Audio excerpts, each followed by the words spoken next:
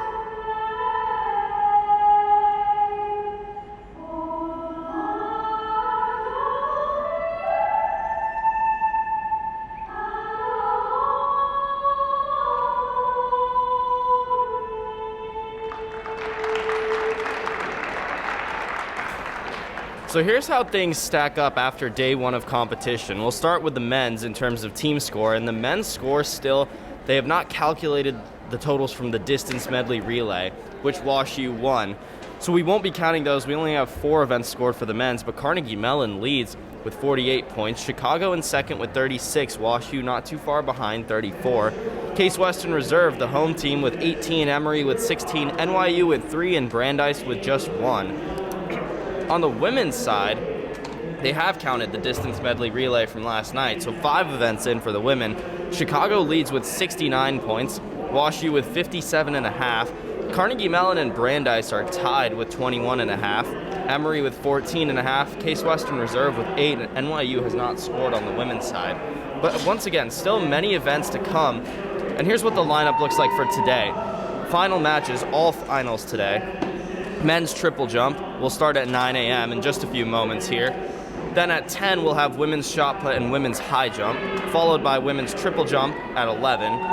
Men's pole vault will be at noon, and men's shot put at 12:30. That'll wrap up the field events for this tournament. Running events will start at noon with the women's mile, followed by the men's mile, 60-meter hurdles, women and men, 400 meters, women and men, 60 meters, women and men, 800, 200, 3K, and the 1600 relay, women's then men's, in all of those events. So we should have a pretty good lineup here today, Chris.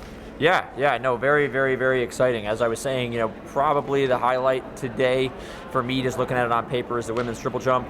Being a distance athlete, obviously, I'm looking forward to the miles, the 3Ks, those longer distances, finals of the 800. A lot of those middle distances, 400 and 800, can be really unpredictable races, so looking forward to seeing how those unfold today on the track. But definitely, again, want to highlight that women's triple jump, feeling like that's going to be one of the highlights in the field coming up at 11 a.m. this morning, scheduled to start.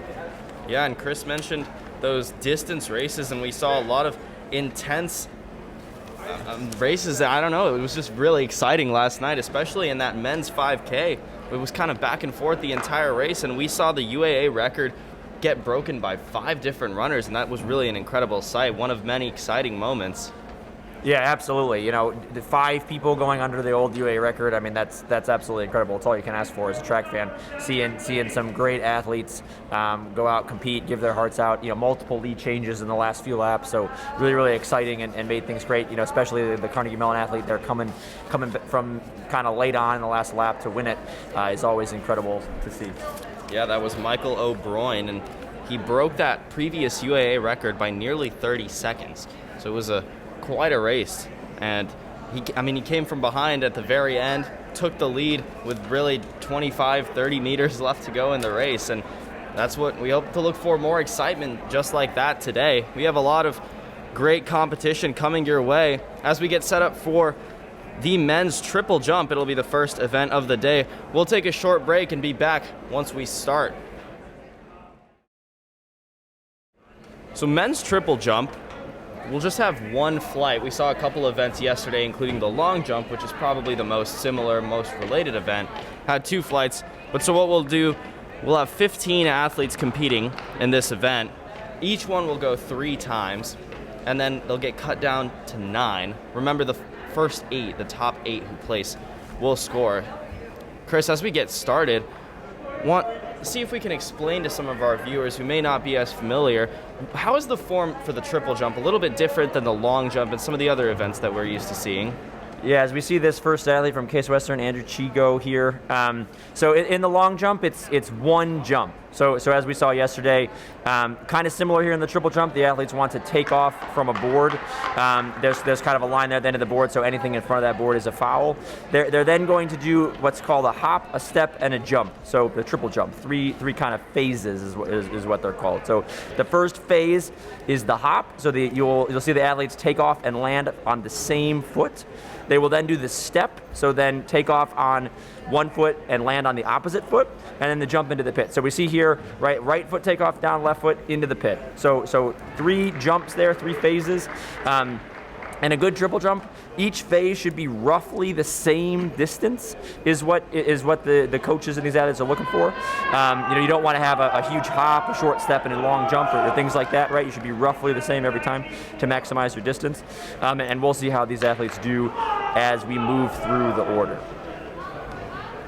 Absolutely, and we saw a lot of great competition yesterday, and some of these names you may recognize, a lot of repeat athletes competing in multiple events. One of them is Oliver Fiddler right here from NYU. His season best in the triple jump is 1281. We'll have unofficial numbers coming right down from the field, and we'll try to get you those official numbers as soon as we can. Looks good there. Looked like 3 even phases. Again, pretty similar on the landings like we saw yesterday. Athletes trying to throw their body forward as, again, it's the closest mark to the board that is counted from. So you want to make sure you push as much of your weight forward to get all that distance. It's 3 jumps instead of 1, but still the person that goes the farthest with their 3 jumps, 3 phases is the champion here. And Fiddler with a 1285 actually broke his season long. Now here's from Brandeis, Ori Slotke, 1147's his season best.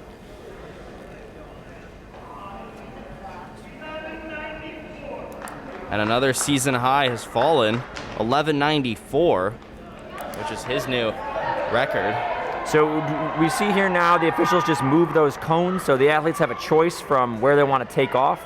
Our next athlete is our favorite. We saw him yesterday in the long jump, Justin Kiefel. So he has elected to take off a little bit farther away as he feels his jump might be farther than some of the others. So we'll see how he does here. Yeah, Kiefel had quite a performance in the long jump yesterday, finished 2nd. It looked like a good jump there that time. Ranked 4th in the nation coming in, so should be the favorite here in the triple jump.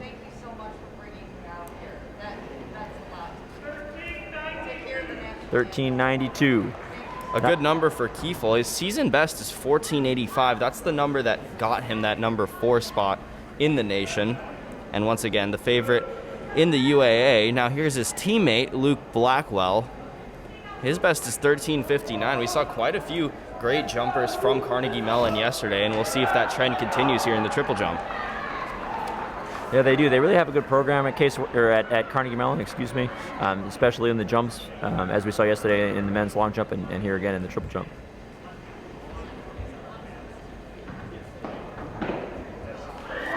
Another good jump, and you can hear the cheers almost immediately for Blackwell. Yeah, Coach Aldrich there, Gary Aldrich, seems pretty fired up. 13:21. Again, these first round jumps a lot of times can be kind of within the athletes. They want to make sure that they get a mark down. Want to make sure they put themselves in a good mood for finals. So should see some bigger attempts here as we move through the competition. Here's Ben Kronman from Emory. 11:90 is his season best.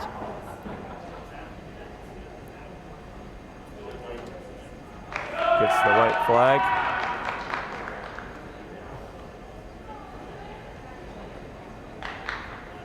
A little bit short on the step phase, I would say there again. 11:91 there.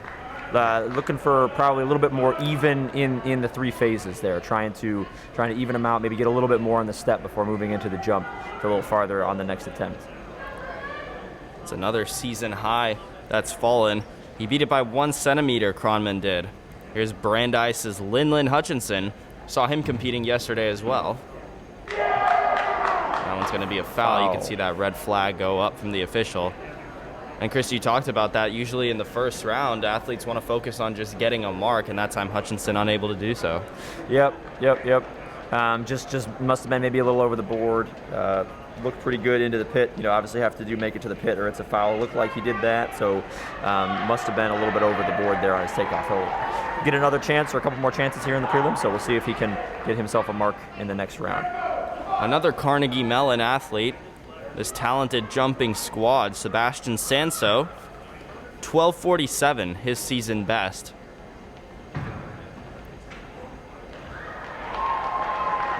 Puts it out there, good jump. Gets the white flag from the official. He may have fallen a little bit backwards on that landing. That might cost him a few centimeters there. Still a good jump. 12:74, yeah. And, that's likely to put him, as it stands right now, in the top 9 rather. Again, in field events, the top 9 will make the final rounds, but only the top 8 will score, and we'll talk about this later, but in the running events, only the top 8 make the finals. Yeah, a little different from the field. Sometimes the running events, especially in outdoor track, they like to have one heat of 8 people. Most lanes or most tracks are 8 lanes, and that's the reason for the 8 in the running event finals. Obviously the field events don't have that constraint, so they can take an extra person to finals. From Brandeis, Parker Jones. You can see him there on your screen. Really high on that hop phase, the first phase. Might want to try to even things out a little bit, get a little more linear lateral movement there as he goes into his second attempt.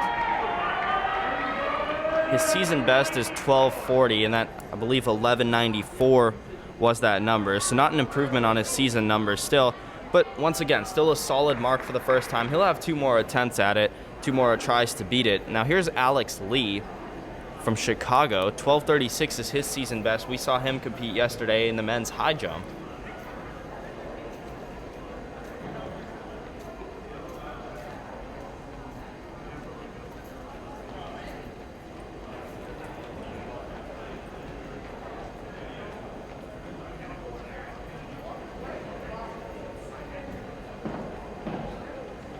Looked like he was a little over the board there, so that's the reason for the foul. Maybe move his feet back a little bit on the run-up and get a good jump in his second attempt. So Lee's number won't count. That's correct, yes. The foul is essentially no distance. It's similar to a penalty in football or things like that. The play doesn't count, so that you get no distance for that attempt, and then you only have 2 more chances to get your mark out there and give yourself a chance to get into the final. From Emory, next up is Raymond Yee. He competed as part of that long jump flight number 2 yesterday. A very talented group of athletes, and that was one of the most exciting events we saw yesterday, that men's long jump. We thought we saw a UAA record fall. Official numbers came back. Yeah, as you can see, Yi with the foul there. His number won't count either. But yeah, definitely, men's long jump, a pretty nice competition. That's the beauty of competitions, going back and forth, and Matt Moore kind of stepped up there and defended his title in pretty good fashion. Yeah, Matt Moore from Washington University. He was an All-American last full season rather, and he came in yesterday and performed very well and will likely be an All-American again, and he's looking to compete at Nationals. And by the way, we may refer to Nationals throughout, as Ben Pinkowski from Case Western Reserve fouls on his jump. So the Indoor Track Nationals will be March 11th and 12th. So these athletes, after today, I mean, the UAA is such a competitive conference. Many of these athletes will be competing there and are looking to get marks to qualify to go and compete there. Absolutely. This is kind of the last team competition before the NCAA championships. I know a lot of athletes, myself included, felt good competing with my team. Sometimes there are more opportunities to qualify. There are a series of last chance meets next weekend, but those can be lonely as you're not taking the full team. It's only a select few individuals trying to get marks, and so really feel like the competition here at UAA's, as we see Awayomi foul there on his first round attempt. This is really, at least for me as an athlete and a coach, really looking to take this opportunity with the competition with your team. If you're looking to qualify for NCAAs, this is the place to do it. Yeah, and Awayomi well over the line on his attempt, so his number won't count as well. And last up in this flight, once again, one and only flight, it's John Zai from Emory. 1274, his season best. He may have been over the line as well. So looks like the official going to give him the white flag. Looks okay. Fair. See how things go here.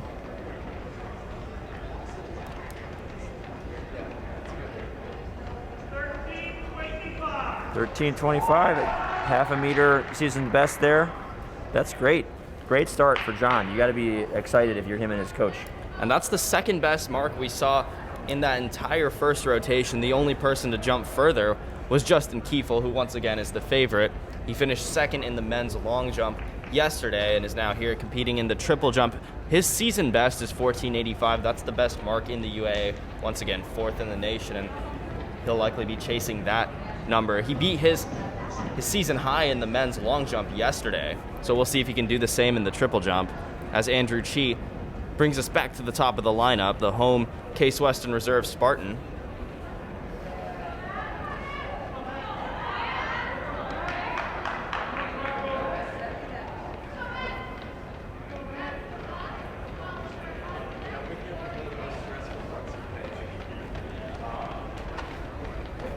Not quite sure if we got a number there. I believe it was a foul. I thought I saw the red flag. Red flag came up. That's my mistake. As we see Matthew Joachim from Washington University. It's a white flag there.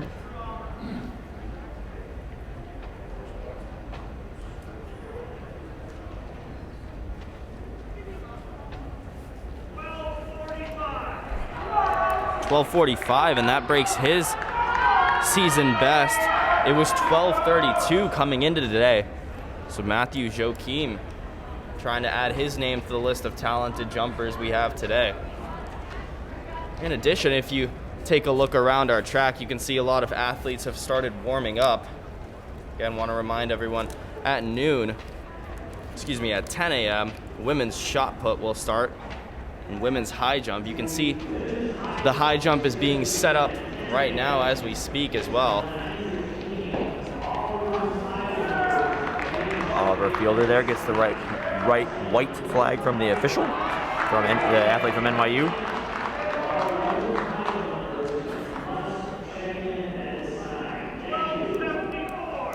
$12.74 there. So not an improvement on his first number. 12.85 was what he hit on his first jump, which again was already a season best, beating his previous 12.81 mark.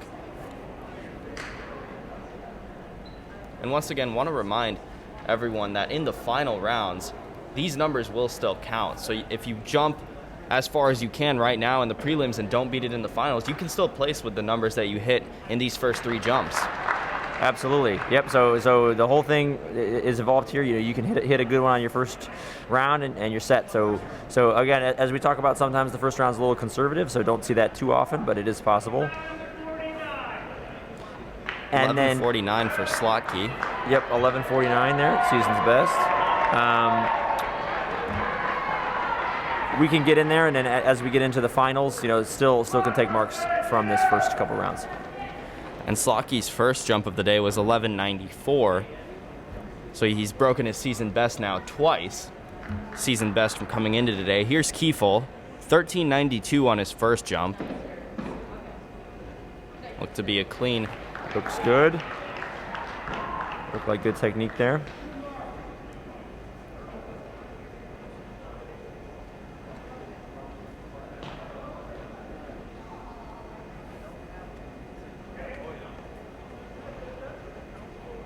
Just making sure they have the right spot there, the officials.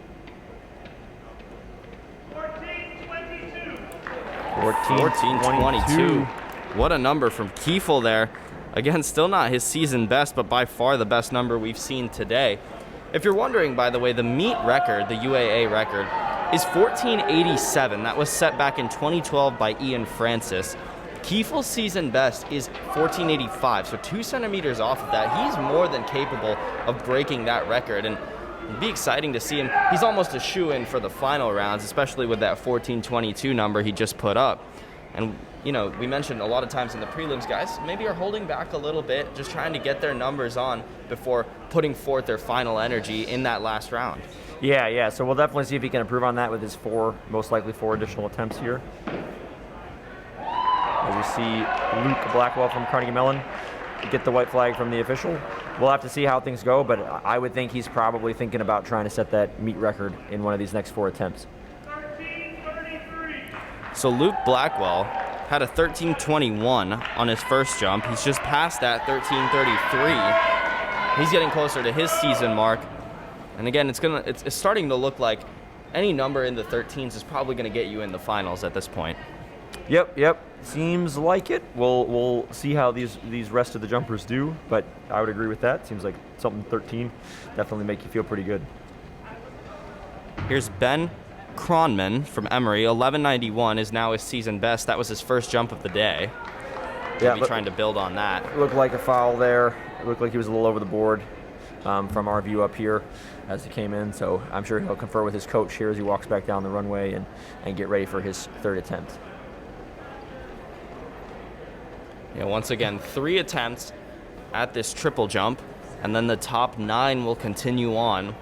And then from there, they'll still have to beat the numbers that they set in the preliminary rounds. So 14:22 has been the furthest by Justin Kiefel. That's the number that everyone will be looking at to beat to win the gold medal here. Absolutely, yep. Just if you're thinking you can, I mean, he's pretty far out there, has a pretty good cushion. Linlin Hutchinson looked like he fouled that time for Brandeis. So he fouled on the first time around. He doesn't have a number in right now. So what is the mentality for him going into his final jump now? Yeah, definitely talking with his coach, definitely thinking about, okay, what can I do? How can I put it together? Perhaps even kind of like a second serve in tennis. You think about, I got to make sure I can get this in and make sure I get a good mark. So it might take something off it to try to make sure he gets that mark. Sebastian Sanso for Carnegie Mellon. 12:74 was his first jump. Throwing his feet out there, maybe a little bit weight back on the landing, but looked pretty good there. Gets the white flag from the official.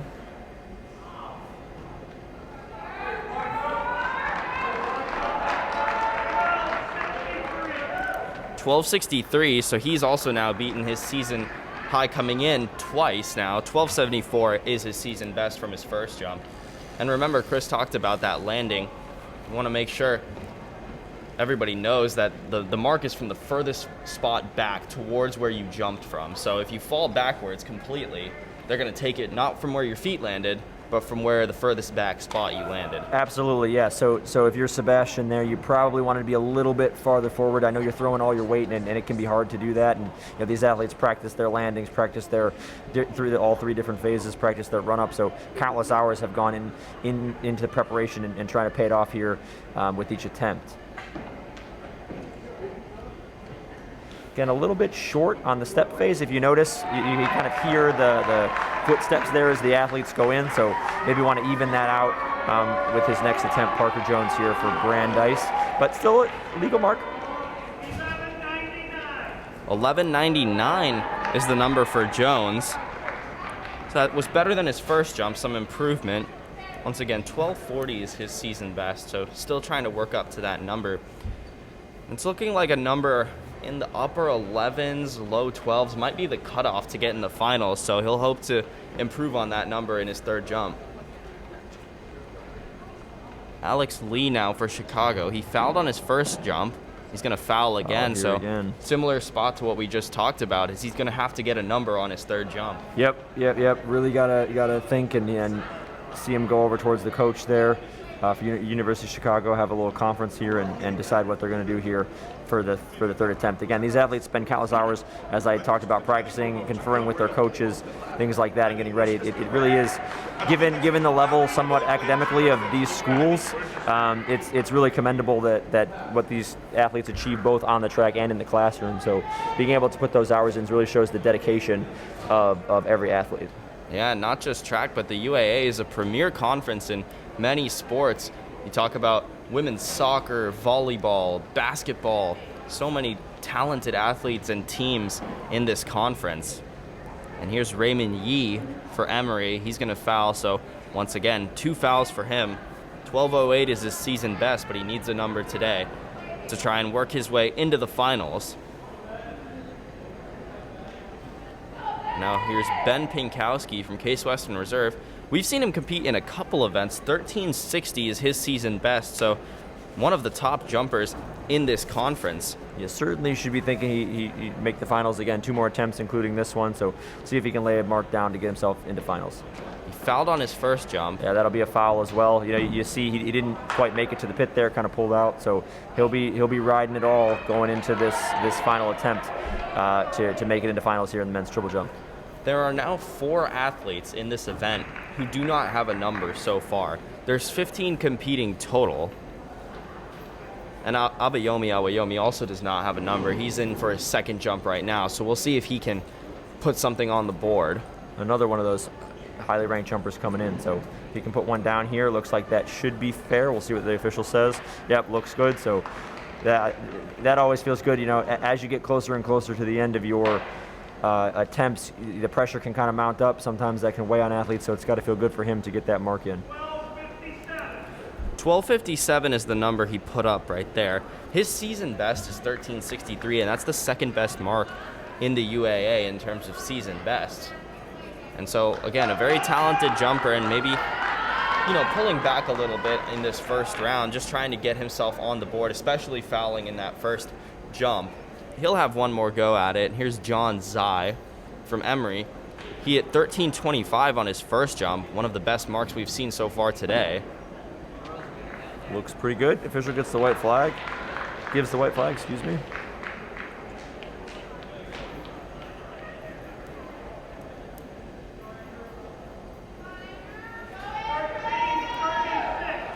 $13.36. So John Zai, his season best coming into today, 12.74. He hit 13.25 on his first jump, 13.36 on his second. He's having quite a day. Yeah, we talked about it yesterday. The magic of the UAA championships really can bring out the best in a lot of competitors, and it seems like John has really raised his game relative to this season today. So that rounds out the first 2 jumps for everyone. And here's the first of jump number 3, Andrew Chi.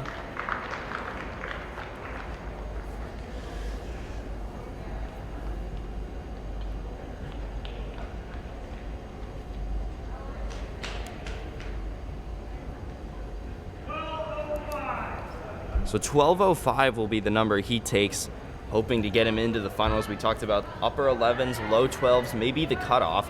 Again, a lot of jumpers still do not have a mark, so it'll be interesting to see where this threshold ends up being. Yeah, going to be close in there. Seems like 12 mid, 12.5 might do it. We'll see how we go here in the third round. Matthew Joachim has a 12.45. Yeah, just looked like he kind of pulled out of the jump there. Maybe knew he had fouled midway through. So the 12.45 number will be the one he takes and hopes to take him into the finals.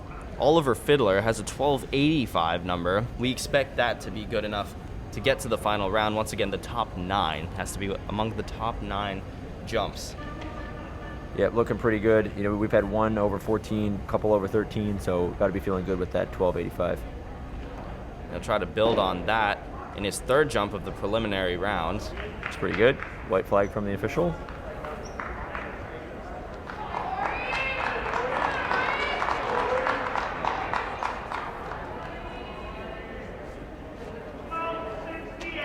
$12.68, $12.58. 12.68, again, still a good mark, but it'll be the 12.85 number. And once again, these numbers from the preliminary rounds will carry over to the finals. So here's Ori Slotky. 11.94 was his best mark of the day, and now his season best. He may have to improve on that number a little bit to get into the final rounds, and I'm sure that's on his mind right now.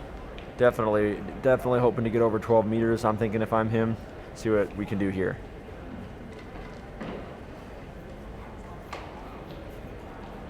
Again, throwing himself forward. Again, may look a little crazy, but that's what you want to do here on the landings.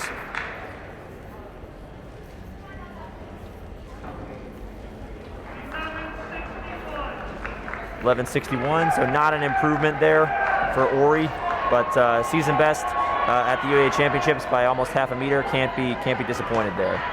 And as it stands, there are a couple jumpers who don't have a mark, so that 11.94 may be good enough to actually get into the finals, but it's going to depend on what the remaining jumpers do, and the man we expect 100% to be in the finals, Justin Kiefel. And again, the favorite to win. Chris, you talked about this slow clap yesterday. Yep. Some athletes like that. Seems like we're getting into the third round here. He's really starting to go for it, so got to get himself pumped up. And Kiefel with UAA record aspirations today. Seems pretty good. Official gives the white flag. We'll see what the number is.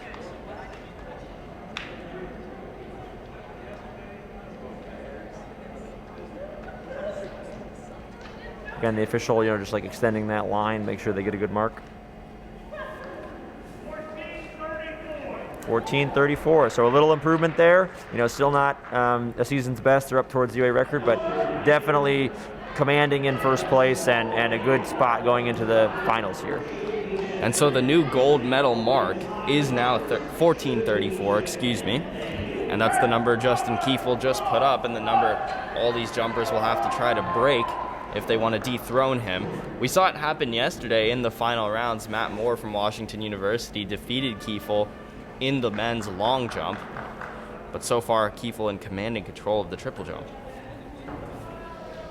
Here's his teammate, Luke Blackwell. 13.33 was his second jump and his best of the day. May have been over. Looks pretty good. Looks pretty good. Coach Aldrich is excited there. We'll see what the number is here from the official. Gets the white flag.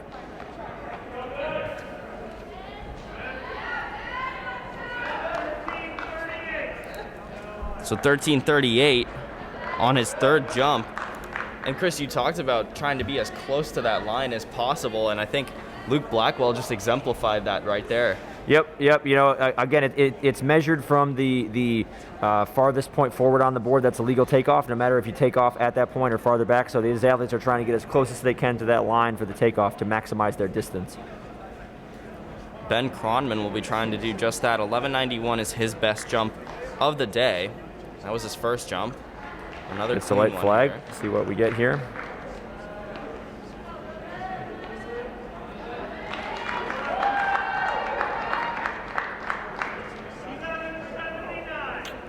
So 11.91 will be the number he hopes can get him into the finals. It was 11.79 on this jump. Yep, so not an improvement there. So he'll have to ride that 11.91 and see if that'll be good enough as we move through the third round. Linlin Hutchinson from Brandeis fouled on both his first 2 jumps, does not have a number on the board. So it'll be interesting to see if he changes his strategy a little bit going into this final jump.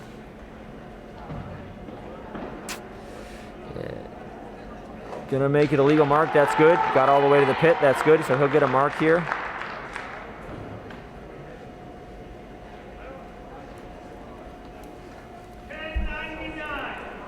So 10.99, and based on some of the numbers we've seen, looks like that is likely going to be below the threshold to get into the finals.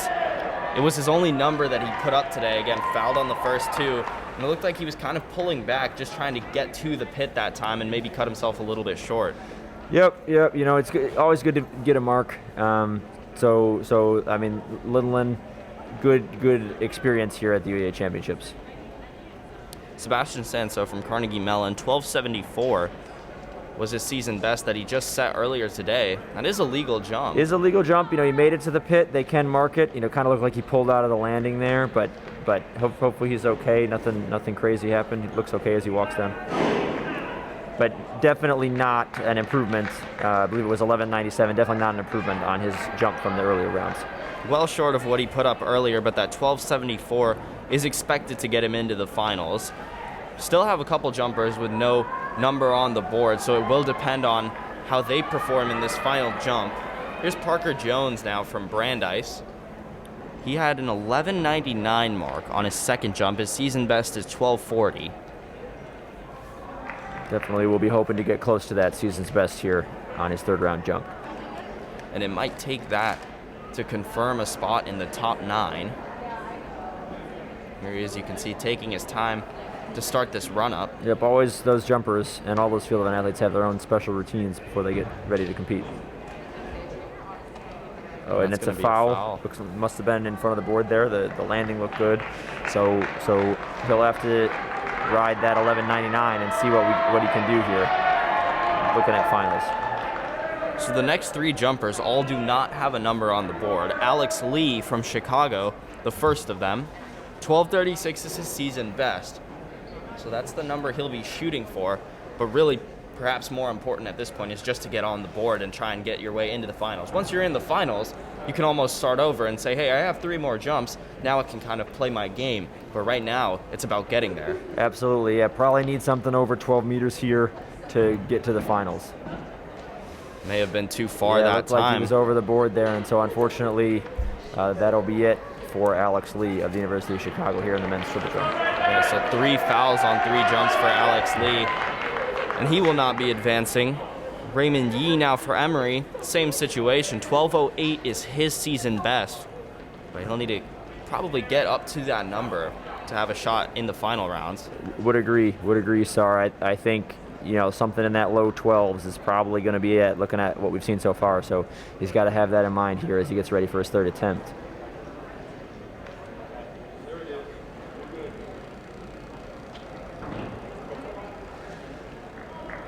Looks to be a good jump. Looks like it's good. Official gives the white flag. Again, you know, as the athletes exit the pit, it is the closest mark to the thing. So the official waits until he completely exits the pit. Most athletes know not to walk, you know, backwards towards and make things behind their jump, but that is the rule. So the officials wait to give that flag until it's set. So 12.01. He got close to that season mark, and it's going to be very close, but that might be right on the border of what we were talking about would be the threshold to get yourself into the finals in this event. Absolutely, yeah. I think that's going to be real close here, especially as Ben Pinkowski, again, one of those jumpers coming in, ranked pretty highly, is next up here. We'll see if he can get a mark, you know, over 12 meters and see if he can get him into the finals. So as it sits... Oh, yeah, that did not look pretty good. Yeah, that was a rough landing there. As we see, you know, triple jump can be pretty hard on the athletes. I know a lot of folks on the team that I competed with had shin problems and things like that, so really saw that go down there. So we feel for Ben, and we hope it's not too serious, as we see the concern from the coaching staff and the trainers here at Case Western Reserve University. And while the trainers take a look at Ben, we'll step aside for a moment.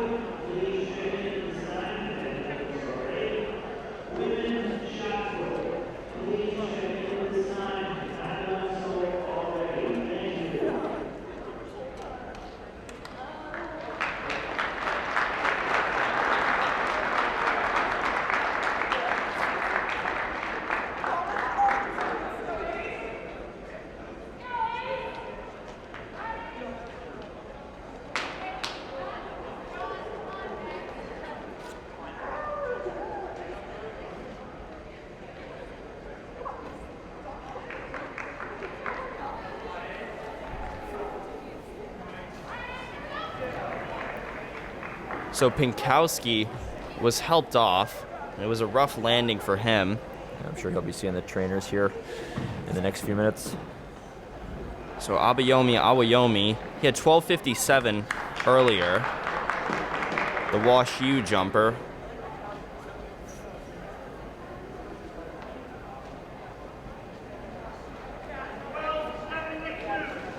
So 12:72, an improvement on that earlier number, but I'm sure he'll still be looking to get closer to his season high of 13:63. And you can hear cheers from that Emory team for John Zai. 13:36 is his new season best, which he set in his second jump of the day, breaking his previous season best, which was set in his first jump of the day.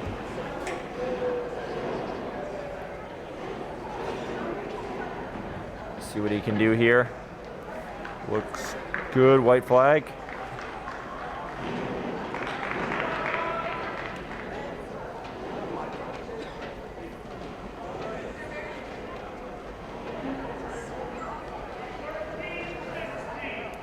I believe I heard a 13:60 number, and he's now beaten his previous season high coming in by nearly 90 centimeters. That's incredible. Good. Yeah, really raising it up there. Again, unofficial numbers, but yeah, if those hold up. Yeah, John's having a great competition, and I'm sure he'll be looking forward to the finals coming up. And again, these numbers will translate over to the finals. So 13:60 would be a number that could get him a medal, get him placing, and UAA honors. Once again, the top 3 finishers in each event will receive all UAA honors. Championship plaques will be awarded to the winning men's and women's teams at the conclusion of the meet, and we'll have a couple various awards that will be awarded next week. So while we take a break to get all the distances set up, we believe the threshold is going to be in the low 12s area. Yeah, it looks like it's going to be maybe that 12:05 for Andrew Chi might be the line. We'll look at it here as they take a break to get ready for the finals of the men's triple jump. But yeah, thinking that 12-meter mark might be 12 meters even was the cut. 12:01. I think Raymond Yee might be the last one in, but yeah, we'll see how that looks. It's going to be close, and those numbers, the official numbers, will come in, and we'll update you as soon as we get those. In the meantime, we'll step aside, and we'll be back for the final rounds of the men's triple jump.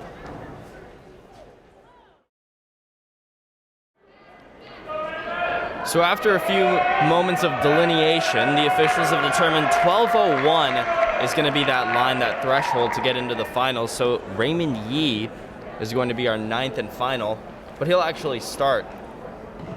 Yep, in the final rounds, they redo the order, so we'll go from the athlete qualifying in 9th place all the way up to the athlete qualifying first, going last for these 3 final rounds of competition.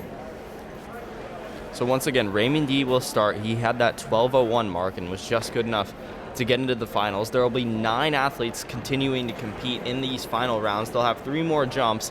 Only the top 8 will score for their team, will place. It's the white flag there.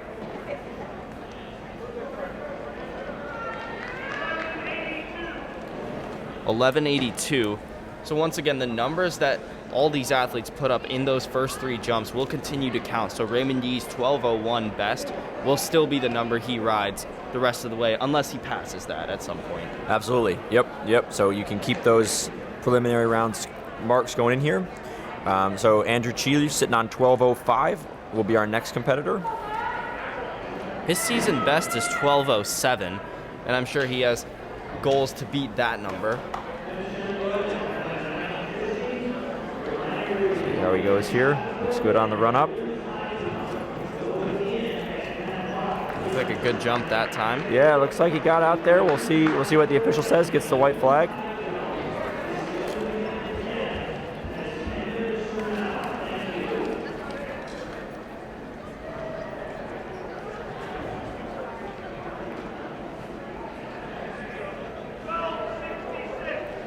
$12.66. That's a great improvement. Big jump there. It looked big from our vantage point here, and 12.66 is a great improvement for Andrew on his season. We'll move him up at least 2 or 3 places in the standings. Again, 12:07. 12:07 was his season best coming into today. 12:05 was his number in the prelims, and he just broke that by 60 centimeters, and an incredible jump for Andrew Chi. Yeah, Here's really, Matthew Joachim. Really great for Andrew for sure. Always the UAA championships bringing out the magic.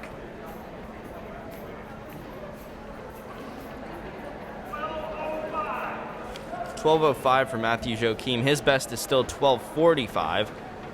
That'll be the number he goes with. That was in his second jump. Also, in just a few moments here at 10 a.m., women's shot put and women's high jump will get started. You can see athletes for both sports warming up right now. High jump, they still haven't set up the actual bar, just with the warm-up rope on there. Shot put, a couple athletes taking some practice throws. Here's Abayomi. 12:72 was his number. Like a pretty good jump in that same range as Andrew, so we'll see how it comes out after the measurement.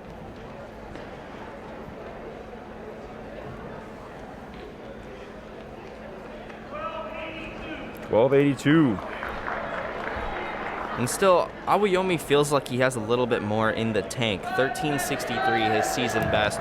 12:82 his best today. And still pushing him up in the standings, but he's going to have to get closer to his season number if he wants to earn some more points for his team. Absolutely.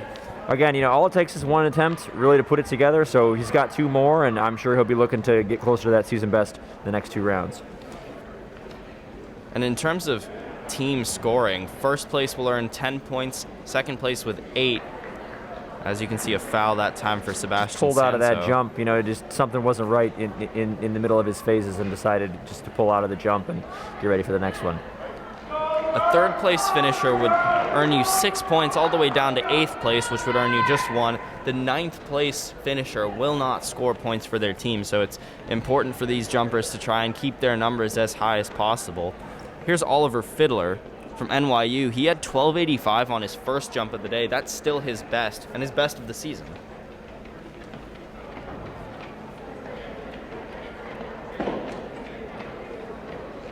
Looked like a good jump that time from Fiddler. Good landing there. Felt like he maybe was a little bit behind the board, could adjust his steps a little bit, but we'll see what he gets, if he can improve on that mark, 12:85. So 12:53, so he doesn't improve on that mark. He'll have 2 more jumps, however, as we get towards the back of the lineup.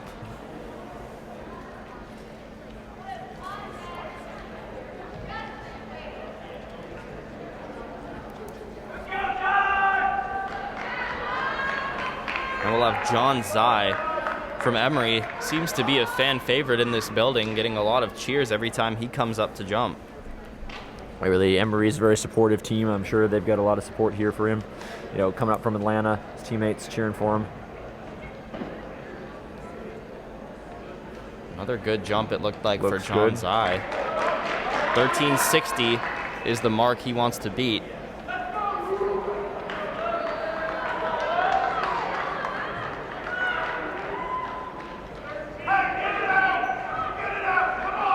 I think that maybe was 13-18, so not an improvement there, but I'm sure he'll be looking to go in the next two chances.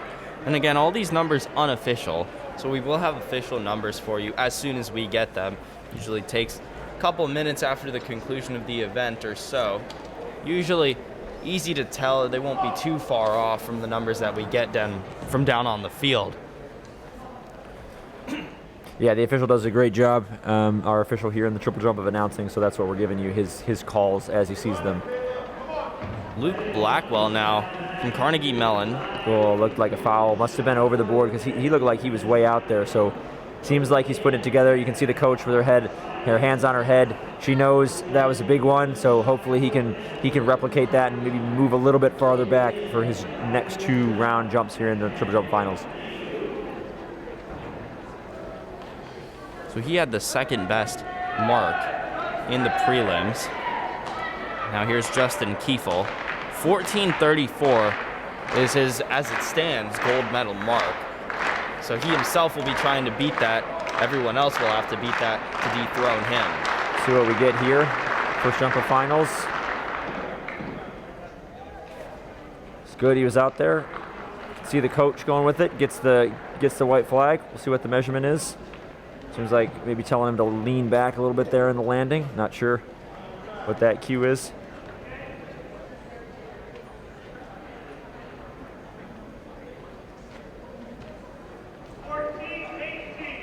14:18. So not an improvement for him. 14:34 is what he did from the preliminaries, but 2 more attempts for Kiefel, so I'm sure he'll confer with the coach and be ready for the next 2 attempts. Yeah, so he's had 3 jumps today that have been past 14. Nobody else has done it once. So he's in a commanding lead right now as we start off in the second of 3 jumps in these final rounds. Back to Raymond Yee at the top of the lineup.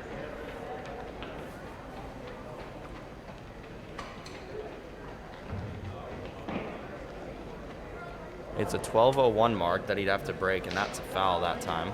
Must have been over the board.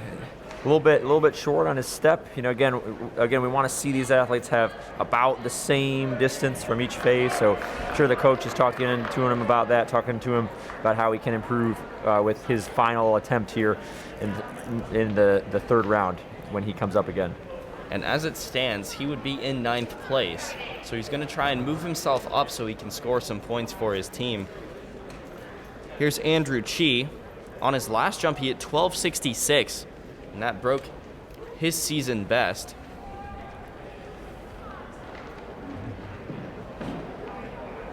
Looked like another good jump that time. Looked there too. It's about similar distance. We'll see what the measurement is here.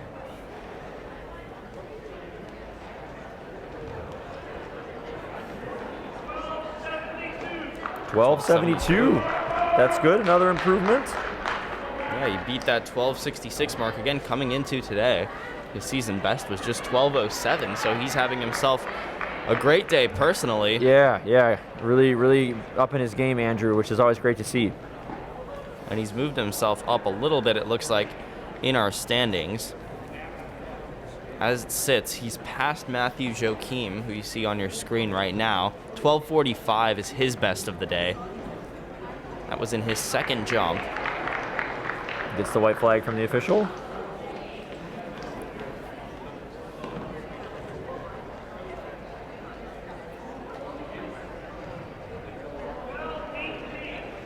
$12.18, so not an improvement there.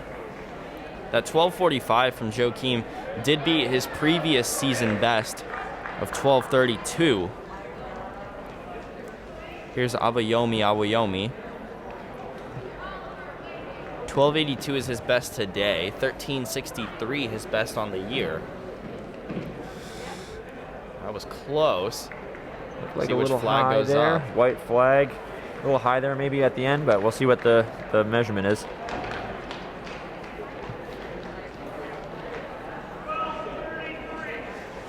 $12.33 is the number, so not an improvement from his earlier 12.82. And that'll be the number that he hopes to beat in his final jump. Sebastian Sanso, 12.74 is the mark he's looking to beat. A couple Carnegie Mellon jumpers rounding out this lineup, a very talented group.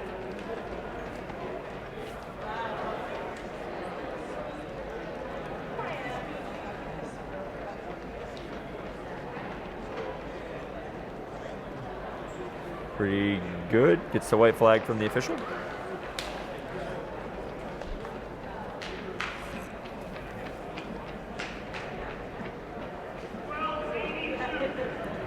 $12.82 is his mark, so that beats the season best and his best of the day. And that'll tie Abayomi if that number holds up. We saw a couple ties in the high jump, the men's high jump yesterday, causing some confusion in the team standing and really shaking some things up. So we may be seeing that again. Again, these official numbers will be coming into us a little bit after the conclusion of the event. These numbers all are unofficial. Here's Oliver Fiddler, 12.85, his best of the day. We'll see if he can put a little bit more distance. Only 3 centimeters separate him from Abayomi. So probably thinking about if he can increase the distance between him. Also Sebastian Sanso there, also 12.82. So trying to see if he can get a little bit farther forward.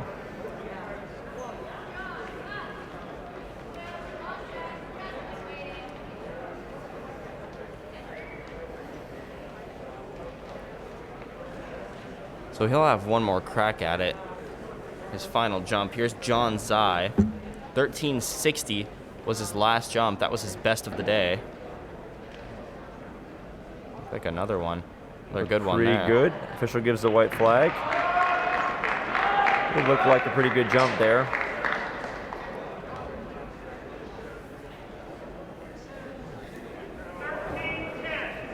$13.10 is the mark for Zai. So 13.60 still his best of the day. And still trailing Justin Kiefel by quite a bit. 14.34 is his mark. He looks to be well in control of this lead. Let's go to Luke Blackwell here.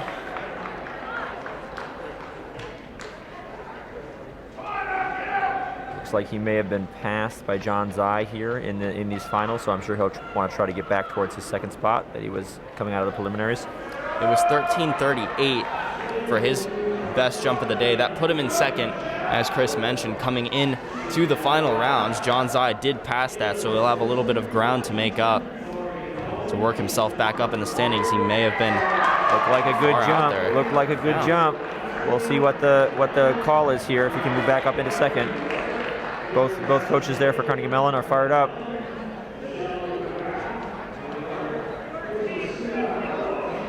$13.54, so not quite. He'll really have to go for it here on his third round attempt to see if he can get back up into second. It builds on his previous high for the day. His season best is 13.59, which is 1 centimeter short of what John Zai hit today. Now here's Kiefel, really just looking, I think more so than anything, at his season best and at that UAA record. Yeah, really can go for it here. You know, pretty commanding lead over second place. Doesn't seem like any of those jumpers are going to be able to get close to him, so we'll see what he can bring out here, kind of competing for himself. 14.85, his season best. Looks like a good jump. Gets the white flag from the official.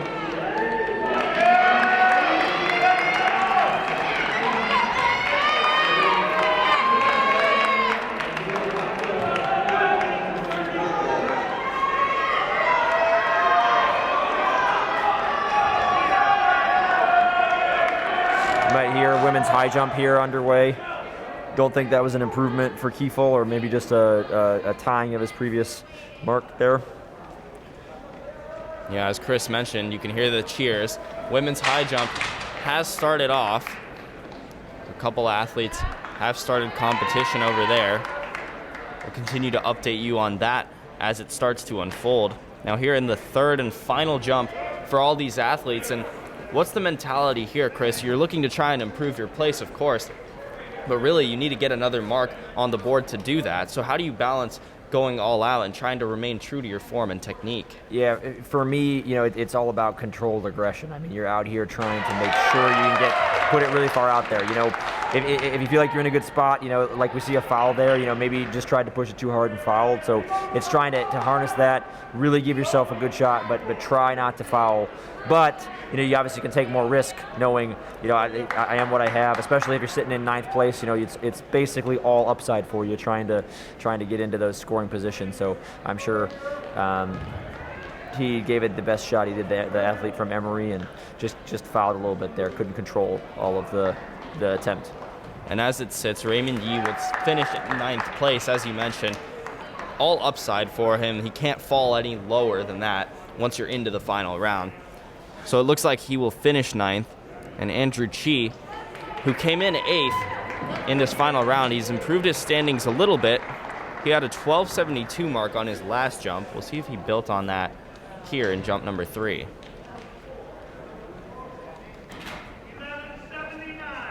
11.79, so not an improvement there, but still a great competition for Andrew Chi. Really brought it out there in those middle rounds, and we'll see where he finishes up here at the close of the competition. Yeah, 12.72.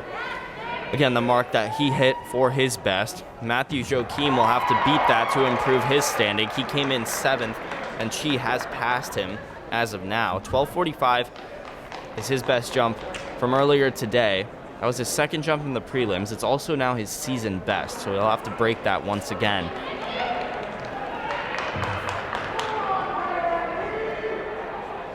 foul there. Again, probably just trying to go for it, right? You know you have what you got. You got past here in the finals, and just trying to respond, and just unfortunately a foul for him.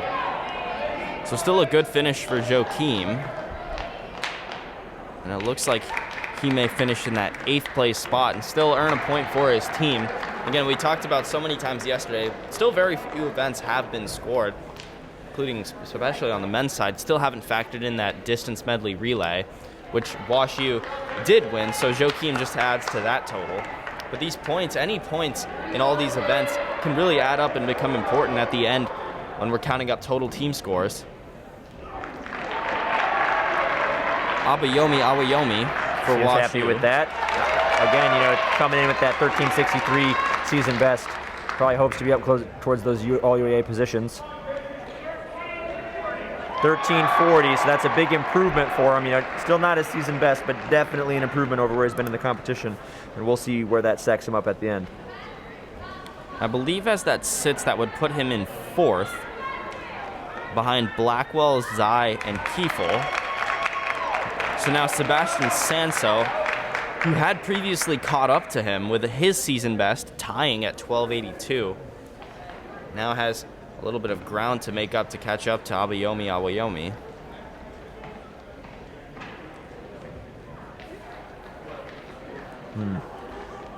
Coach didn't seem too happy with that one. We'll see how the mark comes out. Yeah, she looked frustrated at the end of that jump.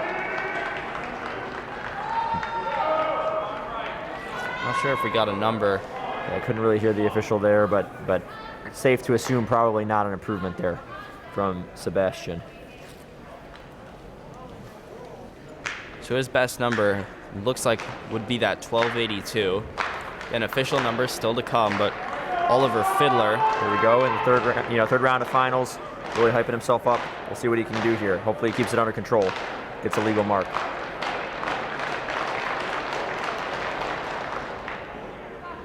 Oh, definitely disappointed there. Maybe just a little bit too much on the run up, but good competition for him, and so hopefully he's not too disappointed. See the coach coming over and giving him a nice pat on the shoulder. Yeah, it looked like he didn't like where he was at. Takes that shoe off. Yep. Well, done with the competition, so sometimes those shoes not the most comfortable to wear, so athletes can tend to take those off right when they finish. As Fiddler steps aside, here is Zai. Good leg kick there into the landing. We'll see where he ends up. 1360 is his number to beat. 1339, 1349, something like that. So not an improvement for Zai. So he'll have to ride into the finish with that 13.60. As it sits, that would be the second best mark of the day. See if Luke Blackwell, he hypes up the crowd here a little bit for his final attempt, can improve by 7 centimeters and take back that second spot. And nobody has hit 14 meters except for Justin Kiefel today, who once again has done it 3 times. Let's see if Luke Blackwell can get closer to that mark. And it looked like he looked like a foul passed. there. Coach knew it the minute he hit the board. Again, seemed like he had 2 great attempts there. Those last 2 just unfortunately couldn't keep them legal. That's the rules. That's how it goes. But I'm sure he'll be excited to move towards the outdoor phase of the competition. This is an event in outdoor track as well. So I'm sure he'll be looking forward to building on his indoor season. So he'll finish 3rd behind Zai and Kiefel, since Zai was unable to beat Kiefel's number as well. Kiefel already has the gold medal and is looking at his season best. 1485 would be the number to beat. 1487 is the UAA record. Already got it wrapped up here, so kind of like we spoke about earlier, all upside for Kiefel here. We'll see what he can do.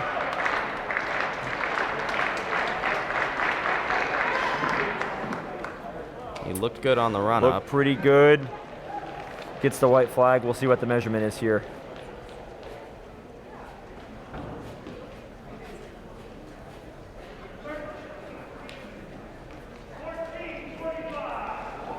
14:45, I believe, was the number from the field, which is his best of the day, but still well shy of his season mark of 14:85, and unfortunately will not set the UAA record.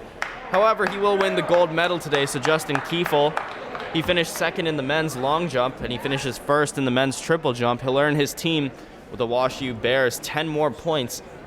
We'll continue to update you on the team standings as they come in. Women's high jump as well as shot put taking place right now. Yeah, it really was good to see there, in the triple jump, that Carnegie Mellon jump squad, going 1-3, they're always incredible, and Kiefel especially, right, definitely leading that squad with a couple national ranked marks. So we'll take a short break and be back and continue to update you on the shot put and the high jump as they begin to unfold. UAA Indoor Track and Field Championships here at Case Western Reserve University. Stick around.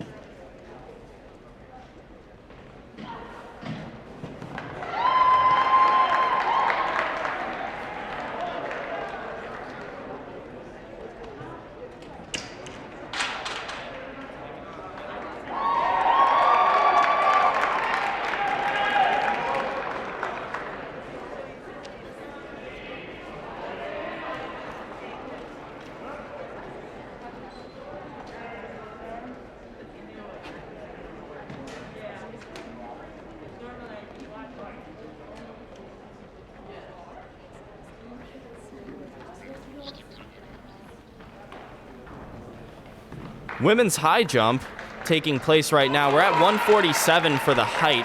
That was Sammy Dunn from the University of Chicago. Sarzucci alongside Chris Kelly here bringing you live broadcast of the final day of the UAA Indoor Track and Field Championships from Case Western Reserve University here inside the Veal Center. And you can see from Emory right there, McKaylee Yost. She's trying to set her season best right now, 143. And we're at 147 once again for the height right now. Look, she makes it over. Clearance. Big for her. Can hear her team. Here we go to women's shot. A little spin technique there. So we'll cut you back and forth between the women's high jump and the women's shot put, which are taking place at the same time. And then another reminder, at 11, we'll have the women's triple jump. We just saw the men's triple jump wrap up. Justin Kiefel of Carnegie Mellon took first place. At noon, we'll have the men's pole vault, and then at 12:30, the men's shot put. Running events will start today at noon. Those will go all the way up to the final event, which starts at 2:30. That'll be the 1,600-meter relay final. Men's will wrap things up. And gold medals, all the awards will be finalized today. Again, today, the last day of this tournament. You can see right there, that was Kirsten Mann. Her season best 146, so she's trying to get to that 147 number. Once again, flipping back and forth between the women's shot put and the women's high jump.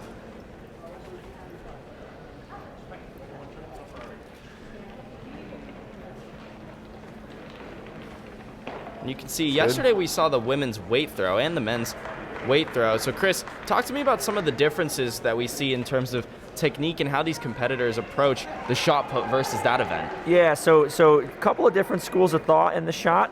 You have spin technique, which is somewhat similar to what we saw in the weight, where the athlete spins, just like this athlete from Case Western is doing here. A lot of the top level athletes at like the pro level are spin technique. Can be hard to control though, so we'll also see some gliders, which also is a good technique that a lot of people use. That athlete from Emory who went before here in the shot put, she was a glide technique athlete. So we'll see how the athletes kind of take it going. Obviously, the shot must be put, so that's why they kind of put it in next to their neck there. You can't throw it like a baseball. You have to kind of push it out with your hand. The coaches tend to call it the punch because you're almost making a punching motion as you go forward and throw that shot at the last part. So similar to the weight throw, the athletes must stay inside the circle and throw inside that white sector there. Any toe taps outside the circle or anything like that will constitute a foul, as will be throwing the shot put and having it land outside of that sector. So we'll watch here the next athlete. See that glide technique, so very different than the spin we just saw, but both equally good techniques and can be successful for a lot of athletes, whichever one they choose. And you talked about throwing the shot put like a baseball. It's a bit heavy. I feel like you'd have to be really strong to be able to do that. And you can see these athletes. We talked about it yesterday with the weight throw. A lot of this sport is pure strength and, strength in the weight room, things like that. But a lot of it is really technique based and making sure you can get your form down. Again, like we talked about in the weight throw, it's a lot about control as well as brute strength. You have to have control of your body. You have to have control of your movements as you throw that implement. So while the athletes do spend a lot of time in the weight room lifting weights, making sure their bodies are strong for throwing, they also are very focused on technique and spend a lot of time perfecting either that glide or the spin, whichever one they decide to use.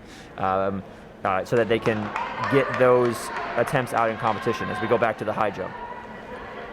So in the high jump, the height has been up to 152. So we're getting close to a couple of these athletes' season best.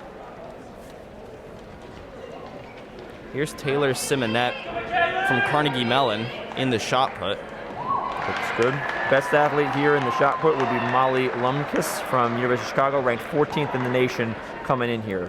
Haven't seen her compete yet, but I'm sure she'll be bombing the shot put pretty soon.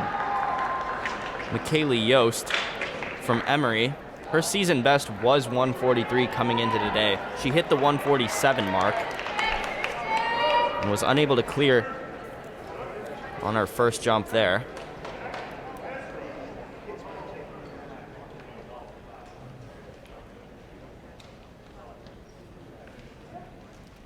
Athlete from NYU here. That's Michelle Uvigara taking her time on this throw. Ooh, look good, but again, just somewhat overextended herself and wasn't able to keep full control through that attempt, so that'll be a foul. As you mentioned, Chris, have to stay fully within that circle. She fell forward, her hand came out, and that's going to be a foul. Here's Krista Sudar from WashU. 12:06 is her best throw of the year. You can hear the crowd get quiet, really almost like golf, let these athletes really focus on their technique, both in the high jump and the shot put as they go through. And that time another WashU Bear, Becca Tarter, was unable to clear. That time her season best is 160, so more than capable of getting over this mark. So at 152 here.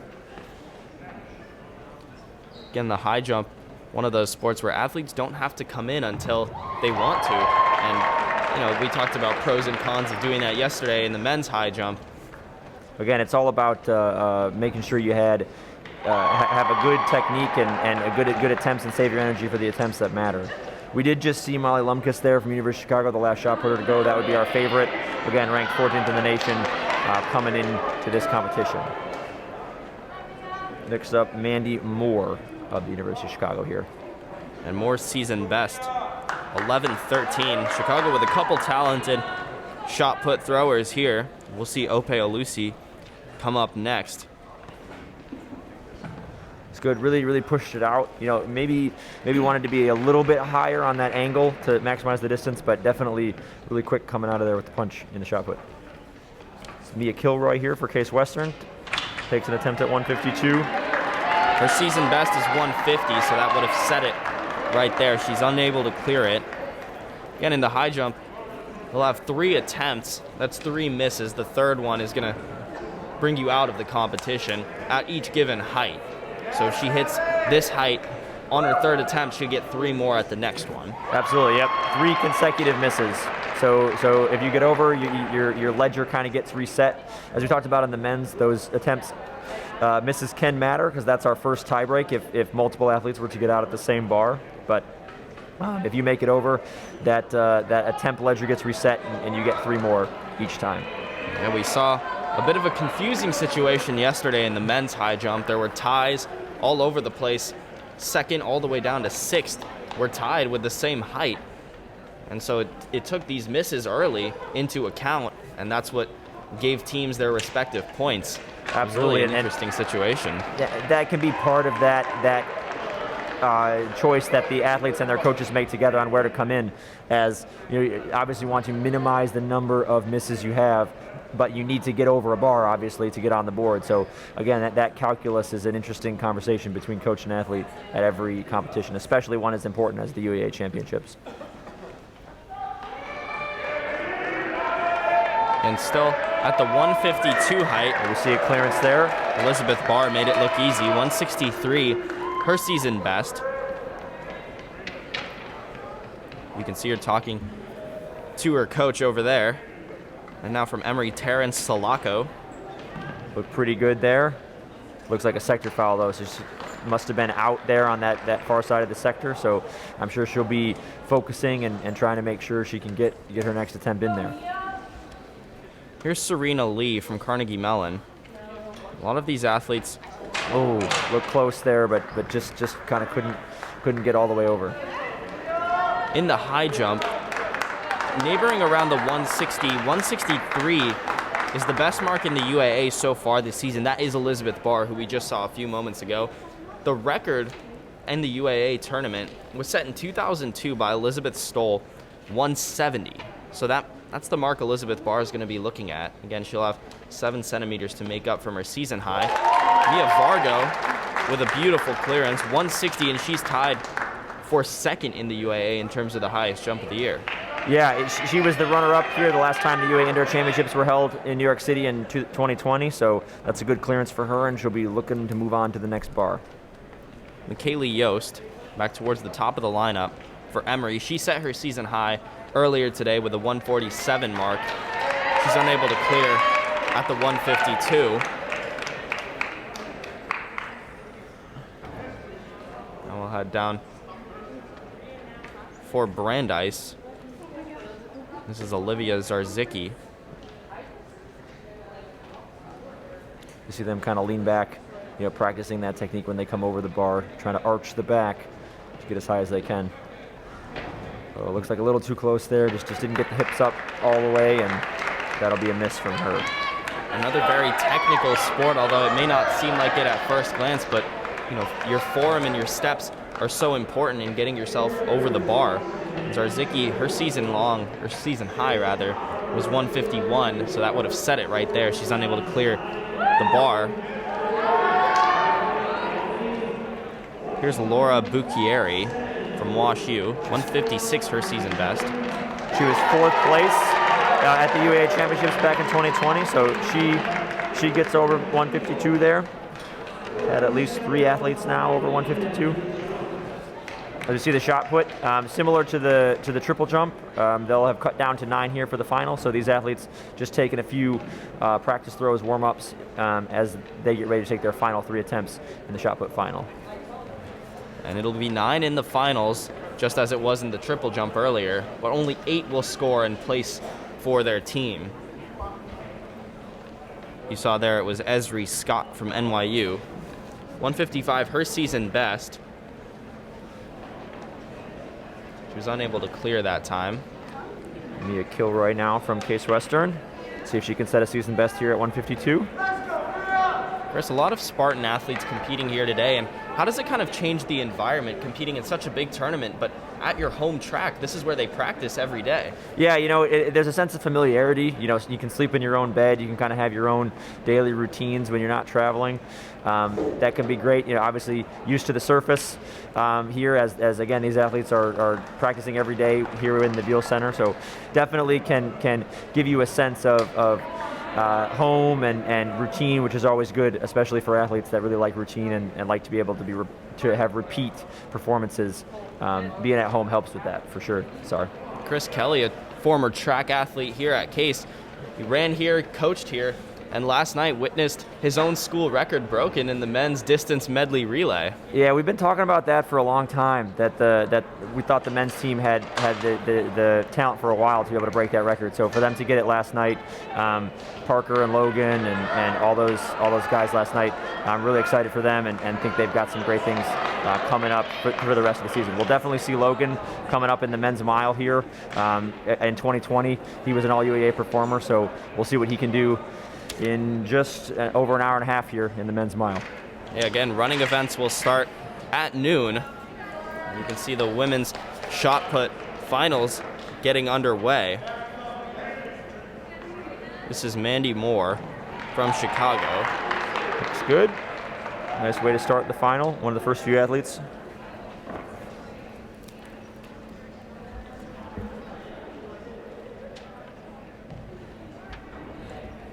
Switching back to the high jump. There's Serena Lee. Again, would be a season high if she cleared this 152 mark. She's unable to do it that time. And it looks like we'll have one last attempt for these last few that aren't over there yet.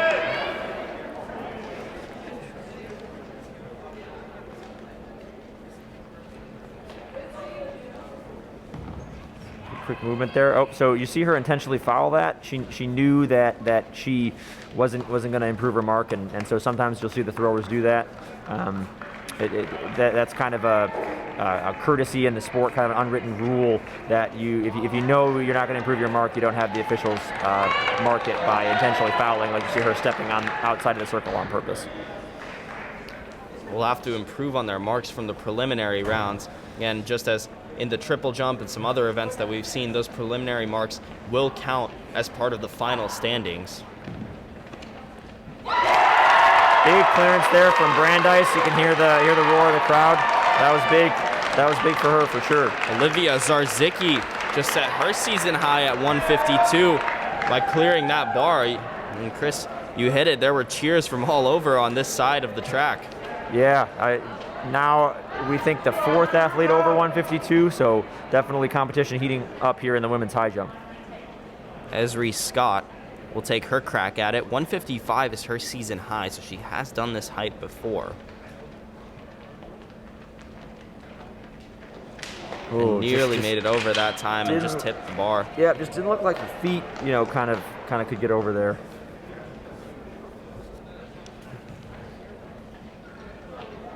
As you see the throw from Michelle Uvigara from NYU.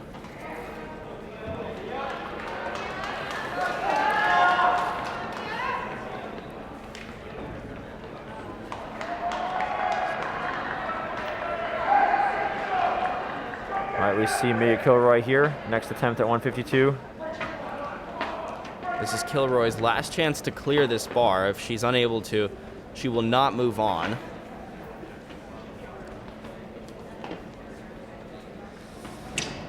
Didn't really look like her run-up seemed very comfortable there, so another miss at 152. Good throw there in the shot put.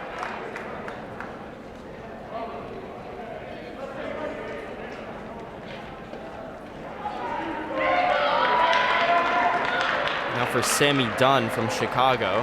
152 is her season high, so this would tie it right here. Again, her last attempt as well to hit this mark.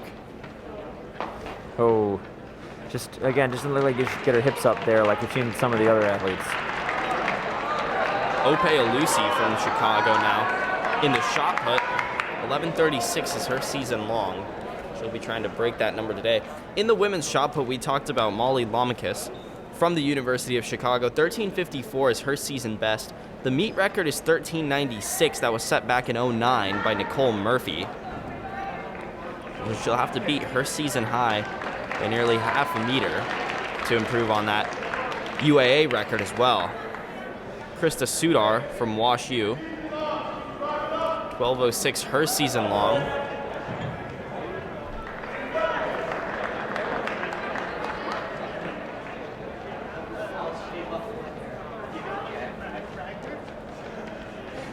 Here's Serena Lee from Carnegie Mellon. This will be her last chance to clear 152. Oh, that one looked close. Looked close, but just not quite there for the athlete from Carnegie Mellon. It's too bad. 152 would have been a season high for her as well. Here's Sarah Feynman from Emory over in the shot put.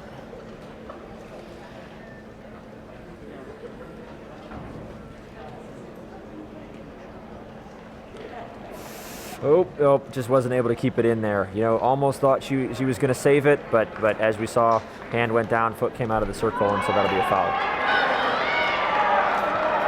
Definitely part of that control. Chris talks about it in a lot of these events. We talked about it in jumps, the high jump, the triple jump, and definitely in play in this shot put, especially when you're spinning, maybe sometimes harder to see where exactly you are in that circle. Yeah, the thought is, you know, as we see a glide technique there from Chicago, sometimes those spinners, it can be a little bit harder to control. So sometimes we can see them foul more. But both techniques equally effective as we see these throwers compete with each other. So again, Lamakis from Chicago is the favorite. We saw her right there on that last throw.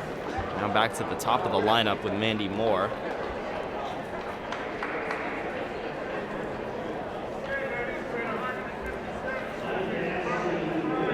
Over in the high jump, it looks like they're getting ready to start adjusting the height.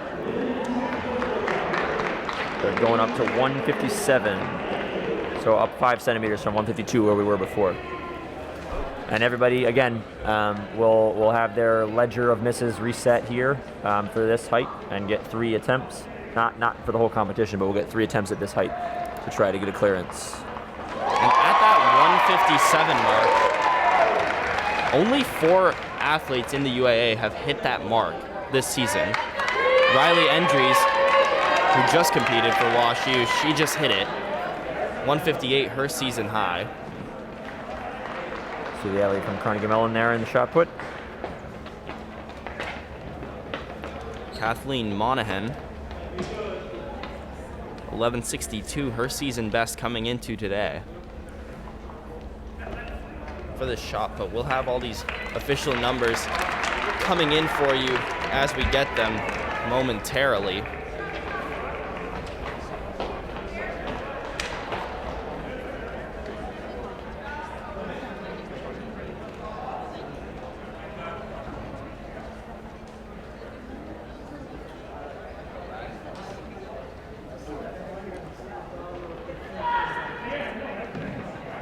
Good from Wash U. Should be a legal throw.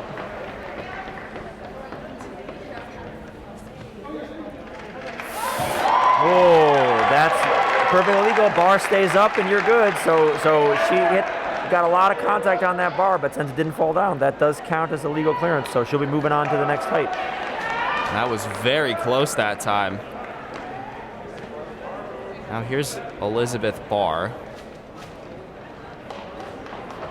And Barr, once again, we mentioned earlier, has the UAA's best mark of the year, 163.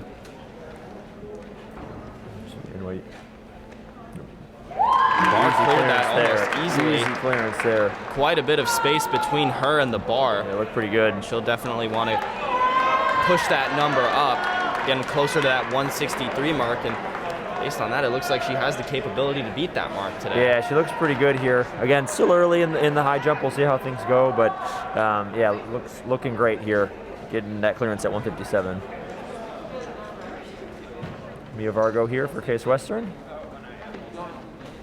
Ooh.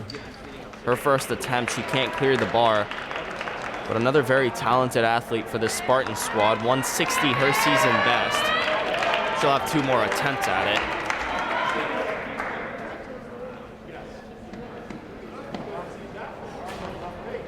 Good in the women's shot.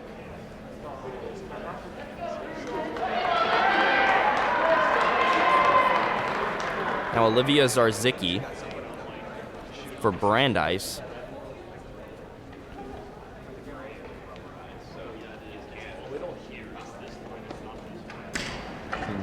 Just again, look like she kind of lost some speed there coming into the bar, so maybe can try to smooth that out going forward. Again, she knew it, right? She knew she had a good throw there, just couldn't keep her feet in the circle, and we saw her step over there, and so that'll be a foul. Again, all about control. And now that we move into finals and athletes have their marks, like we talked about in the triple jump, you might be more willing to kind of take the risk that you might not be able to save it, because if you can, you're able to get a far throw. Good clearance there from Mia Vargo. That's good on her second attempt, so moving on to the next bar for her. Sudar's throw for Wash U. Got a good distance on it. Yeah, high jump things starting to heat up. You can hear the applause from the teammates around getting louder and louder with every jump. And we saw an incredible finish yesterday from Snyder from Wash U. Set some personal records, season bests. Here's Zarzicki for Brandeis. Third attempt here.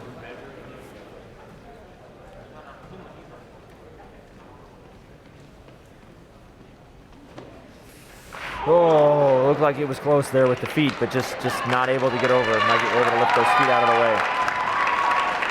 Here, her teammates salute her there. As we saw the throw from Sarah Feynman from Emory. Foul there. Chicago enters the circle.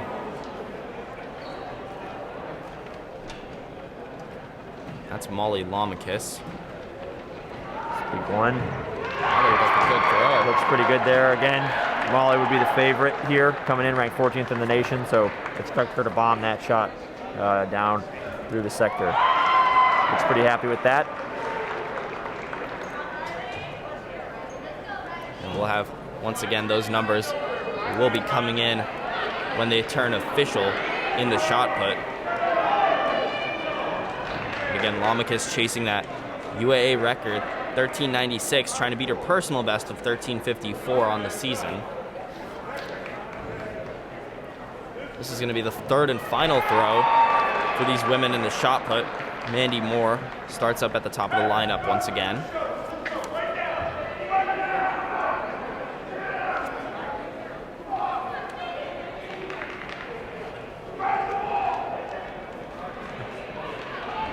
Raise the height. Now we're at 162. Easy clearance there.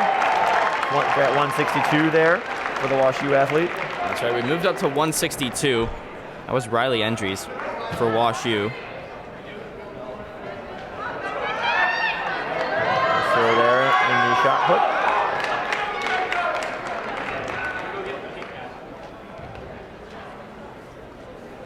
Now Becca Tarter for Wash U. Her season best is 160.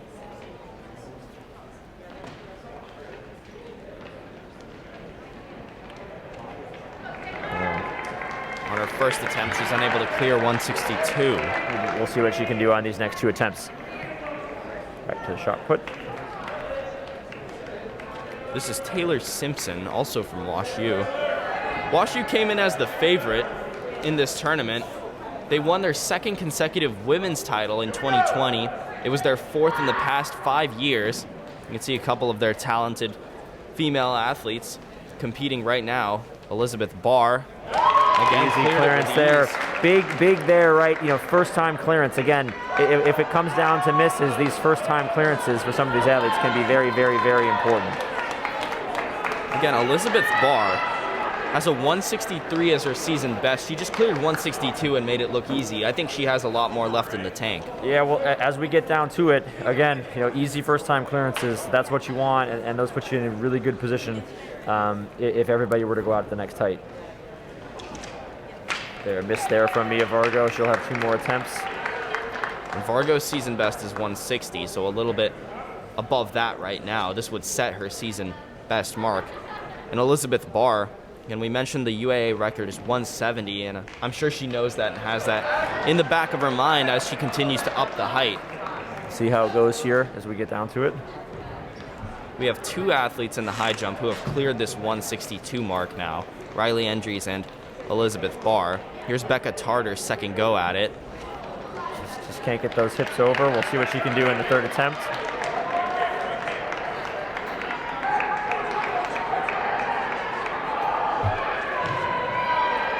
And you can hear from the far side of the track the shot put finals. Again, this is the 3rd and final throw. Those are heating up as well. You can hear the coaches screaming, the fans, the teammates, everyone getting excited here on day 2 of the UAA Indoor Track and Field Championships. Again, every round, every race, every match today is a final, and Mia Vargo, we saw right there, was unable to clear it. She'll have 1 more attempt at it. Yeah, as the competition ratchets up, you know, definitely the teams will start getting more into it as we get down towards that all-important team score after the final event. We'll see how things go. Many of the running events still to be scored, so team score is not fully updated just as of yet. Also need to take into account the men's triple jump from earlier this morning. There's a Lucy from Chicago. Looks pretty good there. Gets a legal throw. This will be Tartar's last attempt. Oh, hits it at 162. Big clearance again. You know, if that bar stays up, doesn't matter how much contact you make. She's able to get over 162. Looks like her coaches are happy there. She's happy, so she'll move on to that next round, that next height. Great for her. Great to see that, especially on a 3rd round clearance. Now Mia Vargo, her last go at it, you can see Tartar hugging her teammates. Excited she hit that.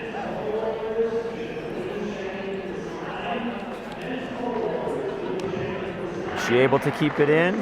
Looks like she did, and Vargo on her final attempt at 162 was unable to clear it. She'll go out at 157. Will be her final height. Should be down to the last 2 or 3 jumpers. That's still an impressive showing for her. I believe we have 3 jumpers who have cleared the 162 mark. Riley Endries from WashU, Becca Tartar as well, and Elizabeth Barr from Carnegie Mellon. Again, Barr came in as the favorite. 163 was her best on the year, so they're going to adjust the height of the bar now, it looks like. And we'll see what exactly they put it to. It's like Coach Aldrich for Carnegie Mellon is out there discussing with the official.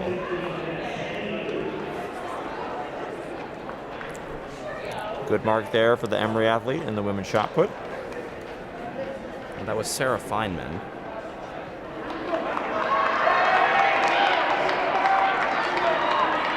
You can hear the cheers from the other side.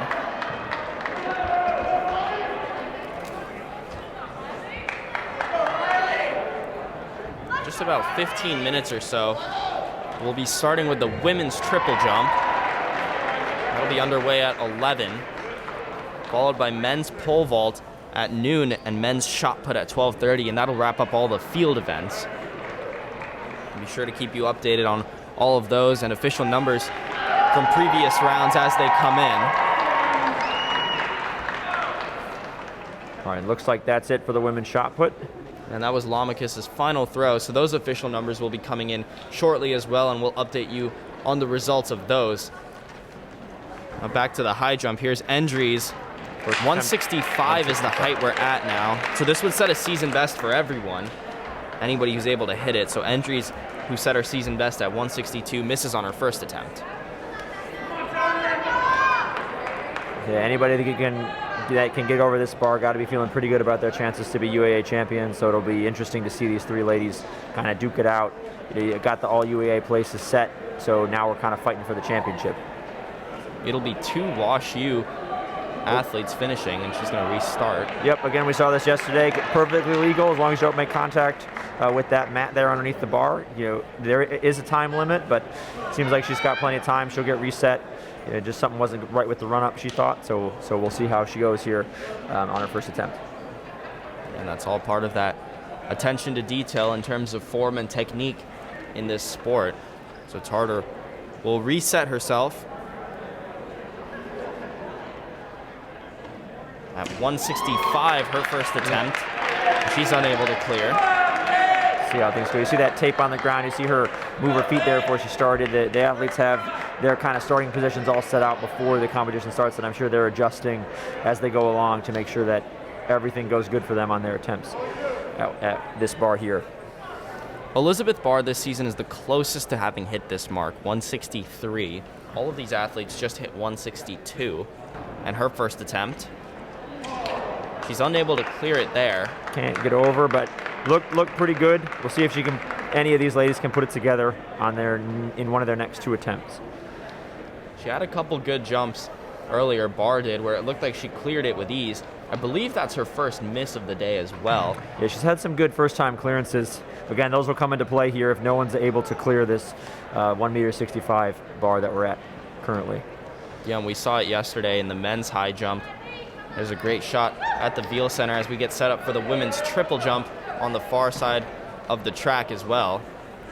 Endries getting set up to take her second crack at this 165 mark. Again, as I said, really looking forward to that women's triple jump. 3 of the top 10 in the nation can compete there.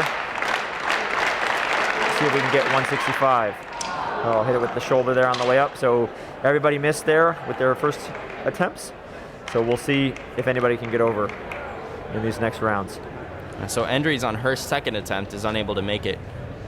So Tartar and Barr will have their shots at it. There is Becca Tartar. 162 from earlier is her new season best. So she'll have to break that once again to advance here. As it sits, by the way, because of tiebreakers, Elizabeth Barr would be the first place champion, and that was very close for Tartar. Looked very close there. Again, just couldn't get her feet up in time and kind of kicked the bar down. You saw it fly over. So she'll looking to be improved that foot placement probably. Get those feet up and out of the way for her last attempt. Here's Barr now from Carnegie Mellon. 163, her season best. Taking a little time here. They had to go retrieve the bar and set it, so that's what we're waiting for, and she'll get the all clear to take her attempt. Last person here, last person for their second attempt at 165.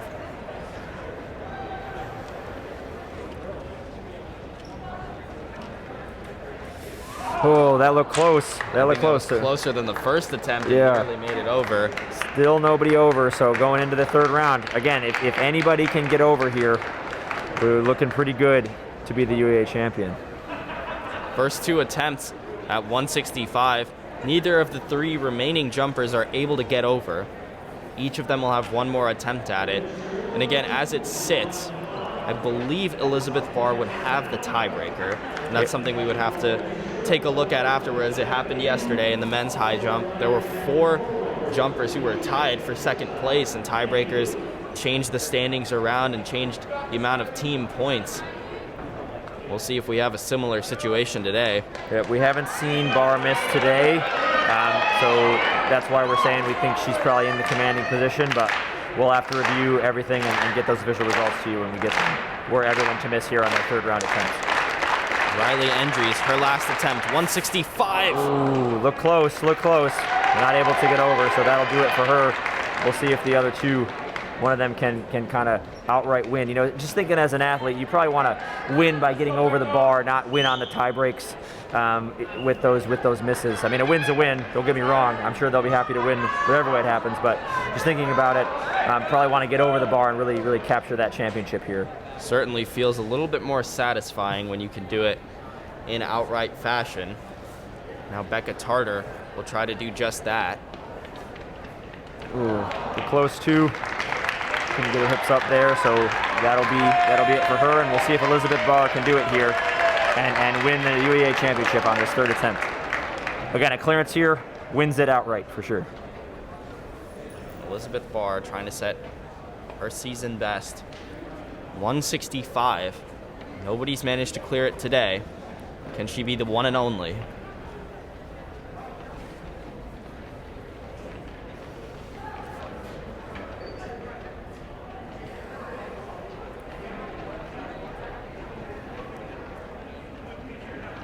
Here she is on her run-up.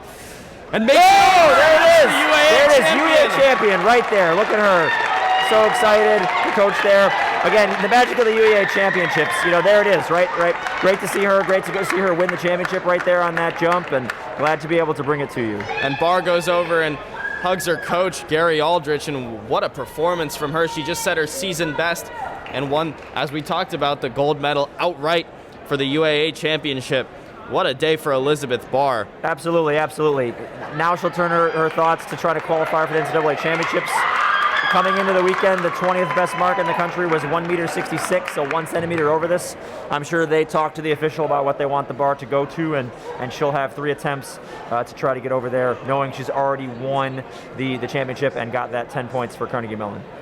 So she'll continue. She'll once again have 3 more attempts. She'll be the only jumper in action. She'll have a little bit more time between jumps now to take her rest. But again, has won the championship already, and now just trying to break some more personal records, qualify for nationals, perhaps even go towards that UAA record of 170, and we'll see if she goes closer to there. Looks like 167 might be the height on that bar, and we'll see if they want to push it a little bit higher. It took her 3 attempts to get to 165, but was the only athlete today and all season in the UAA who was able to hit that mark. And as she gets set up and as they get set up for the women's triple jump, we'll take a short break and be right back. Some more action on the way from the UAA Indoor Track and Field Championships.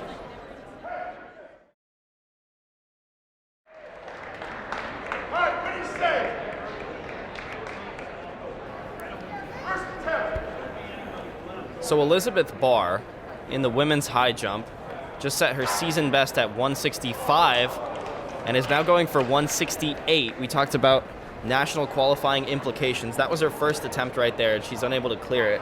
She's already won the UAA gold medal outright. We saw that with the 165. She was the only athlete here today and all season able to clear that mark.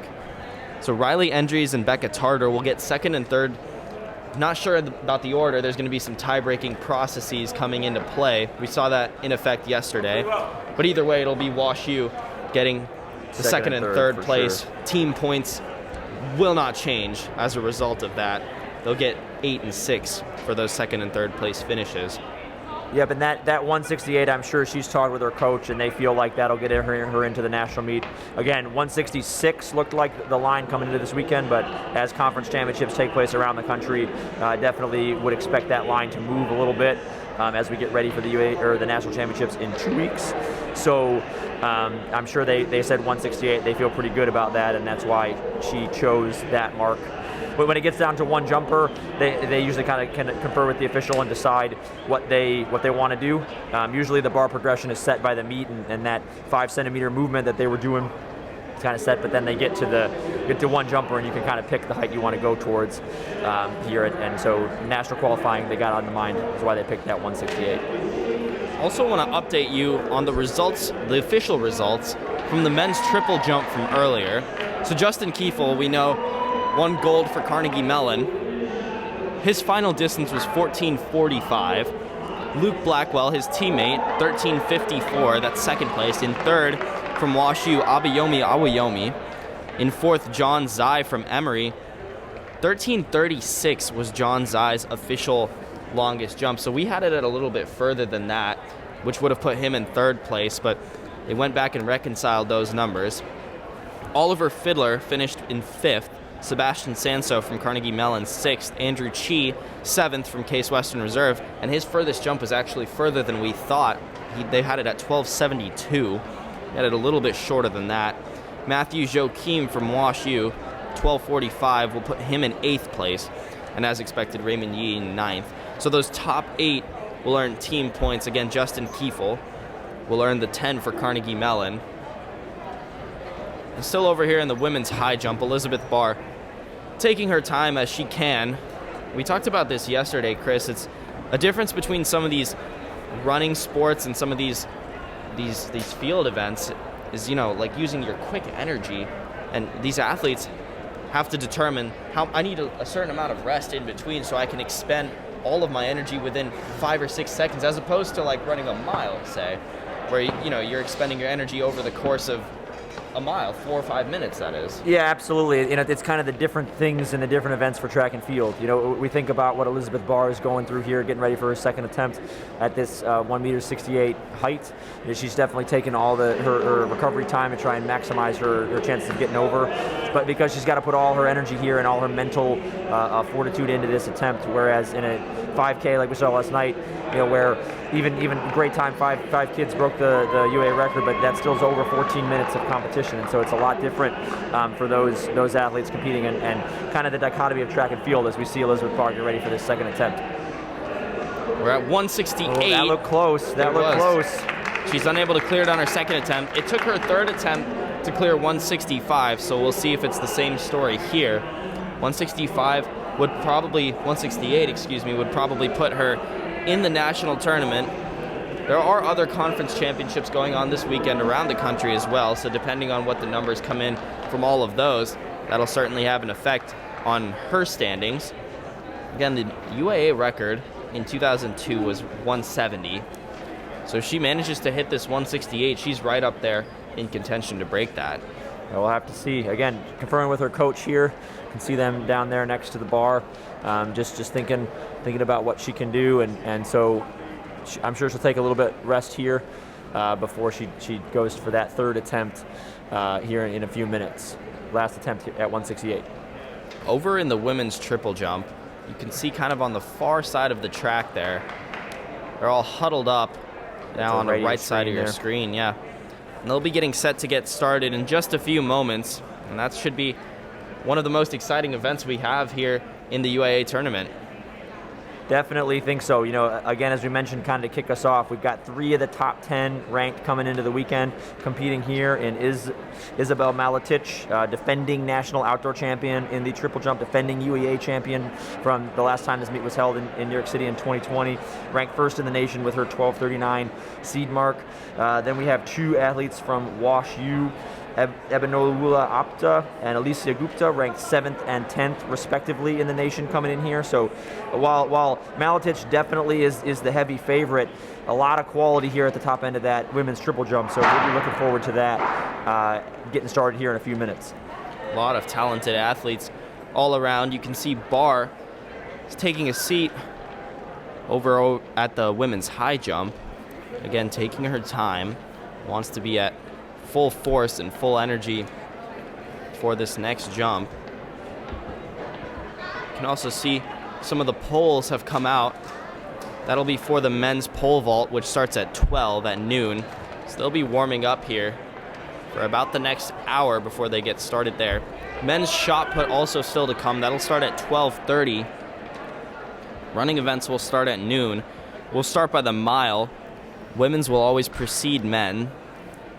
And the 60-meter hurdle finals, 400 meters, 60-meter dash, 800, 200, 3K, and the 1600 relay.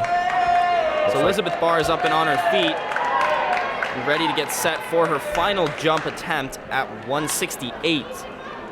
This would be extending her season best. Again, she's already won first place in the UAA, and now just trying to get some more numbers, a resume builder almost for her national qualifications. We'll see what she's got here. Elizabeth Barr, let's see if she can get over. It'd be great to see. Already seen some great action here in the high jump, and maybe we can keep it going here if Elizabeth can get over this bar.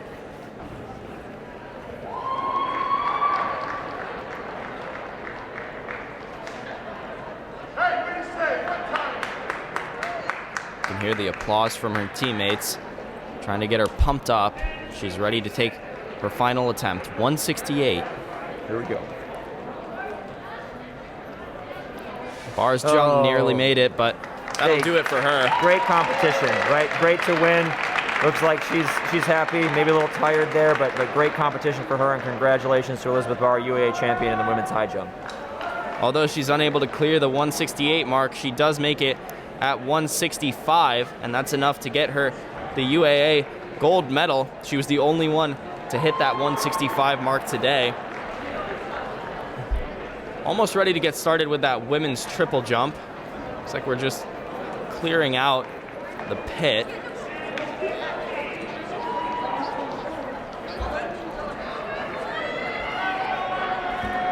We'll take you over there as they get ready to get started. They've already been underway. All the attention on Elizabeth Barr, trying to see how high she was going to make it. So we'll see where we are in the lineup.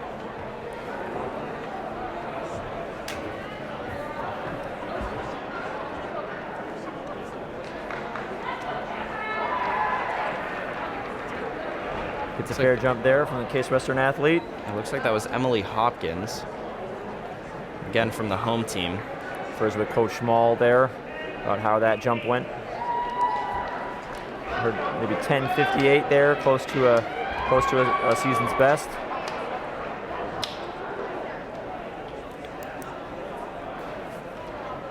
Once again, want to remind everyone that these numbers coming down from the field are unofficial, and we will have official numbers for you as we get them.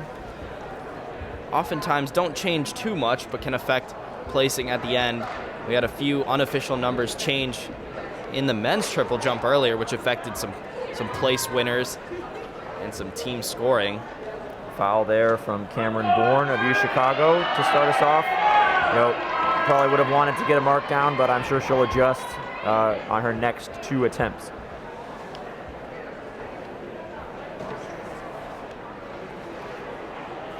Yeah, we talked about in these type of events, long jump and triple jump specifically, that first jump, you just want to get a mark down so you have something to build on. For Emory, Audrey Johnson, 991 is her season best. May have been too far past the board that time. That'll be a foul. Also have official numbers coming in from the women's shot put that finished just moments ago.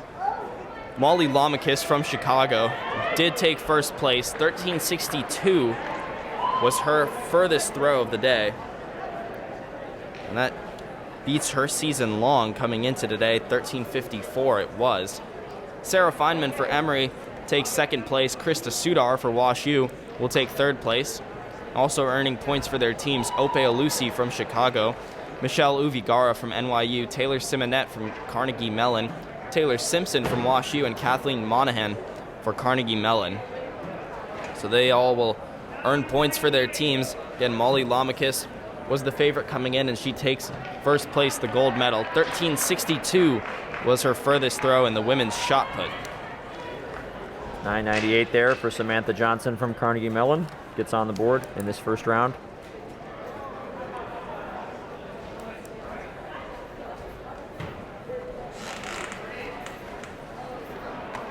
Kirsten Mann now from Brandeis. Like a good jump there. Gets the white flag from the official.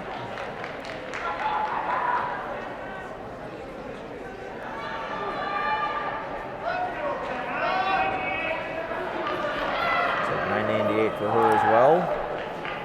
Close to a season's best there. Gets on the board. U Chicago bringing a talented group to this UAA tournament. This is Becca Stewart. 1163 is her best of the season.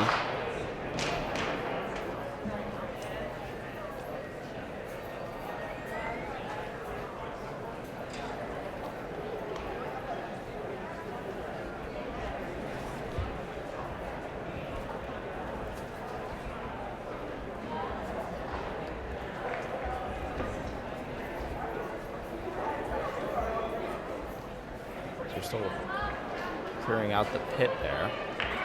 Just took him a little bit there to make sure everything's cleared out. Should mention Becca Stewart. We tend to focus on the top end here, but she is ranked 16th in the nation, so no slouch there. But with 3 ranked in the top 10, failed to mention her going in. But Becca Stewart ranked 16th coming in, so really is the highlight here.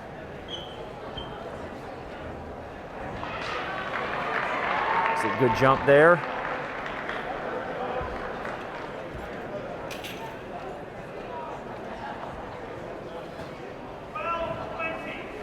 .12:20 there for Isabel Maletich. Good start. And her season best is 12:39. I mentioned number 1 in the nation, Isabel Maletich. She set a UAA record yesterday in the women's long jump. Her season best would tie the UAA record, so we should be looking for that as we move through here. Looking to take home another UAA record. That would be 2 in 1 weekend, and that'd be quite impressive. And that looks like a foul that time there for Jocelyn Kiefel.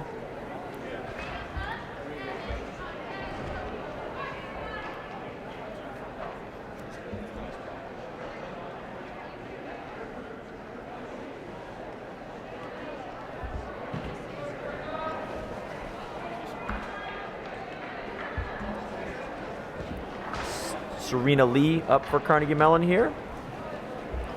Seen Serena Lee compete in a couple events so far. Looked like a good jump. Like she'll take the white flag there. We'll see what the mark is coming up.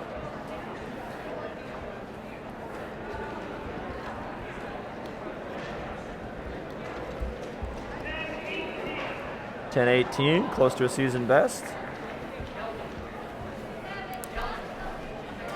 A 10:20 is her season best.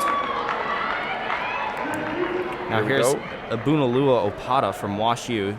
Came in 7th in the nation. 11:87 is her season's best. So second here on paper. We'll see what she can get started with in the first round.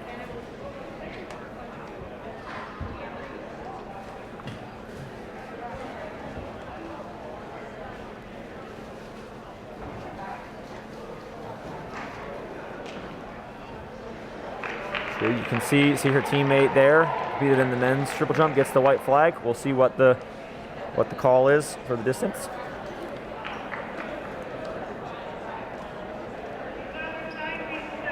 .1196. 11:96. That would be her season best for sure. Again, unofficial numbers. We'll see how it goes, how things hold up. Alicia Goop up next, ranked 10th in the nation coming in. So again, really star-studded women's triple jump field.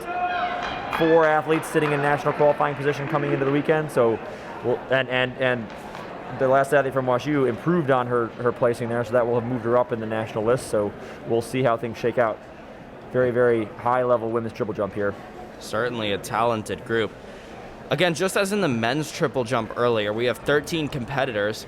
So the top 9 will advance to finals after these first 3 jumps, and that looked like a good one there from Goop. Yep, really even phases. Like we talked about on the men's, we'll start with that hop, so take off and land on the same leg, the step, take off on one leg, land on the opposite leg, and then jump into the pit.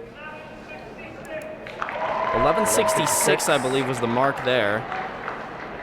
And that's just shy of her season long, 1173. Still good to get. Quite a strong mark. So after that first round, looks like those high 11 numbers are probably going to be enough to get into the final round, but still 2 more jumps to go here in the prelims. Head back to the top of the order here to start the second round. Sarah Ozeki from Case Western Reserve.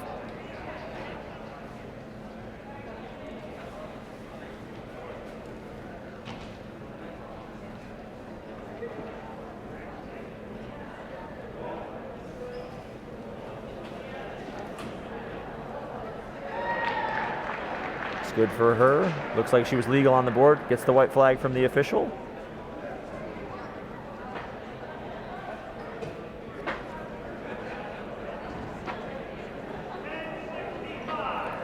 .1065, and that would tie her season's best. Best there. So a good showing for Sarah Ozeki from Case Western Reserve. Now here's Lauren Roskuska.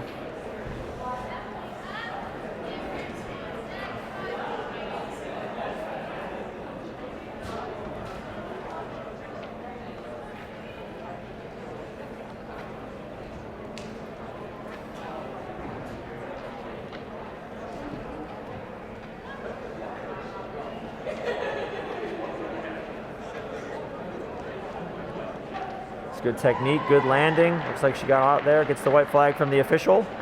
Coach is excited. Coach Small here, head coach at Case Western Reserve University. See him give a big high five there. And that was actually Emily Hopkins from Case Western Reserve. I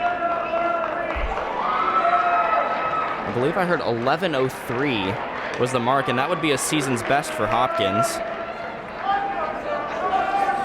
Her previous season best was 10:84, so she's built on that number. We'll see. Not exactly sure what that threshold's going to be to get into the final round, but she'll be focusing on that 11:03 number going into her final jump. Coach Small will be happy with that. Talked to him a little bit last night, and he said his message to the team really was to just compete and try to improve where you came in at, and Emily definitely did that there with her second round jump. Looks a good mark for Cameron Bourne of U Chicago. You know, was riding a scratch there in the first round, so she'll be happy to get on the board here.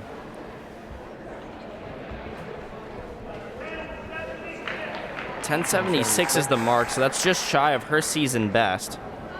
Still a good mark.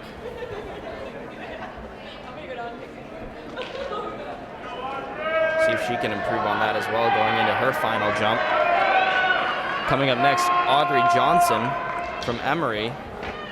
Also fouled on her first round jump, so she'll be looking to get on the board here in the second.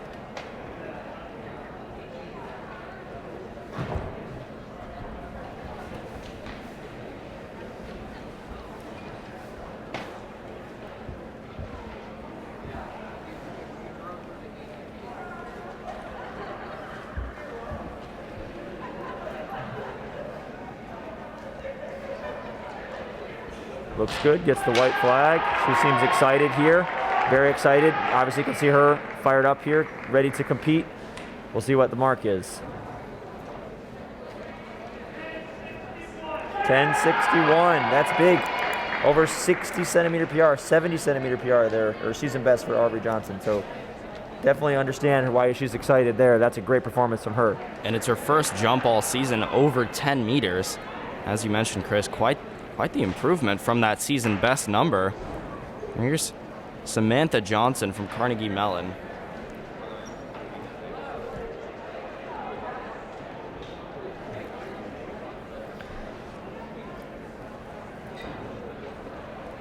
And Samantha Johnson's season best 10:23.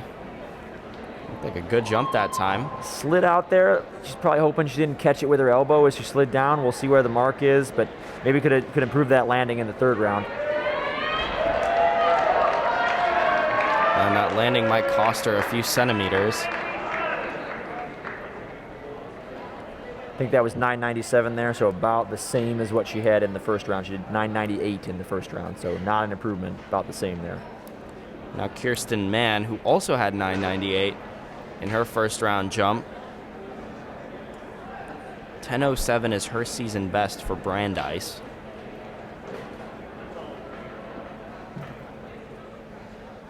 Felt like maybe she could have gotten a little bit more out of the landing there just watching that, but good mark, and we'll see what the measurement is.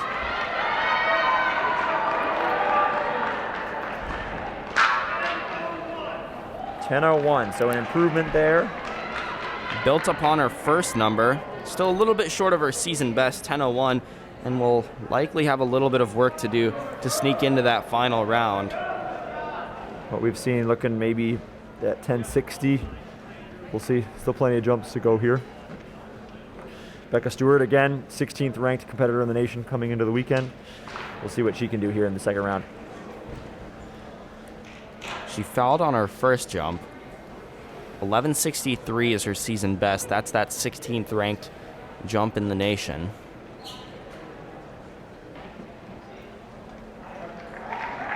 Gets the white flag from the official. And looked good on the landing there that time.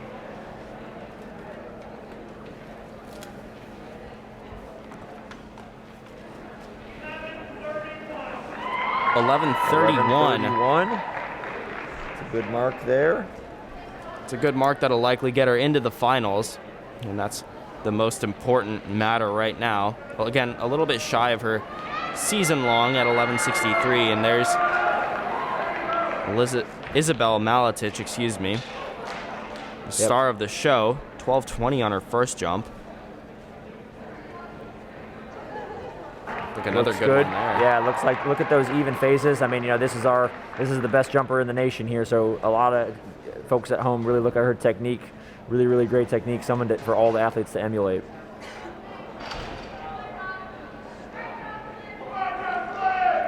All right, calling over the other official here, so we'll see.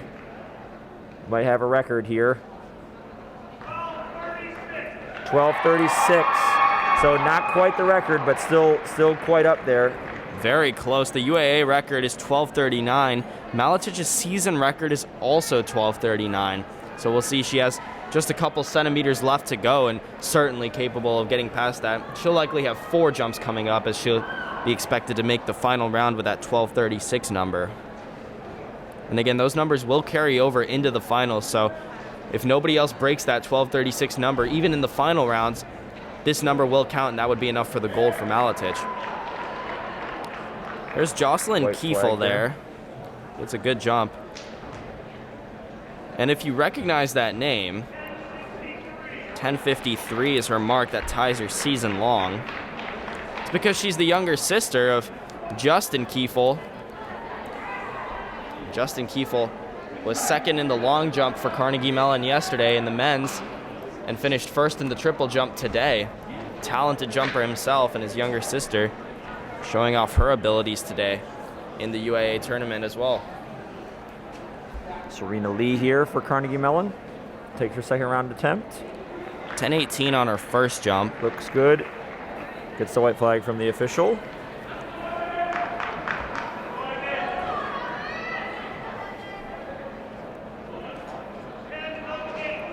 .10:08 on her second, so a little bit shy of what she hit her first time around, and she'll look to improve in her final jump.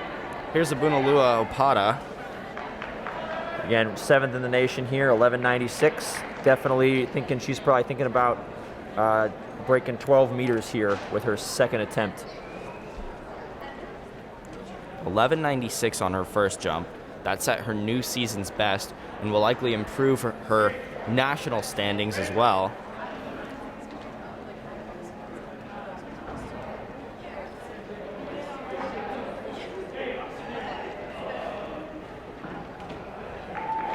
Looks good. Coach and teammates looking pretty good there. We'll see what the mark is.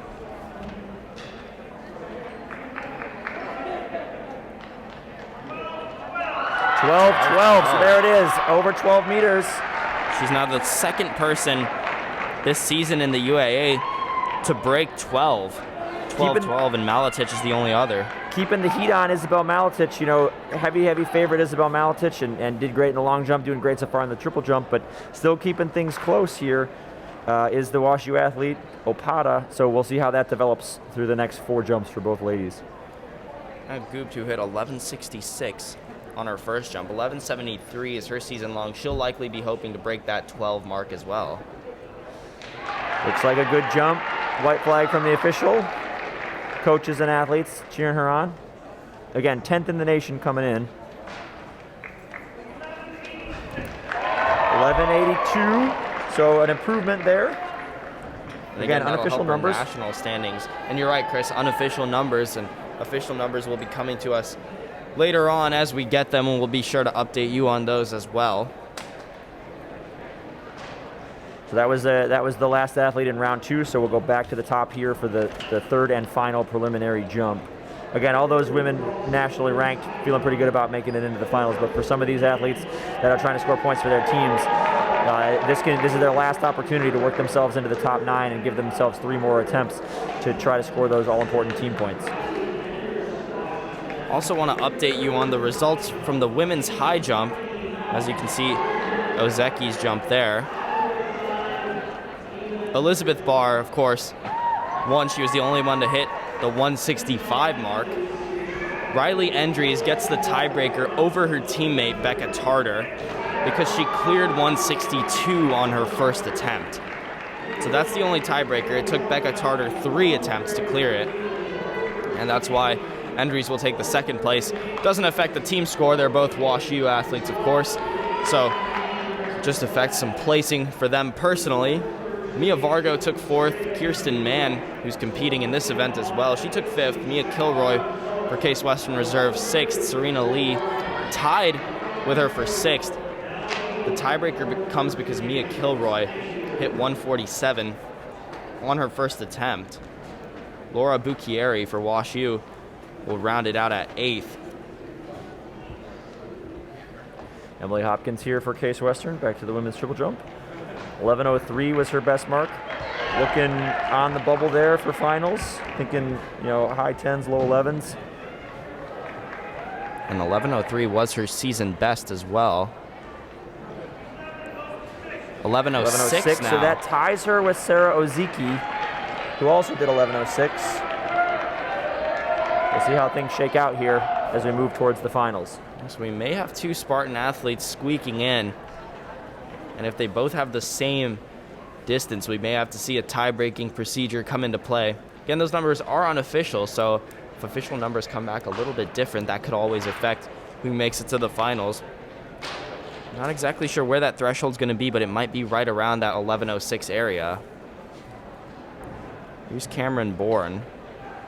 10:76 was her best, so she's trying to improve on that number and sneak in as well.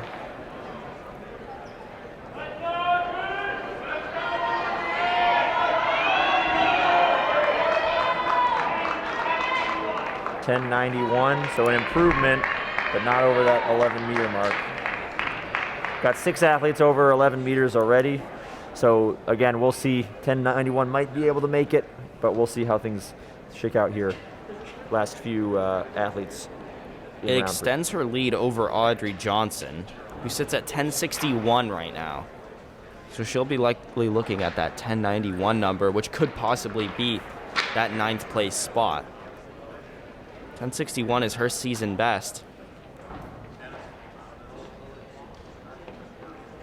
It's good on the landing. White flag from the official. Coach gives her the fist bump there.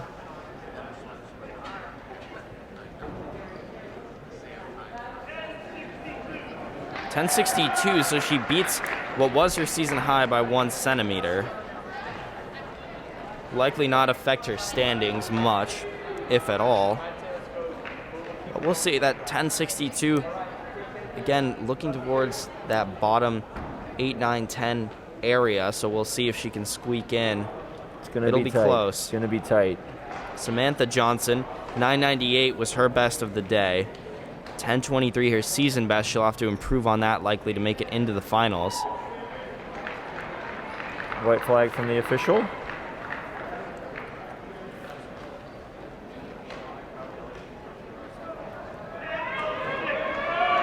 .10:06, improvement for her on the day. Now, 10:06 may not be enough, however, to get into the finals. So you're still with a couple jumpers left to go. Kirsten Mann.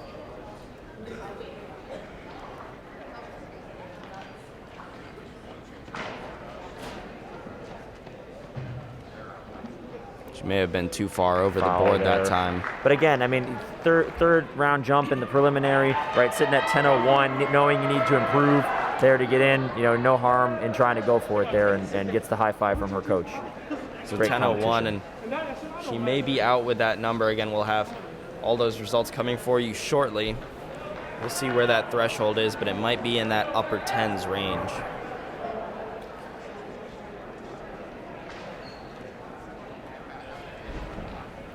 Becca Stewart, again, 16th in the nation coming in. 11:31, so feeling pretty good about her finals spot. 11:31 we expect to be good enough to make it into the finals. Again, the top 9 will make it to the final round. The top 8 will place and score for their team. The top 3 will earn all UAA honors. And Stewart's final jump of the prelims. Gets the white flag there from the official.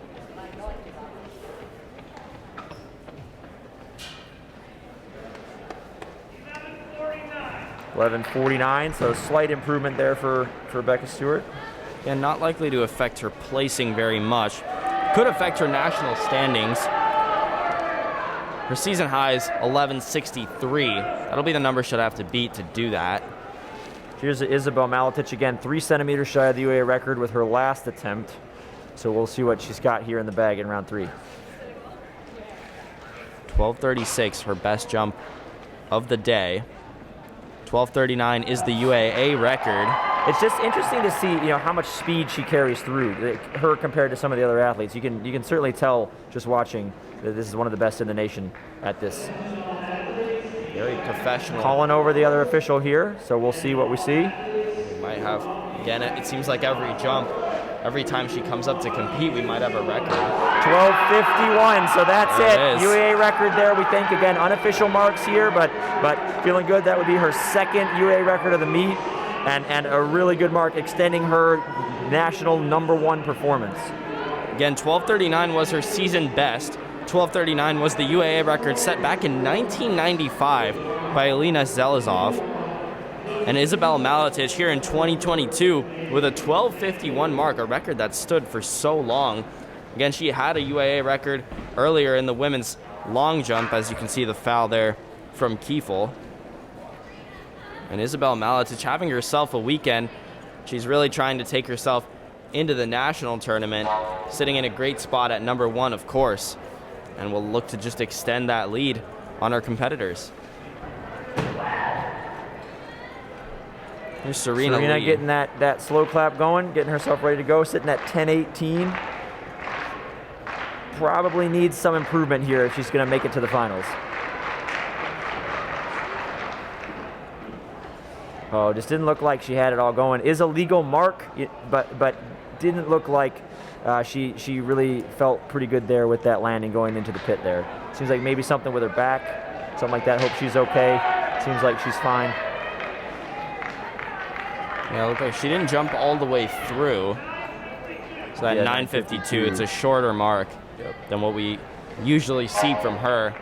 Again, all upside there for her. Just really trying to go for it and see if she can hit a big mark and get into the finals. Abunalua Opada hit a 12:12 mark, became only the second athlete in the UAA this season to get over 12 meters outside of Isabel Maletich, of course, who just set the UAA record, assuming that number stands. We'll see if Opada can continue to push Maletich and get closer to her numbers. Looked like a good jump from her that time. Pretty good. Gets the white flag from the official.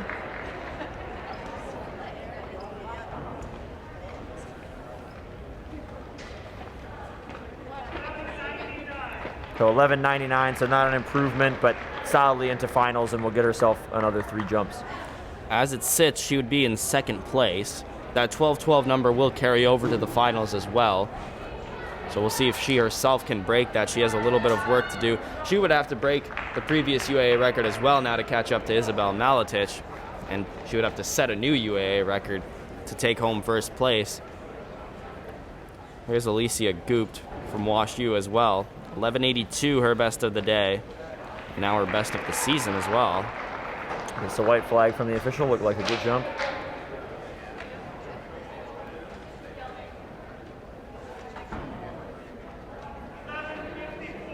So 11:54, so not an improvement on the 11:82 she did. So that'll be it for the prelims. We'll take a little break here in the competition, and then while we figure out the top 9, and then we'll come back for the finals there. Really great marks we've seen so far, so really looking forward to these final jumps in the women's triple jump. Again, final 9 will make the final round, and it'll be the top 8 who place, and we'll be back. We'll give you that threshold and some more updated official numbers from this women's triple jump. Stick with us. We'll be back after a short break.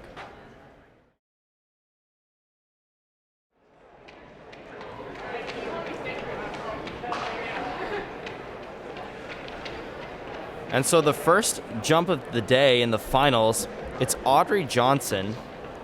She had 10:62 in the prelims. So it looks like that's going to be the threshold for the finals from Emory. So 10:32 there for her on her first jump of finals. Not an improvement. But yeah, it took 10.62 to make the finals. Again, incredible competition here. We should say that 12.12 that Opta from WashU did would rank her 3rd in the nation right now. So definitely seeing some incredible women's triple jumping, and we're just getting started here in the final. And a lot of great competition just today in the UAA tournament. Looked like a good jump there at that time.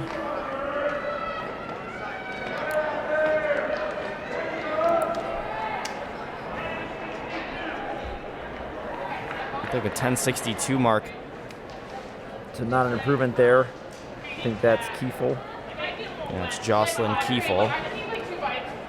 She had 10.63 earlier. We had it as 10.53, so a couple adjustments.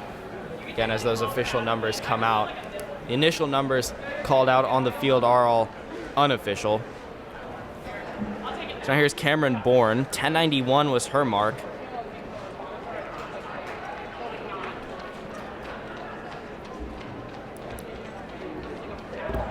It's good there. Coach is happy.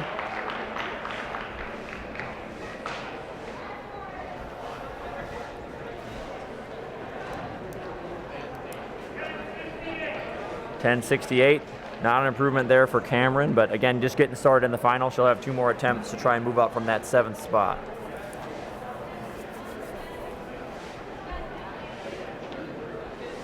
So in terms of the order, it's always the jumper who had the longest jump who'll go last in the final round. So that's what we mean when we're talking about the order. We had a couple numbers that were a little bit off, and that just affects who goes in what order. We had a tie on paper. Sarah Ozeki and Emily Hopkins, both from Case Western Reserve, both jumped 11.06. So our numbers may have been a little bit off as they found the official numbers, and Ozeki's was determined slightly shorter. So Emily Hopkins is going to go afterwards. Yep. Usually the tie break there would be their 2nd best mark. If we do get to that and 2 athletes are tied at the end of this competition. And we're not sure what those official numbers are exactly, but the likelihood that they were exactly tied is, of course, very low, still possible. But not an improvement there for the Case Western Reserve athlete. Yeah, so Zeki's 11.06 will be the number she continues to ride. Here's Emily Hopkins now. Her season best coming into the day was 10.84, so she's already improved on that.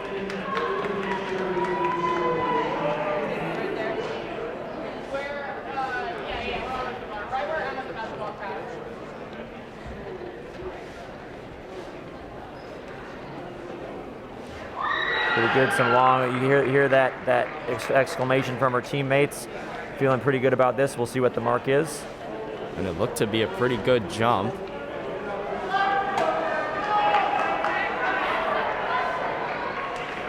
Quite hear that. Looked good though on paper, so we'll have to see how things shake out as we move through the finals. I didn't quite get a number from that, but also wanted to remind everybody that at 12 noon, the men's pole vault will be starting up. That's just about in 15 minutes here. They're also setting up the track. Running events will start at noon with the mile, the women's mile. That'll be the first one, so you can see the cones have been put out. A couple more athletes warming up around the track. And we should be heading over to those events very shortly. Here in the final round, the first jump of the women's triple jump. Each finalist will have 3 more jumps to try and improve their numbers from the preliminary rounds. Becca Stewart there, sitting in 4th place, coming into the finals. Again, ranked 16th in the nation coming into today. 11:48, so she unofficially 11:49. We had her in the preliminaries, so that about a keeping pace with her previous marks. See if she can improve. Has 2 more chances to try to bump one of those WashU athletes and get into the all-important all-UAA placings. As it would sit, first place Isabel Maletich.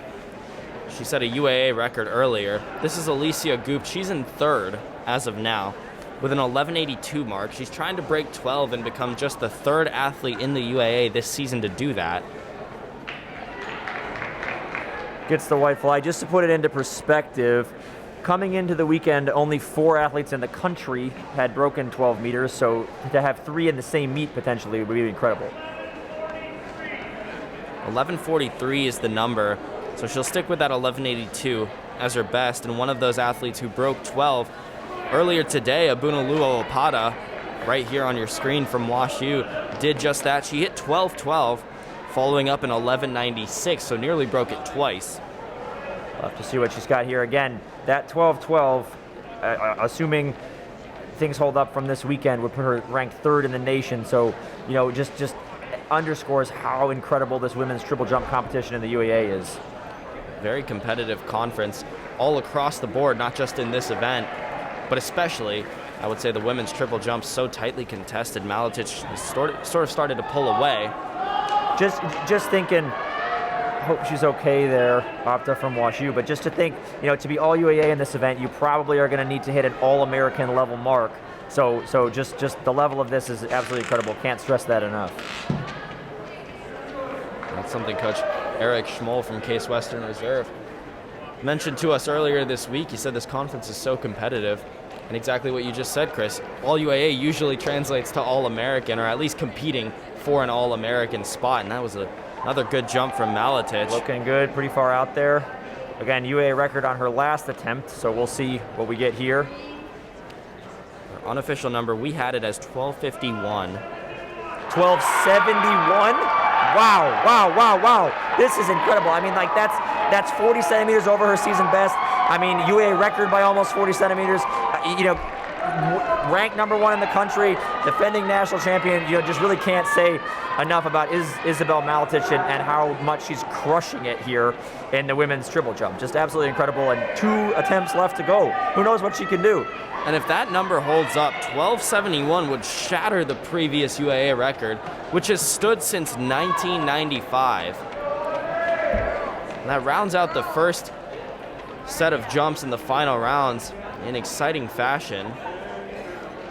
We're going to check on a few more records that she might have just broken. Again, assuming that number, it is unofficial on the field.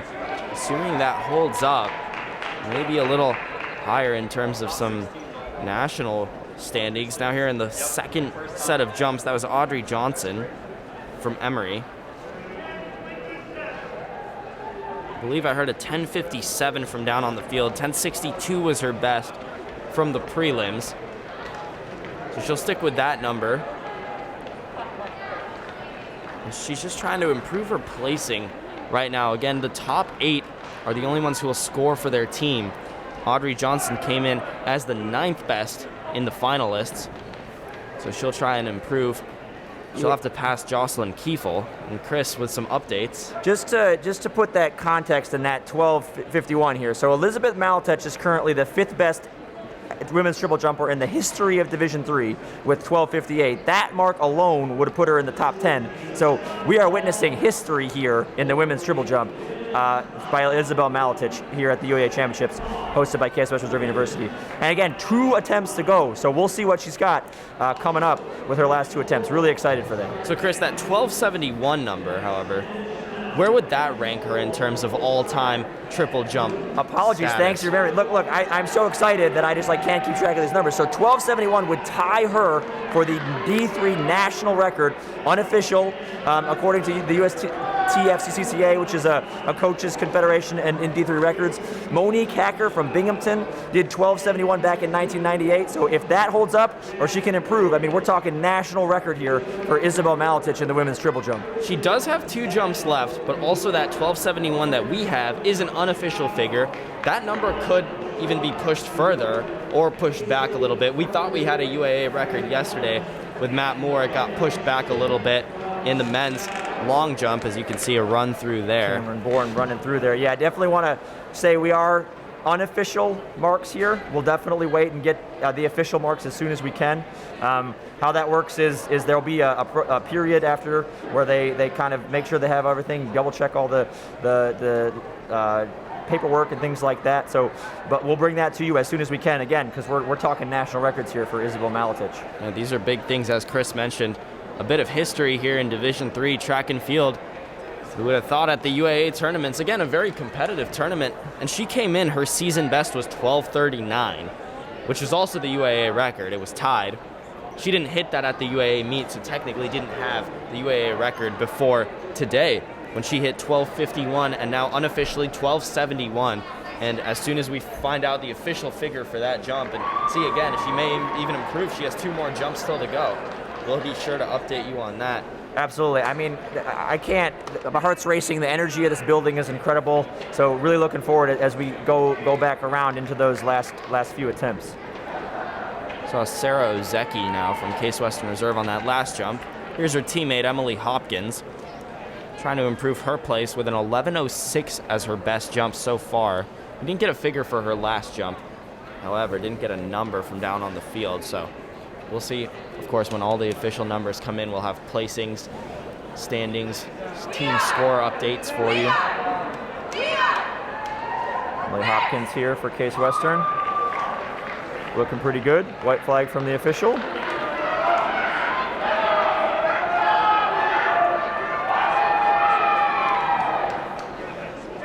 It's good. 10.94 there, so not an improvement for Emily Hopkins, but looks pretty good. Gets the fist pump from her teammate. The 2 Case Western athletes, always good to be competing with your teammate in finals. You know, sometimes it can feel kind of lonely if you're out there by yourself, so I'm sure they're leaning on each other, Sarah Ozeki and Emily Hopkins from Case Western, to help each other move forward. Becca Stewart from Chicago. She's also trying to push her season best. It's 11:63. She hasn't hit that yet today. She's trying to improve on that number. She hit 11:49.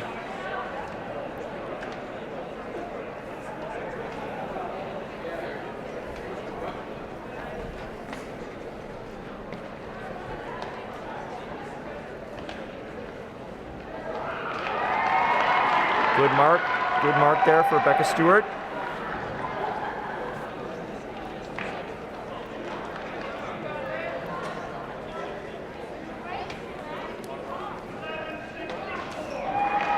So 11:64. That beats her season high by 1 centimeter. It was previously 11:63. Here's Alicia Goupt, again, trying to push towards that 12-meter mark. 11:82 is her best on the day. She came in ranked 10th in the nation.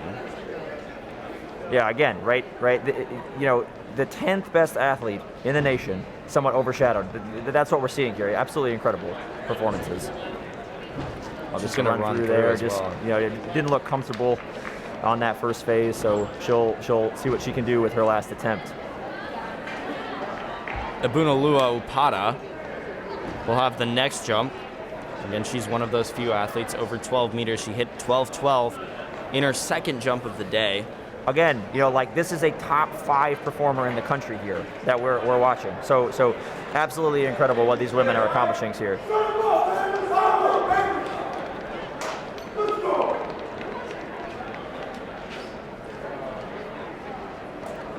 Upada on her jump. Those are out there wearing that knee wrap, hoping she's okay. And she put that on after her last flag. jump. Yeah. Didn't look totally comfortable on this one either.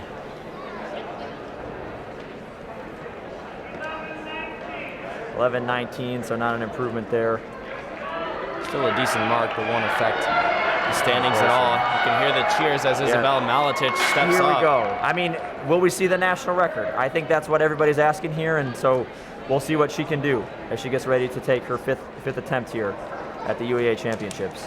She'll have to beat 12:71 to do it. That's what she jumped on the last time around. Looks good on the run up. And another good one. Looks like a good jump. Gets the white flag from the official. We'll have to wait for the measurement here.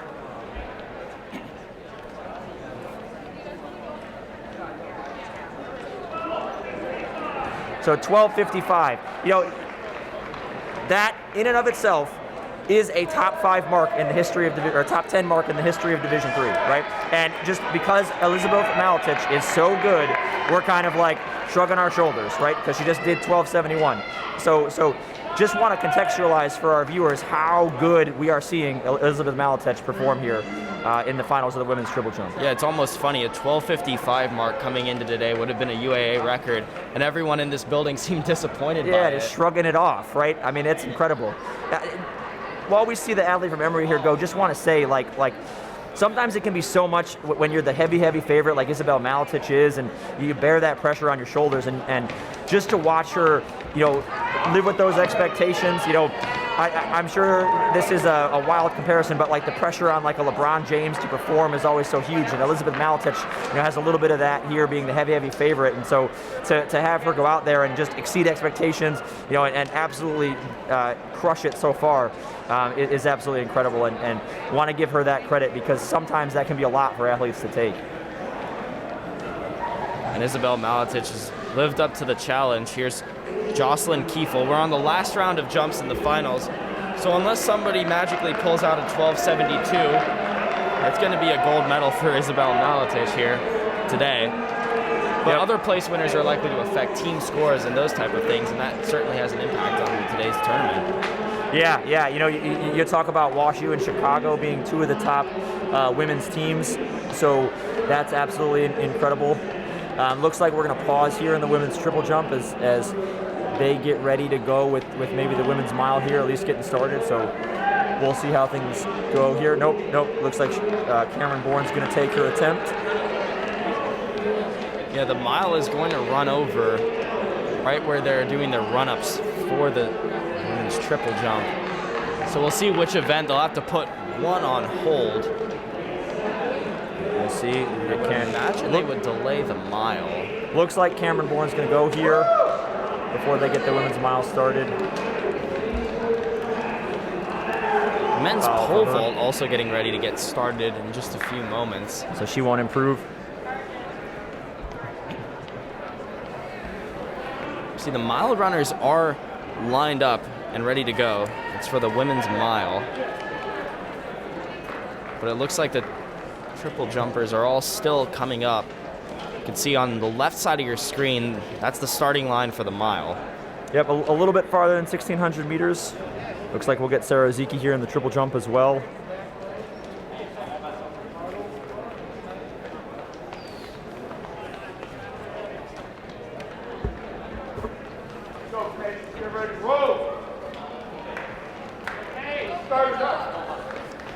Sarah Ozeki here in the women's triple jump.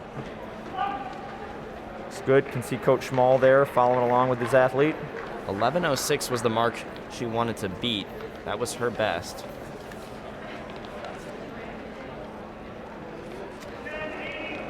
.1084, so not an improvement, but still a good competition for her. 40 centimeter season best, so nothing to be ashamed of there. And in scoring position, which is always important. She will likely score for her team. In fact, she will with that 11:06 mark. Emily Hopkins on your screen will as well. She's still trying to improve her position. The mile is off. Started in the women's mile, so the women's mile will be 2 heats, a straight final here. It'll be the lower seeded athletes here in this section, and then we'll move into the higher seeded athletes in the next heat. So Emily Hopkins will have to wait to take her run up, and you can see the triple jump officials. Yep, giving her the white flag. You just saw that from the triple jump, so I'm sure we'll get back to that as soon as we can here. It didn't look happy that the mile is going to start and run while the triple jump is still going on, but nonetheless, keep you updated as you can see them finishing up their first lap. In this heat, Jenna Daly from Emory has the fastest time on the season, followed by Leah Haley from NYU. That fastest time for Daly, 5:17:30. Good mark there for Emily Hopkins. 11:11, so improvement for Emily Hopkins there in the triple jump. As we switch back to the mile here, coming into lap number 2. So 400 meters, quarter of a mile into the race here in this first section of the women's mile. Yeah, Emily Hopkins, who already set her season high with 11:06, improved on it by 5 more centimeters. You can see the mile runners rounding the first turn, and it's 2 Emory athletes in the lead right now, Jenna Daly and Lily Taylor taking the front. We switch back to the triple jump. Becca Stewart, again, 16th ranked in the country. Again, amazing to think that 16th ranked in the country, somewhat overshadowed here. You know, someone who is a phenomenal athlete in the women's triple jump. By her own teammate as well. There she goes. You can kind of see her there taking a run up. Looks good. White flag from the official. Into the fourth lap here. Two Emory still lead, followed by a couple athletes who play from NYU. So it's actually Lily Taylor who has the second best time on the season for the mile. It's 5:20. It's Jenna Daly in front, Taylor right behind, followed by Leah Haley from NYU and Gabrielle Stankos, also from NYU.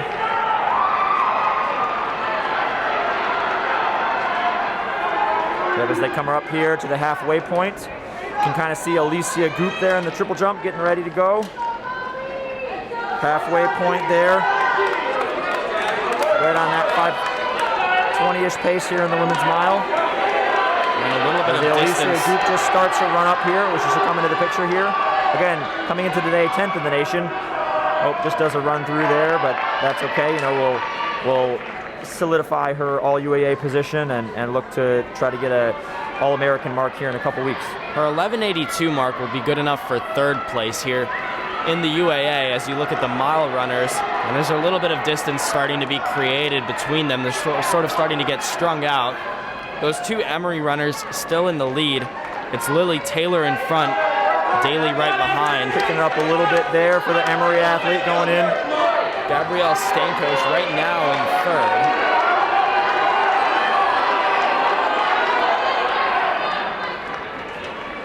Official just writing things down there. Two athletes to go. Looks like Apata from WashU may have just passed on her last attempt there, so it'll be Isabel Maletich here. Well, it's getting hard to hear in here. We'll try to get you the mark as soon as we can to see if we see a national record here in the last round of the women's triple jump. Yeah, no, Pata was shaken up earlier. It looked like she had a wrap around her thigh or her knee area. There goes Maletich, starts her run. She comes into it. Big mark there, white flag.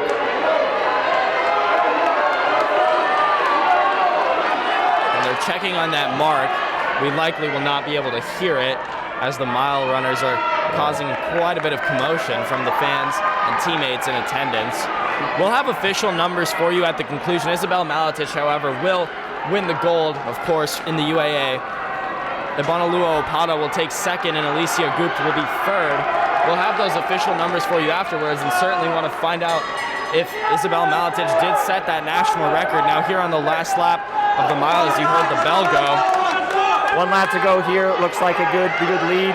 What these athletes are thinking about in this first section is definitely trying to get that time and put some pressure onto the second heat to try to score those points. So we'll have 10 athletes in the second section.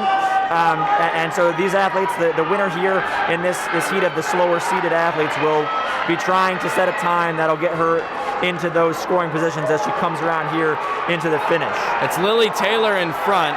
Right behind her is her teammate Jenna Daly. Looks like about 5:15 there. Taylor will take the first place spot in this heat, Daly second, followed by Gabrielle Stankos. Leah Haley comes in right afterwards. Lizzie Reynolds from Brandeis. Definitely will be an improvement there for the athlete from Emory. We'll see if that time holds up and can score when we get the results from the second heat. If it is a 5:15 officially, that would be her season best. Again, we'll be sure to update you when we get those numbers. The top 8 will score for their team as well, just like in all the other running events. So we'll see if that number for Lily Taylor squeaks her in. We still have, as Chris mentioned, 10 runners in the second heat as they start to line up for their mile run, and this supposedly the faster heat based on seeding in previous times this season.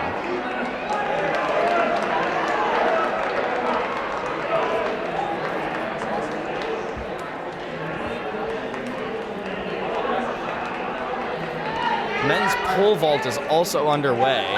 Good clearance there from the U Chicago athlete we see.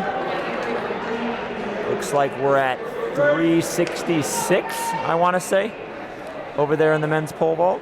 my eyes could be deceiving me. And you can see a couple athletes have already taken their first couple jumps as we get set for the second heat of the women's mile.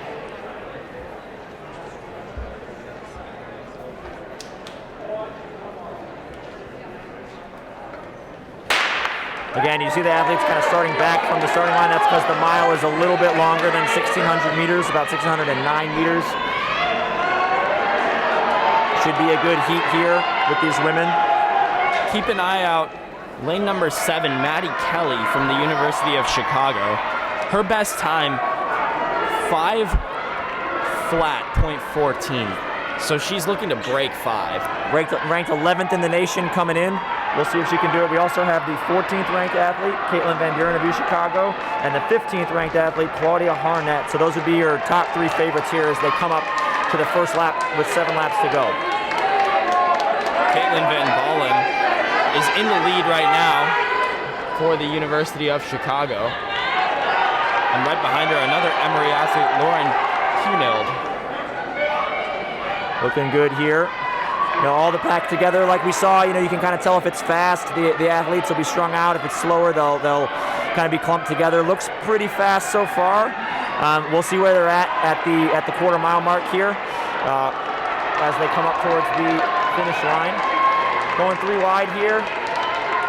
Looks about on 5-minute pace, about 75 seconds. So that would be about 5-minute pace. It'll be a little bit slower, but definitely something these women can run at a pretty honest pace here as they move into the second quarter mile, lap number 3. And coming out of that turn, it's starting to get a little bit more strung out. As you can see the pole vault right there in the front of your screen. A mile in the background, and here they come around the other side of the track. Now almost clumping back up together. Looks like the pace is. We'll see what this next lap is.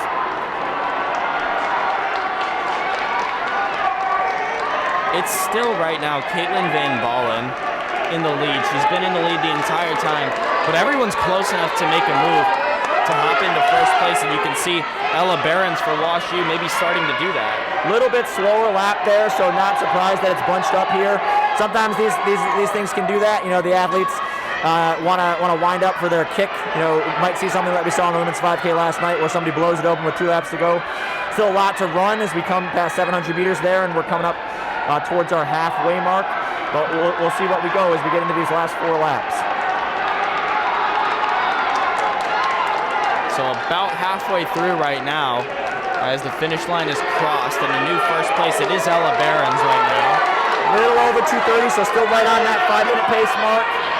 We'll see what we've got. Looks like they're stringing out again as that WashU athlete goes to the front. So little gaps opening there. Chicago closing that down, wants to get back into contact. So we'll see how we go as we just pass that 900-meter mark towards 1,000 meters. WashU and Chicago are highly regarded, especially in distance events. In the lead is Ella Behrens from WashU, followed by 3 Chicago runners. So we'll see if those stigmas hold up here. There we go, 1,000 meters, 3 laps to go. Yep, a little faster there. As the watch out, US goes to the front, definitely pushing the pace with those 3 Chicagos coming in. We'll see if any of them can make the move or if WashU can hold them off. Behrens still holds on to the lead. As you can see them coming around the turn once again. Those are those 3 Chicago athletes right behind Claudia Harnett, as well as Maddie Kelly and Caitlin Van Ballen.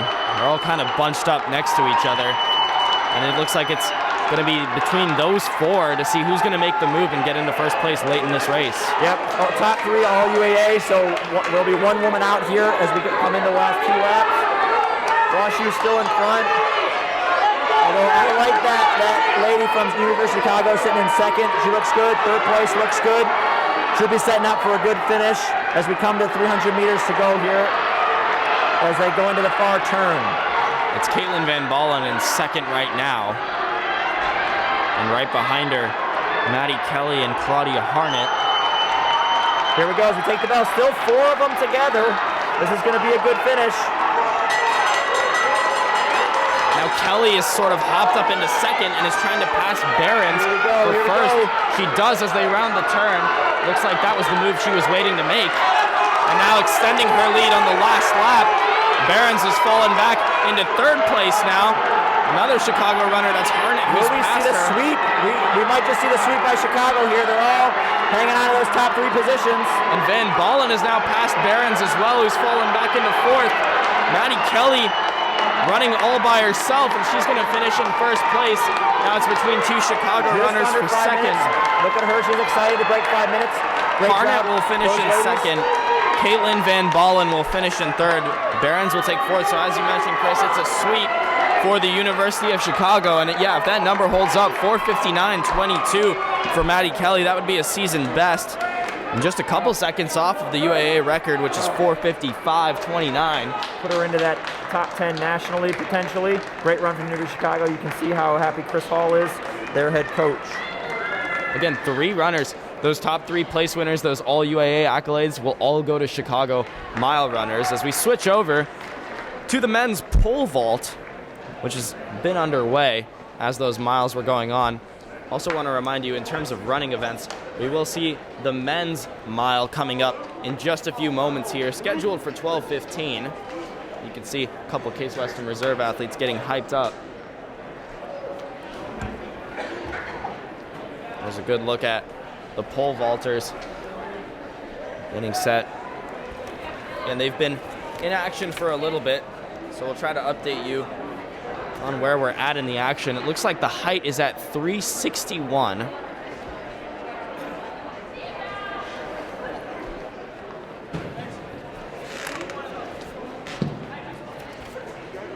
And for this men's pole vault,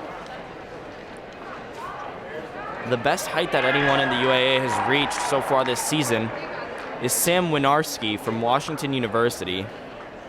Excuse me, he's actually second with his 4:16 mark. In first place is Brandon Shin from Chicago at 4:56. So Brandon Shin well in control if those marks are what hold up here today.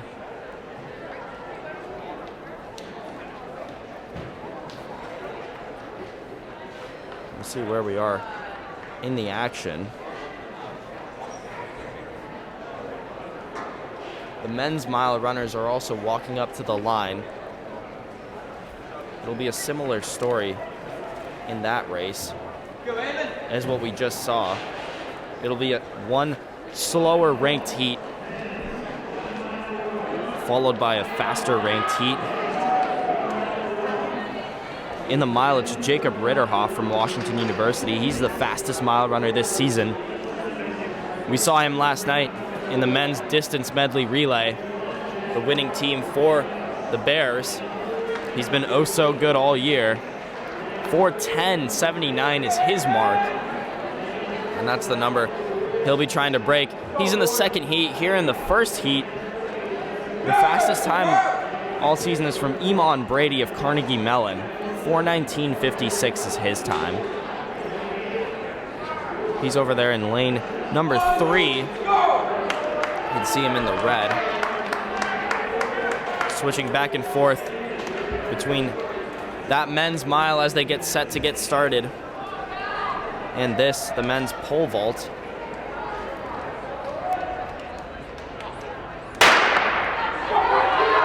So here we go in this first heat. So same as the women, we'll have the lower seeded athletes here in this first heat, and then we'll see the faster seeds in that second heat. Again, Iman Brady, he's in the lead right now to start the race.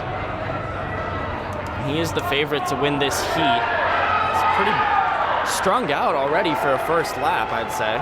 Well, you know, again, in this first section, it's really all about trying to get your time in there to try to score those points. So really no need to wait around or anything.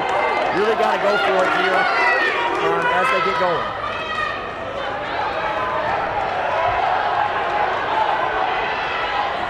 As an athlete, I competed in this section once or twice, and you know, it's just all about going out there and giving your best effort.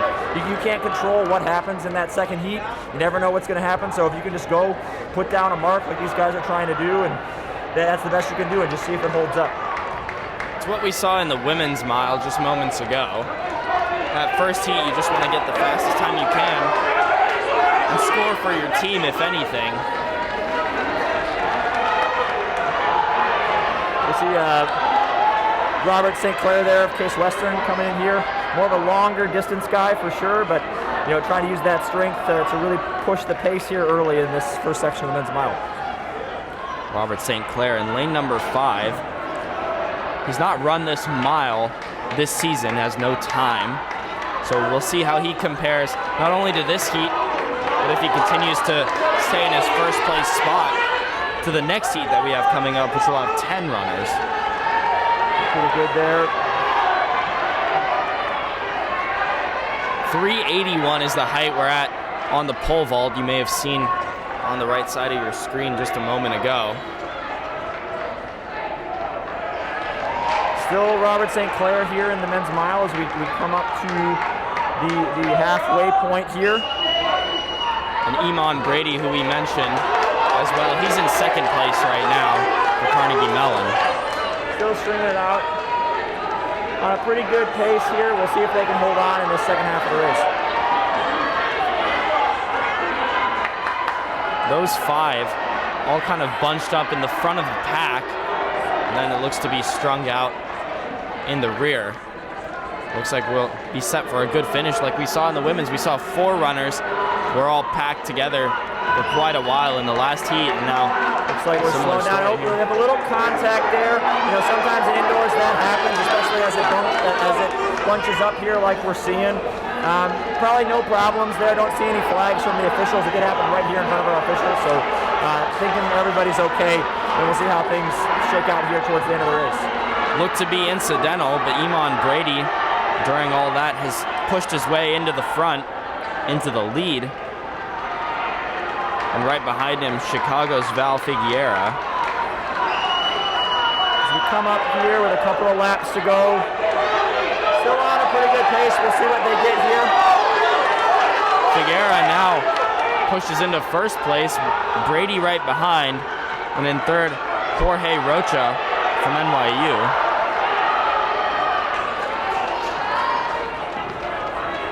Gap opening now for Chicago. Rocha passes Brady as well. He's looking to clap. He's coming on with 250 to go. He's closing the gap. Good head of steam. We'll see what they can do here in this last lap. Can Chicago hold him off? Figueira tries to extend his lead. Rocha trying to close down on him. Brady right behind, and the gap between all of them seems to be widening. Yeah, it seems like Chicago's got it now. We'll have to see what the time is here. Looking like it'll be pretty good. So we'll see if this can hold up. As he rounds the final turn, again, that's Val Figueira, and he's going to finish in first. Yeah, it's clock stop there, so probably in the low 420s. We'll get that time down, 4:22.11. And sneaking into third place at the very end of all of that was Luke Kishna from Case Western Reserve. He passed Iman Brady at the last second. Within the last 15 meters or so, Jorge Rocha, you can see on your screen, finishing in second. Those times still coming in and will become official in just a few moments here. But winning that first heat was Val Figueira of the University of Chicago. Had the second fastest seat time coming in at 4:20.03, so that's a good run for him, and we'll see how that holds up as we look for the faster section here of the men's mile. Jacob Ritterhoff, we saw him kind of professionally, kind of easily close it down and win the DMR for the distance medley relay for WashU last night. Should be pushed a little bit more here. Still a good 5 seconds better on the season than anybody else here, so he'll be our favorite. He's hip number 2. He'll be on the inside there of the track when we get going here. So he'll be number 1, ranked 11th in the nation coming into the weekend. So definitely look for him to be the favorite. Be interesting to see if he tries to push it early or if he kind of just sits on the pace and kicks late. We'll be looking for that as we go. You can see him there, that second from the inside in the gray top and red shorts. He's also entered in the 3K later today, so he may elect to try to keep it as easy as possible and then kick for the win in the last couple laps. Also have Logan Singer here. Logan Singer was second in the UAA at the last time this was held in 2020. So a hometown athlete there, part of the school record-setting DMR from last night. Distance medley relay, split about 4:17 there, which is on par with his season best. So we'll see. Should be a good section here. And Jacob Ritterhoff, last night you mentioned, Chris, when he got the baton was already quite healthily in the lead. Interesting that he went to the front, looking like maybe he just wants to control it. We'll have to see how that sets up. We'll see what the pace is after we get the first 200 meters, see where they're at. Maybe he just thinks his best shot is to just control it and see what happens, but we'll see. He's out front there early on. Yeah, you can see Ritterhoff will finish certainly the lap pretty first. fast pace. That first lap's a little long with 31 seconds, so definitely a pretty hot pace here. We'll see how things go. Right behind him is Alexei Seletsky from Carnegie Mellon. He has a 4:15.98 time on the year and is looking to push Ritterhoff right now. He's up at the front as well. Starting to get a little distance building, and this turning into a little bit of a strung out race. Now seem to bunch up closer to the end of that second lap. 62 about there for the 400 again. So pretty honest pace here. 62 would be about 4:10 pace. So that's Ritterhoff's season best pace. So we'll see what we got here. Opening up a little gap. Long way to go. And it'll be interesting to see if anyone can keep up with that 4:10 pace throughout. We know Ritterhoff can do it. He has. Everybody else is a little bit shy of that mark. And that's what it'll take to get the gold medal, is to beat that man right there. For sure, definitely the favorite, controlling the race from the front. That works. We'll see. Continues to keep the pace hot. That was a 30-point split, so pretty quick lap again. Starting to open it up a little bit. Let's see if he can push by here. Last night in the distance medley relay, he had a little bit of a lead. He extended it even more and then just seemed to kind of relax at the end of that. Seemed to want to save himself for today's event, as you mentioned, Chris. He's running the mile, he's running the 3K later, and doesn't want to exert himself, and we might see that if he gets enough of a lead at the end of this mile as well. Yeah, we'll see how it goes. 205 at the halfway point, so again, his season best being 4:10. We're right on his season best pace. A lot of guys hanging in here. This would be significant improvements in their times if they were to hang on to this, so should be a pretty cracking finish here with 3.5 laps to go. In second place now, his teammate, Will Hauser, has passed Alexei Seletsky. 1,000 meters here. Another, like a 31, a little bit slower. This is the hardest part of the race, this 400 from halfway to 3/4. So Ritterhoff continues to push it. Again, has a little bit of a gap, and a little bit of a gap then from second to third. Still a lot of athletes in it. Yeah, it's actually Thomas Penny in second place right now for Wash U, and he's catching up to Ritterhoff, it looks like. Yeah, we'll have to see. This will be interesting. An interesting strategy, I will have to say, from Ritterhoff to go straight forward at the beginning and really push the pace. 2 laps to go, but he doesn't. Looks pretty good, but certainly not having put the field away.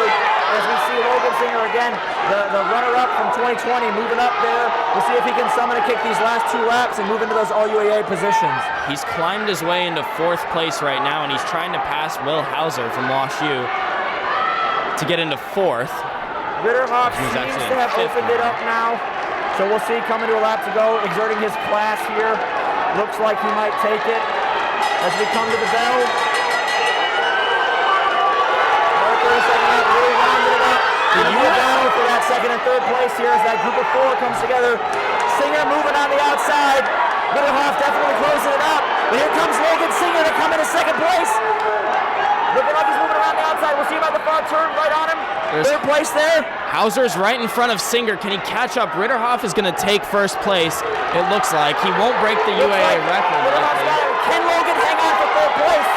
Seletsky's right behind, and Seletsky passes him. Lead there, but that's the school record for Case Western by, 6 or 7 seconds probably. So Logan Singer, although he sets that Case Western Reserve record, as the times are coming in, so he lost the third place spot to Seletsky by 3/100ths of a second right there. That's a close race. Yeah. I mean, that'll come down to the photo finish.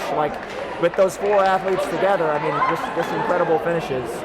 Again, when we get those official times verified, we'll have those updates for you, but it did look like Seletsky jumped right in front in the last literally 5 meters or so. An insane finish there. Ritterhoff's going to take gold. For reference on those times, coming into the weekend, 4:12 was the national cutoff mark. Again, things will move around. We'll have to see, but a fair number of athletes, the top 4 certainly, moved themselves close to national qualifying position. Again, a lot of conference meets happening, so definitely not 100% in there, but a lot of people, some great top 20 performances in the country happened there in the men's mile. And Ritterhoff was just about 7/10 of a second away from the UAA meet record. And I mean, if those numbers hold, very impressive showing for him. And he'll likely be taking his talents to nationals and will like to improve his numbers there. Yeah, 4:08.65 was the second best time in the nation coming into this, a converted time. So 4:08.93 would put him third place coming into the weekend. I just do want to mention D3 for the first time had a guy break 4 this year. Aiden Ryan ran a converted 3:59 out of Boston University, which is an incredible performance.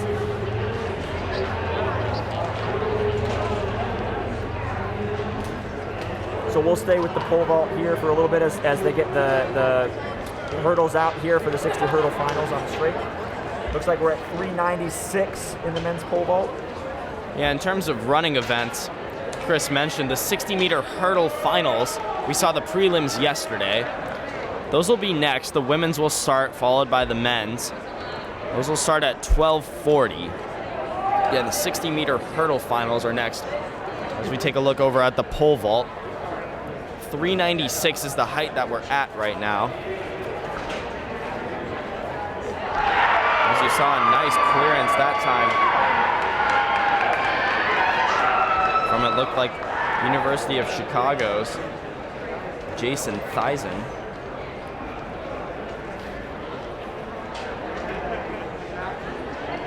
.395 was his previous season high, so he would have broken that by a centimeter here.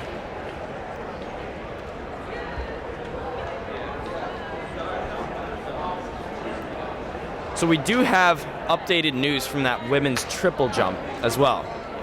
We talked about Isabel Maletic. She certainly broke the UAA record. She actually broke it twice. The question was, did she break the national record? And the answer we have for you is she tied the national record. 12:71 it was previously, and Isabel Maletic has hit that today officially. 12:71 on the women's triple jump, and what a performance from her. Again, broke the UAA record twice, and now has tied a national first place overall. And I mean, that's incredible. National record, history of Division III. We witnessed the farthest jump, the tying for the farthest jump ever by a woman at a Division III institution. So, I mean, absolutely incredible history happening at the Veal Center for Isabel Maletic. And we all kind of owe her a debt of gratitude to her amazing performance. And she still has an opportunity at the national meet in about 2 weeks where she can break that number. She has 2 weeks to build on that, and that's, I mean, it's just insane to think about the performance that she put up today, and she still might have more left in the tank. Yeah, absolutely. Gotta be looking really, really far forward. I mean, definitely the heavy favorite to retain her national championship there in the women's triple jump. But if I'm her, I'm definitely thinking about how will I be remembered? What will my legacy be for women's jumps at the D3 level? And absolutely incredible performance by her. Men's shot put also starting up. The pole vault and the shot put will be the last field events of this tournament, as you just saw in your screen. And here's a look back over at the pole vault again. And in the women's triple jump, in terms of all the other standings, Abonoluo Opada finished second with that 12:12 jump officially. Alicia Goopt, her teammate at WashU, 11:86. And then Becca Stewart in fourth. Emily Hopkins from Case Western Reserve finished fifth with 11:11. Sarah Ozeki, 11:06. Cameron Bourne and Jocelyn Kiefel in that order. Those will be the 8th place winners, and they will all score points for their team. But again, Isabel Maletic headlining. She already won the women's long jump. She set a UAA record in that event, and now has set another one, has tied the national record once again, and just an incredible feat. Yeah, absolutely incredible performances to get us started. I mean, just getting started on the track, that mile's got my heart racing. That women's triple jump, a lot of action here has happened at the Beal Center at the UAA Championships, and we're excited to see what else we see today. We do have updated official times from the women's mile as well. So in first place was Maddie Kelly from the University of Chicago. 4:59.22 is her official time, so she did break 5 for the first time this season. Second and third, 2 more Chicago runners as we saw, Claudia Harnett and Caitlin Van Ballen, both at 5:01 and 5:02 respectively. Ella Behrens and Emily Konkis from WashU, followed by Taylor Jacobs from Carnegie Mellon, Lindsay Ott from WashU in 7th, and Laura Kunold from Emory. She'll be the 8th place winner, and they'll all earn points for their teams as well. We'll have updated times for you on the men's 1 mile run as those come in. Jacob Ritterhoff, we do have an official time, 4:08.93, so shy of that UAA meet record, just by a little bit, but still an incredible performance from him. And again, he'll be taking his talents to nationals, as you saw another clearance from Carnegie Mellon pole vaulter there. Sometimes those middle distance races can be a little unpredictable, can get kind of tactical. We talk about so the athlete, the winning time might be well within their off their personal best, their season best. So we'll definitely be rooting for Jacob Ritterhoff, us UAA track fans, at the national championships here in a couple weeks to see if he can bring home the title. Currently, again, coming into the weekend, that time would put him ranked 3rd in the nation. Again, we'll have to see what happens at other conference meets. Both Aiden Ryan and Alex Phillip, the two that would be ranked ahead of him, definitely will be in action this weekend at their respective conference meets. Interesting, kind of Cleveland connection. Case Western Reserve University is here in Cleveland, Ohio, as you all know. Alex Phillip, John Carroll just down the road, maybe 5 miles away. So definitely some Cleveland connection. Went to St. Vincent Mary High School here in the Akron area. So definitely Northeast Ohio producing some great runners and seeing some great track performances.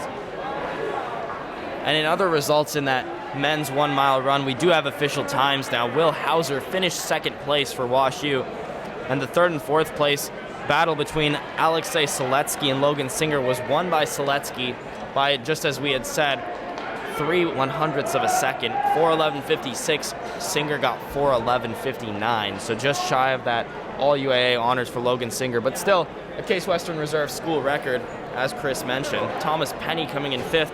Colin McLaughlin for Carnegie Mellon in 6th. Cy Chittenden for the University of Chicago in 7th, and Tommy Donahue, also from Chicago, in 8th place. They'll all score points for their team and add to their team totals. Yeah, really, really proud of Logan there. What a great performance. Really went for it. Unfortunately couldn't hold off that athlete from Carnegie Mellon. But, I mean, you talk about legacies. You talk about setting that record. When Logan came into school, the record was 4:11. He's improved it by, 4:18. He's improved it by 7 seconds, now down to 4:11. So, absolutely an incredible athlete, and he'll be remembered here at Case West Reserve for a long time. In terms of the team scores, for the men, Carnegie Mellon, as you see the shot put, just starting up in the first round, still leads with 86 points. WashU in 2nd place with 73, Chicago with 45, Case Western Reserve with 30, Emory with 25, NYU in 6th place with 7, and Brandeis with 4. So still a lot of events, especially the running events, still to be scored. As you can see, the 60-meter hurdle is getting set up. For the women, University of Chicago leads with 125 points, WashU with 105.5. They're in 2nd place, and that's a huge gap between 2nd and 3rd place. Carnegie Mellon with just 42, so over 60 points out from 2nd place. And that's sort of as we expected, Chicago and WashU with a healthy lead in the women's category, and they've just been so good in the last couple of years. I mean, last season was kind of cut off, but before that in 2020, WashU defending champion in men and women, so they're such a talented team. Yeah, you can definitely see the stratification there, Chicago and WashU separating, as you say there, Sar. Definitely expected that.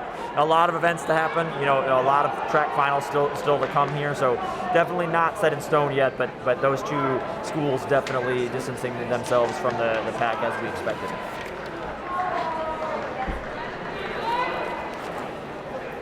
So for the men's shot put, we'll have 2 flights going. The top 9 in total will make it to the finals. This just flight 1, that's Mark Santonocito for NYU. definitely the favorite here. Again, we'll be in flight 2. Same with the flights we saw yesterday. The best athletes will be in the second flight, or the higher seeded athletes will be in the second flight. Bram Miller, he'll be first to go in that second flight of Carnegie Mellon, ranked second in the nation with his 17:22 mark coming into the weekend.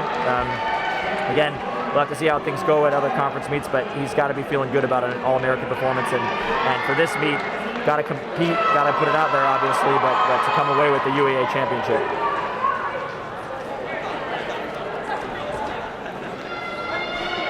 Over back to the pole vault. That's Juan Ochoa from NYU at the 396 height. Yeah, not happy with that there. Just gonna get a lot of bend on the pole. His season best is 355, so he's operating well above that now. As you can see, the throw from Zachary Reynolds of Brandeis there. The men's 60-meter hurdles will follow the women, who are just about to get set. You can see over on the far side of the track, all the qualifying numbers are in. So here's who we have in the lineup. Claire Evans from Emory, Sonali Anderson from Brandeis, Becca Stewart from Chicago, who we saw compete earlier today, Ren Brown as well from Chicago, Lauren Gay from WashU, Elizabeth Barr from Carnegie Mellon, who just took first place in the women's high jump, Amaya Martin from Emory, and Aaliyah Campbell from Brandeis. So we'll see all these athletes in just a few moments. And they all qualified for this final round yesterday in their respective heats in the 60-meter hurdles. Yeah, we talk about those athletes pulling double duty. Elizabeth Barr, seeing if she can add to her UAA championship from the high jump and maybe come away with something here in the women's 60 here in a few minutes. Yeah, and we saw, again, all these athletes. The women's 60-meter hurdles will start. The men's will follow. We have many more running events coming your way. Here's Jonathan Howe from Brandeis. Good throw in the shot put there. And shot put with 2 heats, different from the women's. Looks like we're just about to get set over at the hurdles. You can see in your screen right there is Ren Brown. She ran an 8:97 for Chicago in her qualifying round. Those are our top seeds in finals. The middle lanes on the straight are considered the preferred lanes. So you see the athletes that had faster times in preliminaries will be towards the middle of the track, and then they'll come out, from that middle to the outsides are in order of how they qualified yesterday. So keep your eyes on the middle of the track as we get set for this final. Yeah, Ren Brown, again, she had the fastest time, followed by Lauren Gay. She's in lane 5 for WashU. 9:09 was her time. You can see her right there. They're both in the middle of your screen, lanes 4 and 5. And those are the runners to watch when we get started over in the 60-meter hurdles. Pole vault and shot put continuing on.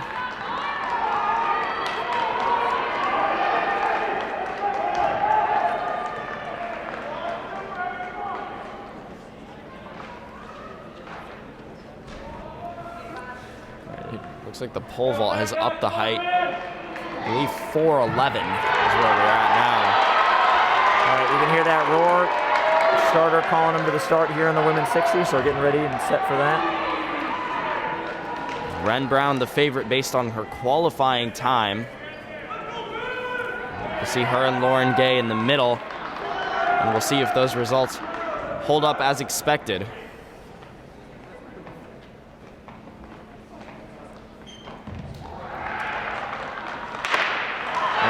Here, looks like a clean start. Again, keep it to the middle of the track. Ren Brown looks like she's come forward here. Lauren Gay right there with her, and Brown pulled away at the very end. Unofficially looks like Ren Brown there for the UAA championship. We'll wait to see what comes up on the board here. It did look like Ren Brown pulled away and took first place. And she did. 8:74 was her time. Lauren Gay right behind her, followed by her teammate Becca Stewart in third place. So 2 more place winners and UAA honors for the University of Chicago. Unofficially, the meet record was 8:75 coming in, so we had 8:74 again.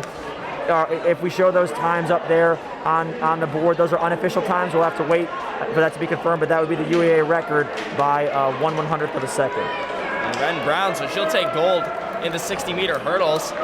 Another great performance. Chicago, I feel like today has really exceeded expectations, and they're putting on a show. The Chicago women especially. They came in ranked 7th in the nation as a team. 874 would be commanding in the nation, would tie, again, coming into the weekend for 4th in the nation. So big mark there for Wen Brown, University of Chicago, looking towards All-American in a few weeks. So they'll adjust the hurdles over on the track, getting set for the men. Again, we'll update you with official times as we get them. The storyline here in the men, watching for the 2 Wash U runners who take the lanes 4 and 5. Andrew Whitaker for Wash U, he ran an 8:17 in his qualifying time, 8:20 for Giovanni Alfred. And Whitaker, I mean, he's very well regarded in the track world here. He's also declared for the NFL draft. He has serious speed. Yeah. Really excited to see him. That 8:17, ranks him about 10th in the country, and we'll see if he can improve on that, just like Ren Brown did in the finals. Usually, competition's been great here. Again, just the incredible things we've seen so far. National records, national top 10 performances. So hopefully he can feed off that, and we'll see some of that speed come out in the men's 60 hurdles. So we'll be getting set up for those for just a few moments. Over here, back in the pole vault.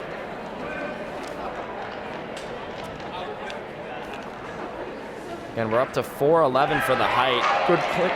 Good clearance there for the Carnegie Mellon athlete. Looked like he was pretty happy with that. Couple fist bumps there. Casey Petrebic from Carnegie Mellon. 4:10 was his previous season high, so he's just past that.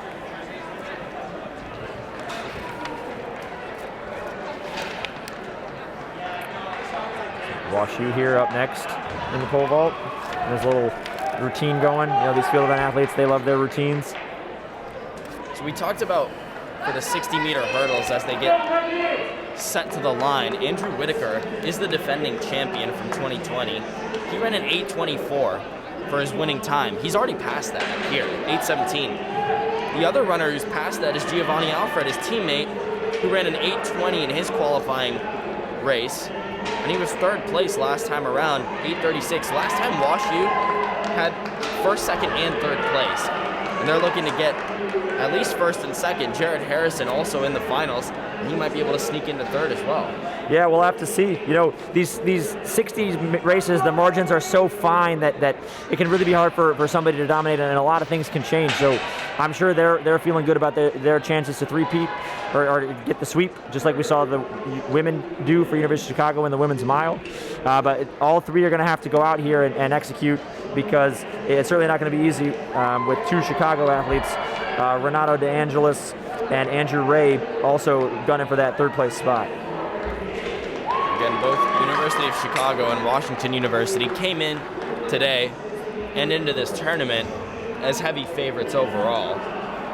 They've performed very well throughout the past 2 days. We've seen records fallen, shattered, and getting close to breaking many more from both these teams. It's been a great 2 days here at the UAA Indoor Track and Field Championship Tournament. Unable to clear that time. We talked about the high jump earlier today, Chris, and in your experiences and from what you've seen as a coach as well, how does that differ from the pole vault, especially in terms of your technique, your run-ups?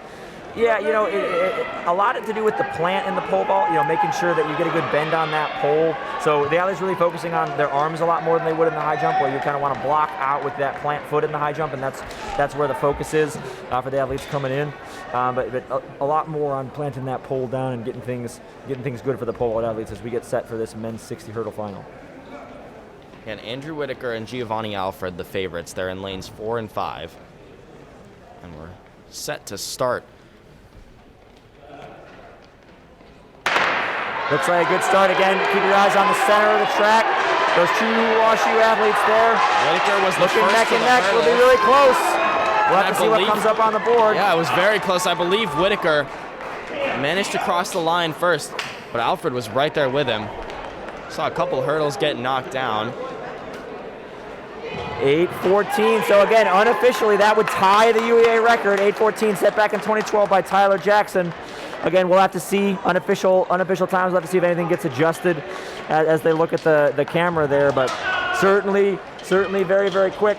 And 8:14, again, solidly top 10 in the nation. That would rank 8th coming into the weekend there for Andrew Whitaker. So 2 WashUs in the front, 2 Chicagos right behind. We'll see, we have some close numbers there, that 8:30, 8:32 between Alfred and Ray. We'll see if those change with the unofficial times that come in. But in the meantime, we'll update you on the women's official times that have come in now. Ren Brown, we talked about the UAA record at 8:75. Her official time was 8:74. So she has now set the UAA record. She's earned 10 points for her team and first place. Lauren Gay finished for WashU in second place. 8:91 was her time. Becca Stewart in third for Chicago. Elizabeth Barr for Carnegie Mellon. Sonali Anderson for Brandeis. Amaya Martin for Emory. Claire Evans also for Emory, and Aaliyah Campbell for Brandeis. At the end, in terms of team scores now for the women, Chicago still leads with 141, and they've had great performances all around. Washington University in second, 113.5, and now the gap is widened. Carnegie Mellon with just 47. Now taking a look here at the pole vault still, which is still going on. Men's shot put also still in action. We'll see a couple more events. Still waiting on those official times from the men's 60-meter hurdles. Does officially then end up being a UAA record there, Sarah, by 1/100th of a second. So that'll be great for Ren Brown. Go down in the record books, have her name out there. Yeah, it was very close, but she did manage to just beat it.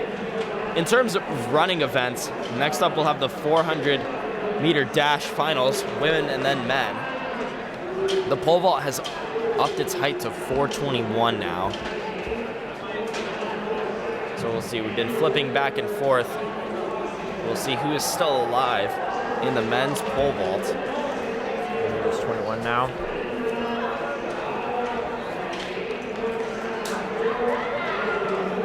In terms of UAA athletes who've hit this height this season at 421 in the men's pole vault, only one has made it over, and that's Brandon Chin for Chicago. Comes in as the favorite. The next highest is 416. We mentioned Sam Winarski earlier for WashU. So if anybody else besides Brandon Chin is able to hit this height, that would be a season best. And I mean, it's going to be very tough to catch up to that 456 number, still well above this current height.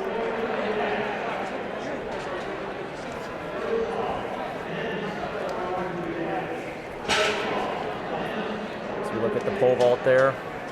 It's always interesting in person, you know, to see how high these athletes are, you know, like how high they go in the pole vault. You can kind of see with those, that guy in the background that is resetting the bar and things like that, just how high that is. So, you know, contextualize for people at home, yeah, it's really high that these guys are taking an attempt at here, 4 meters 21. So definitely some impressive athletes. Testing. As you see a clearance, very nice from the athlete from WashU, gets the white flag from the official. So that'll be a new season best. I believe that was Sam Winarski. And 416 was his previous season best. Some more adjustments to be made. Again, yep, each athlete can kind of say, they call it adjusting the standards. They can kind of say, you know, how far back into the pit do I want the bar to be? So they'll have a conversation with their coaches, just like we saw in the women, and then tell the clerks there to move that bar to where they want it, so that they can give their best effort on their next attempt. This athlete from looks like Carnegie Mellon, as we look down the runway, kind of looking up towards that pole vault pole to the left of the screen. It's Casey Petrevic. 410 is his previous season high coming into today. He hit 411 earlier. Can he clear 421? And it was very close. Very, very close. Yeah, you can see he thought he had it there. He'll have a couple more cracks at it. 421 would be his new season best.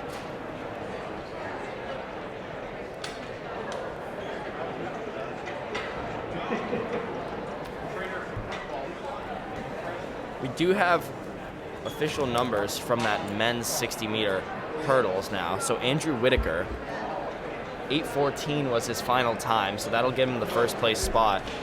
And Giovanni Alfred with 8:30 is a little bit behind Andrew Ray from Chicago. His 8:32 was confirmed.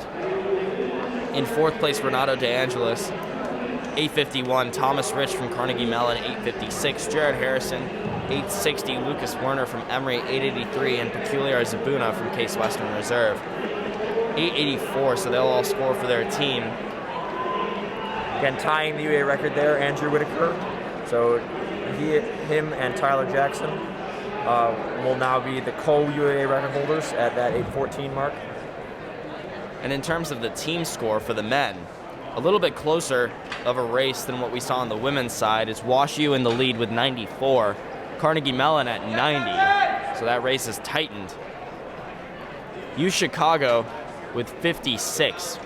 WashU did just take the lead, by the way. Carnegie Mellon did lead prior to this men's 60-meter hurdles. Case Western Reserve in fourth place with 31, Emory with 27, NYU with 7, and Brandeis with 4. Yeah, we'll have to see how that shapes up. You know, Carnegie Mellon and WashU in a battle there for first place for the team. You know, U Chicago kind of a little ways back to them in third, but they have a little cushion on fourth place. And then Case Western and Emory, only 4 points separate them with 8 events scored. That's half of our events, 16 events here. So we'll have to see how things shape up for as we move towards the second half of this finals day. 400 meters coming up next in terms of the running events. We're still on the pole vault and the shot put for the men's taking place. You can see the shot put right there. There on the right of the screen. Might be into the second flight now. Looks like Gary talking with Graham Miller there. Again, Graham Miller ranked second coming into today. Heavy favorite in the men's shot put, the athlete from Carnegie Mellon. And definitely can't say enough about Coach Gary Aldrich and how well he does with the throwers. I mean, I know he's been involved with Olympic teams and international federations and things like that. So no surprise that he's got the heavy favorite here at the 2022 UAA Championships. And they just lost the lead in terms of team score. Still with many events left to go. And again, another very close attempt for Casey Petrevic. Wasn't able to clear it at 4:21 once again. He'll have one more shot at it. You can see that's Coach Gary Aldrich right there. He just came in and out of your screen.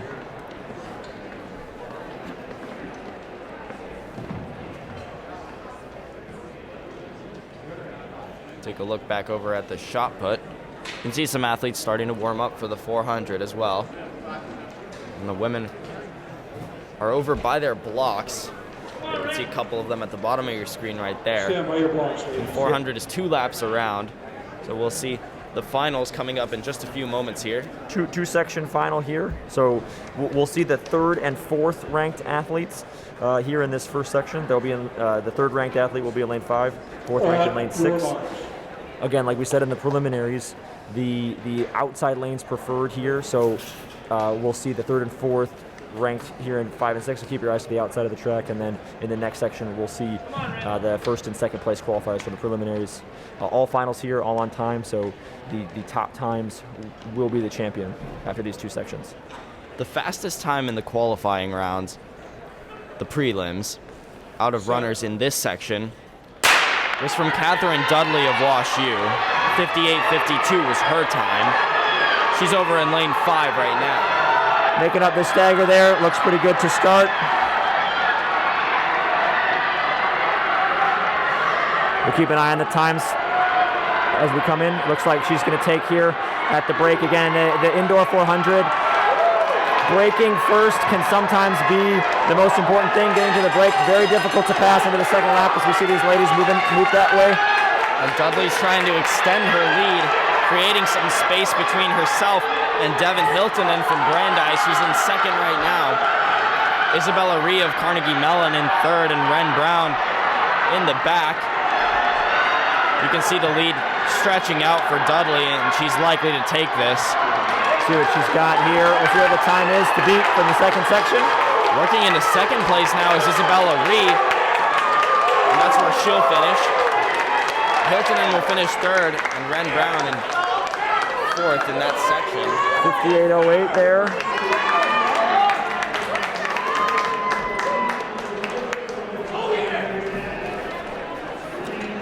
Okay, so 58.08 there will be the time to beat in this second section.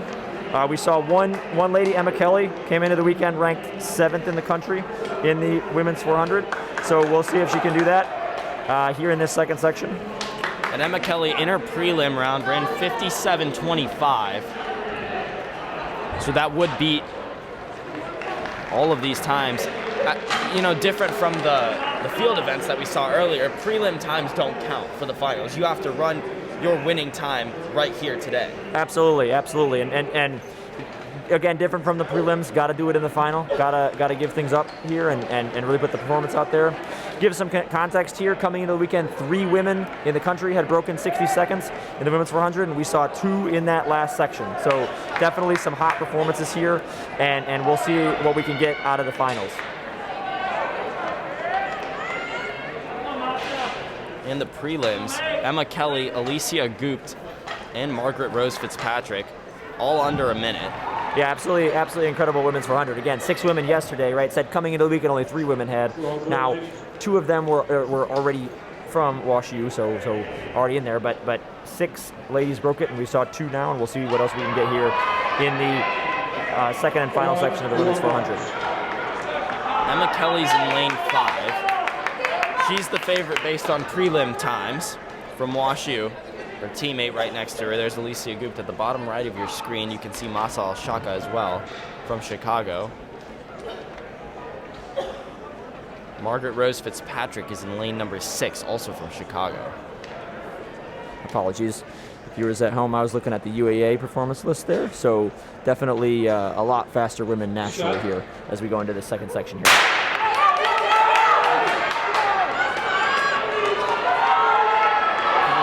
First turn, you can see Kelly starting to gain some ground on Fitzpatrick. Again, Emma Kelly ranked 7th in the nation coming in here. You can see her there in lane 5, so towards the outside of the track as they come around. They'll pass the cones and start to break in, and Kelly is in the lead. Fitzpatrick right behind her.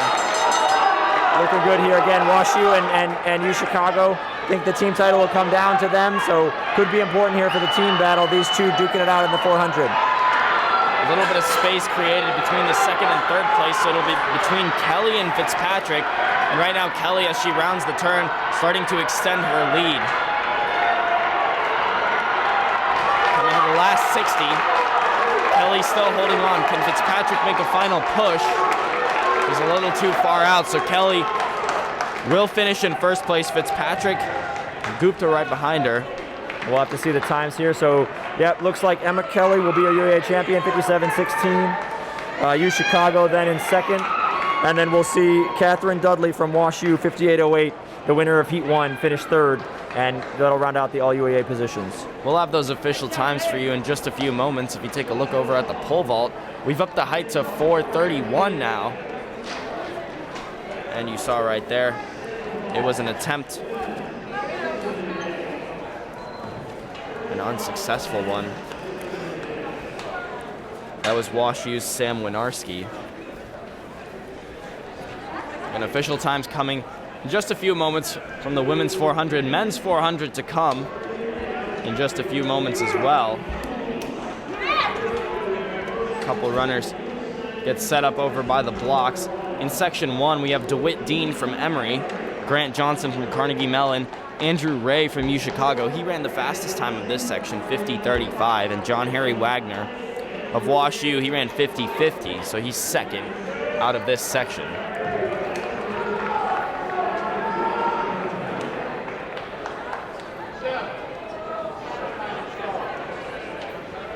You can see the shot put also there in your background.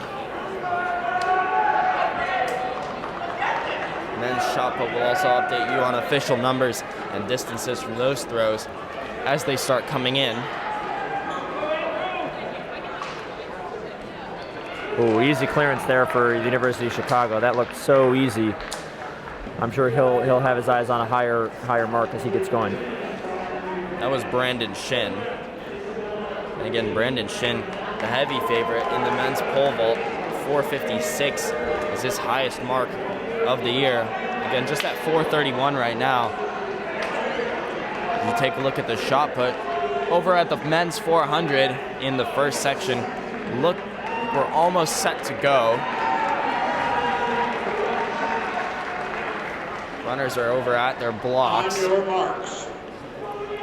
Again, these will be in the outside lanes, the third and fourth fastest qualifiers here. So be looking to the outside of the track at Andrew Ray and John Harry Wagner as the top people in this section. Andrew Ray's in lane number 5. John Harry Wagner in number 6 out of your screen. You're looking at DeWitt Dean and Grant Johnson right now.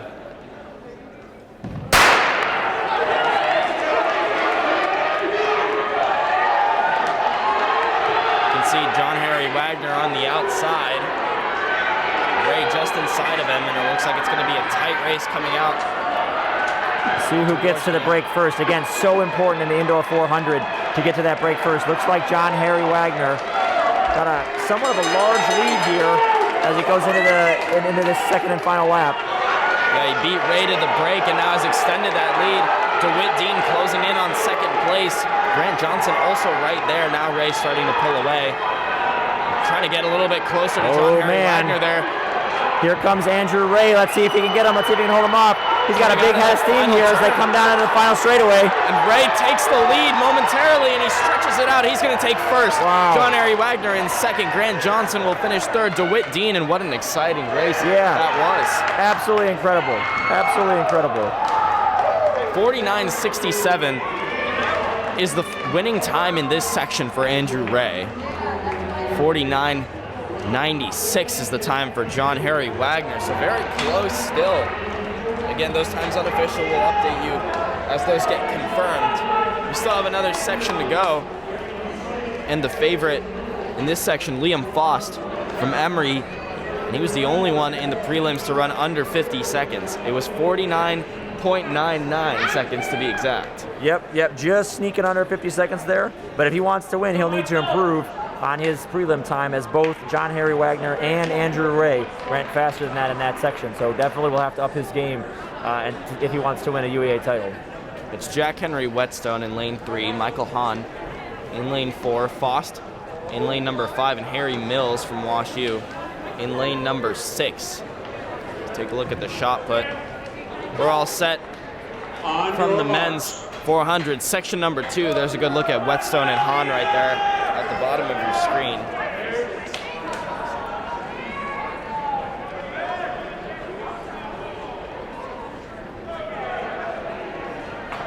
All important, those blocks let you get a good start, so those athletes have a very specific routine of setting up their blocks for themselves how they like it. Everybody up, fellas, everybody up. Oh, official calling everybody up here. Maybe somebody didn't get in fast enough or move right. Yep, so official saying he was lined up on the wrong line here. So there's a couple different lines here. You can kind of see in lane 3 that blue and that white line. So we're going to the blue line here, and so the official just letting that athlete know, lined up on the wrong line. So he'll get reset, and then we'll get ready for this second section of the men's 400. Hahn also taking the time to adjust his blocks just a little bit. Yep, definitely a good move from the official. Official's job somewhat is to make sure it's a fair start. Everybody gets a fair chance to run, so definitely a good move from the official. On your marks.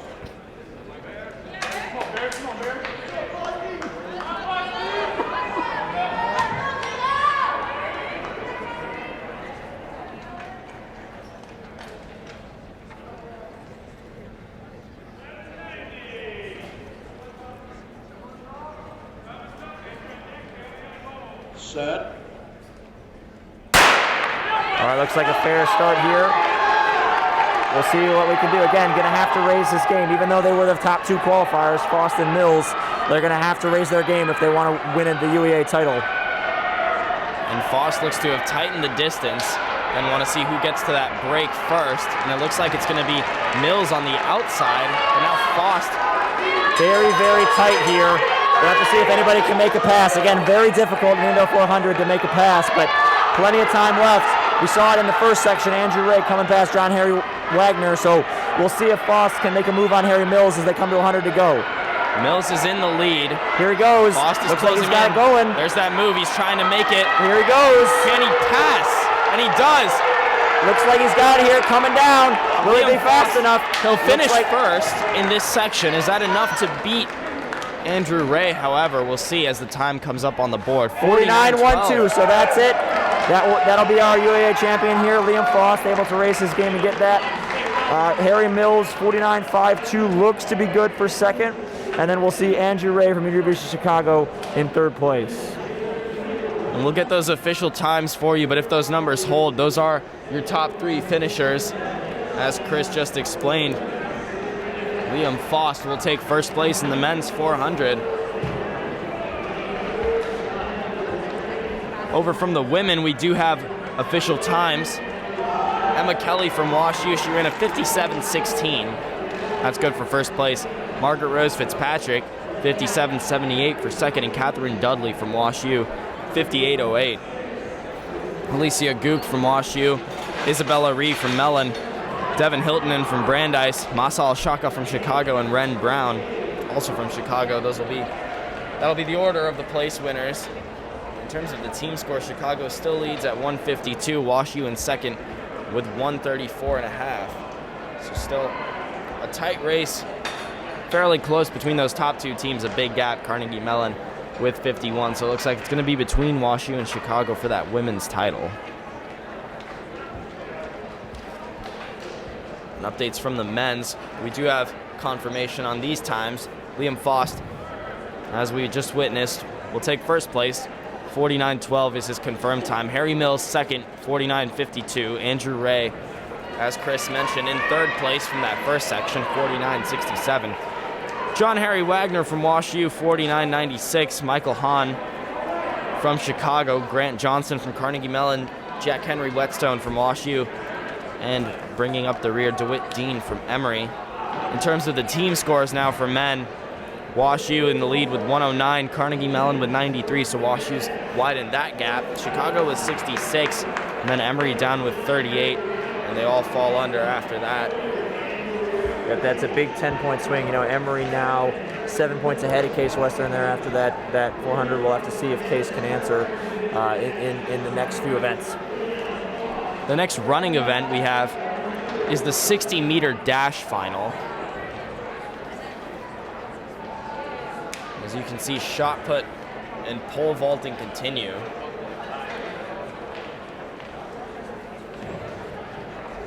The pole vault height is up to 441 now.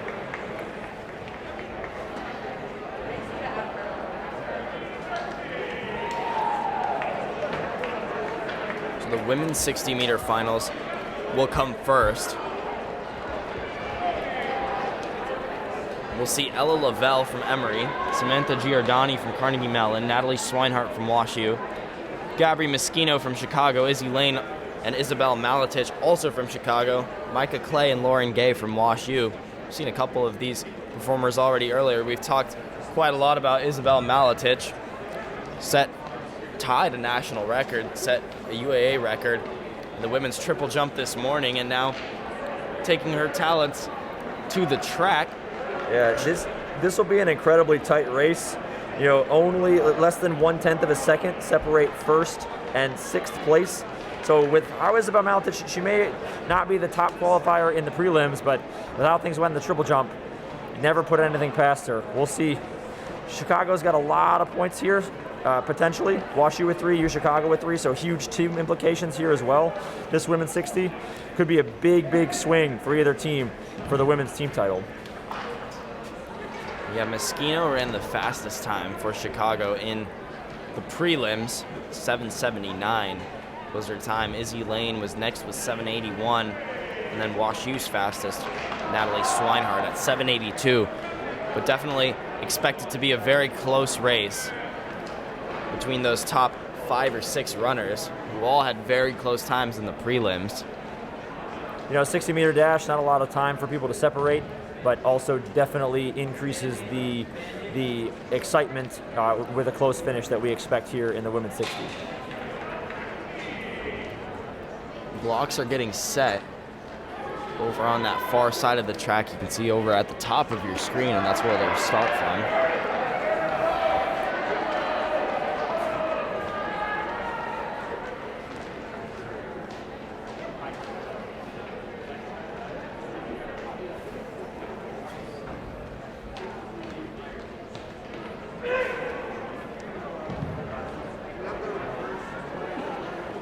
See, final warm-ups have been finished. It looks like athletes are just jumping around, trying to stay loose, and we're about ready to get started. Yeah, usually the officials there will, say stand in your lanes. That's when you see them jump up and get ready.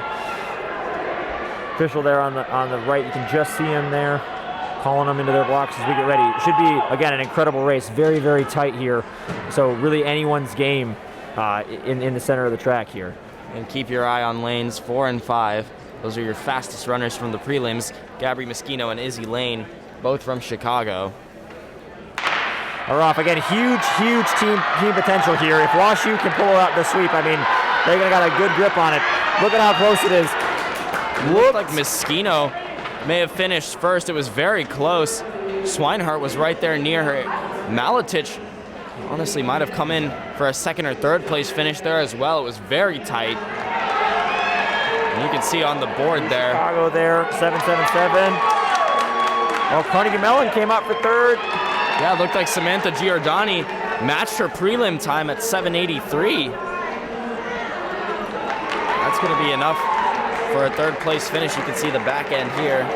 We'll certainly have to check the team scores. U Chicago 5th and 7th might open the door a little bit for WashU to come and close that gap in the team score, finishing 2nd and 4th. That 10 points from Gabby Moschino definitely will be happy if you're the U Chicago coach, but Coach Stiles for WashU probably feeling pretty good there, 2nd and 4th. So we'll see how the team scores come out after this. So 7:77 is the time for Moschino. That beats her prelim time of 7:79, which was the fastest. And she'll win first place in the women's 60-meter dash. And coming up next will be the men's. And we'll have official times for you. Just a few moments.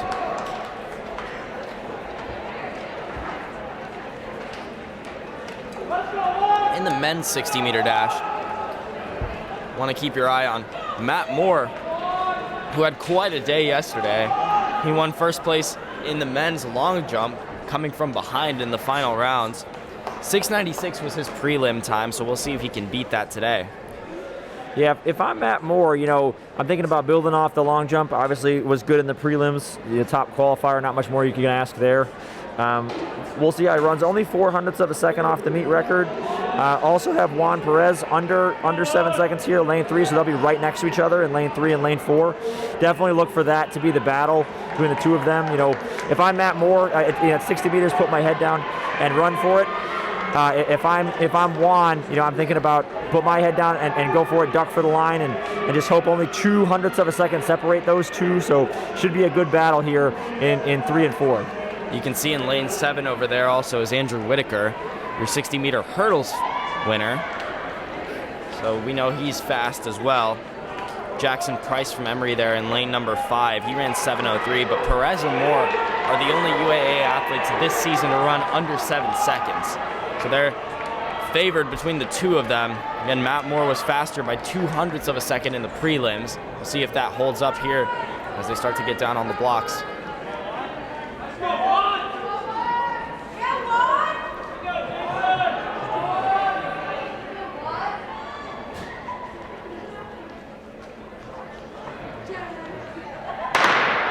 So the fair start there. Looks like both Moore and Perez were away well. Perez might be in front there. Matt Moore Dip for may line. have just We'll crossed the see line. what we get.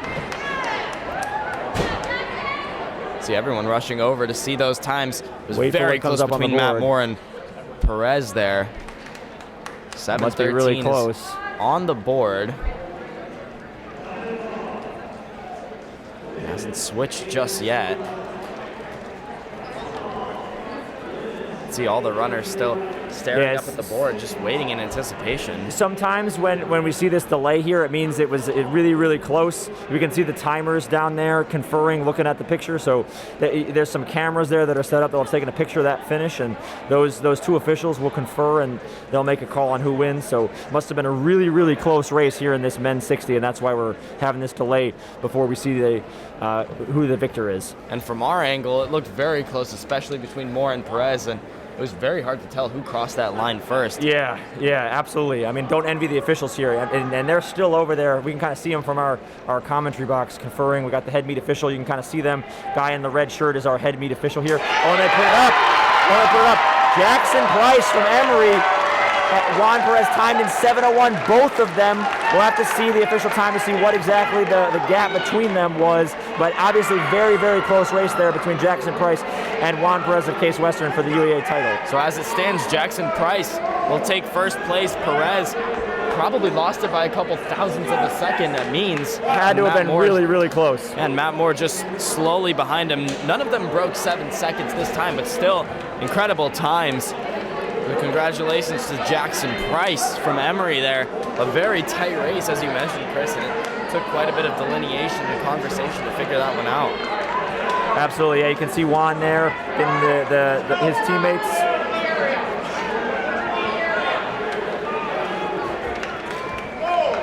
See things moving quickly here. UAA Indoor Track and Field Championships. We're heading over to the 800. That'll be next. That's 4 laps around the track, so women's will start. And some great athletes here. Elisa Sarusi from WashU. 2:13 was her mark coming in. She's ranked 7th in the nation. She'll be in lane 6. Just see here kind of on the inside of that group of 3, closer to our camera here.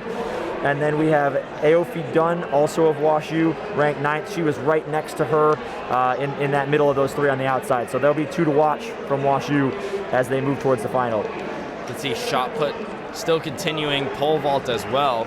We have official times from the women's 60-meter dash. Ella Lavelle from Emory.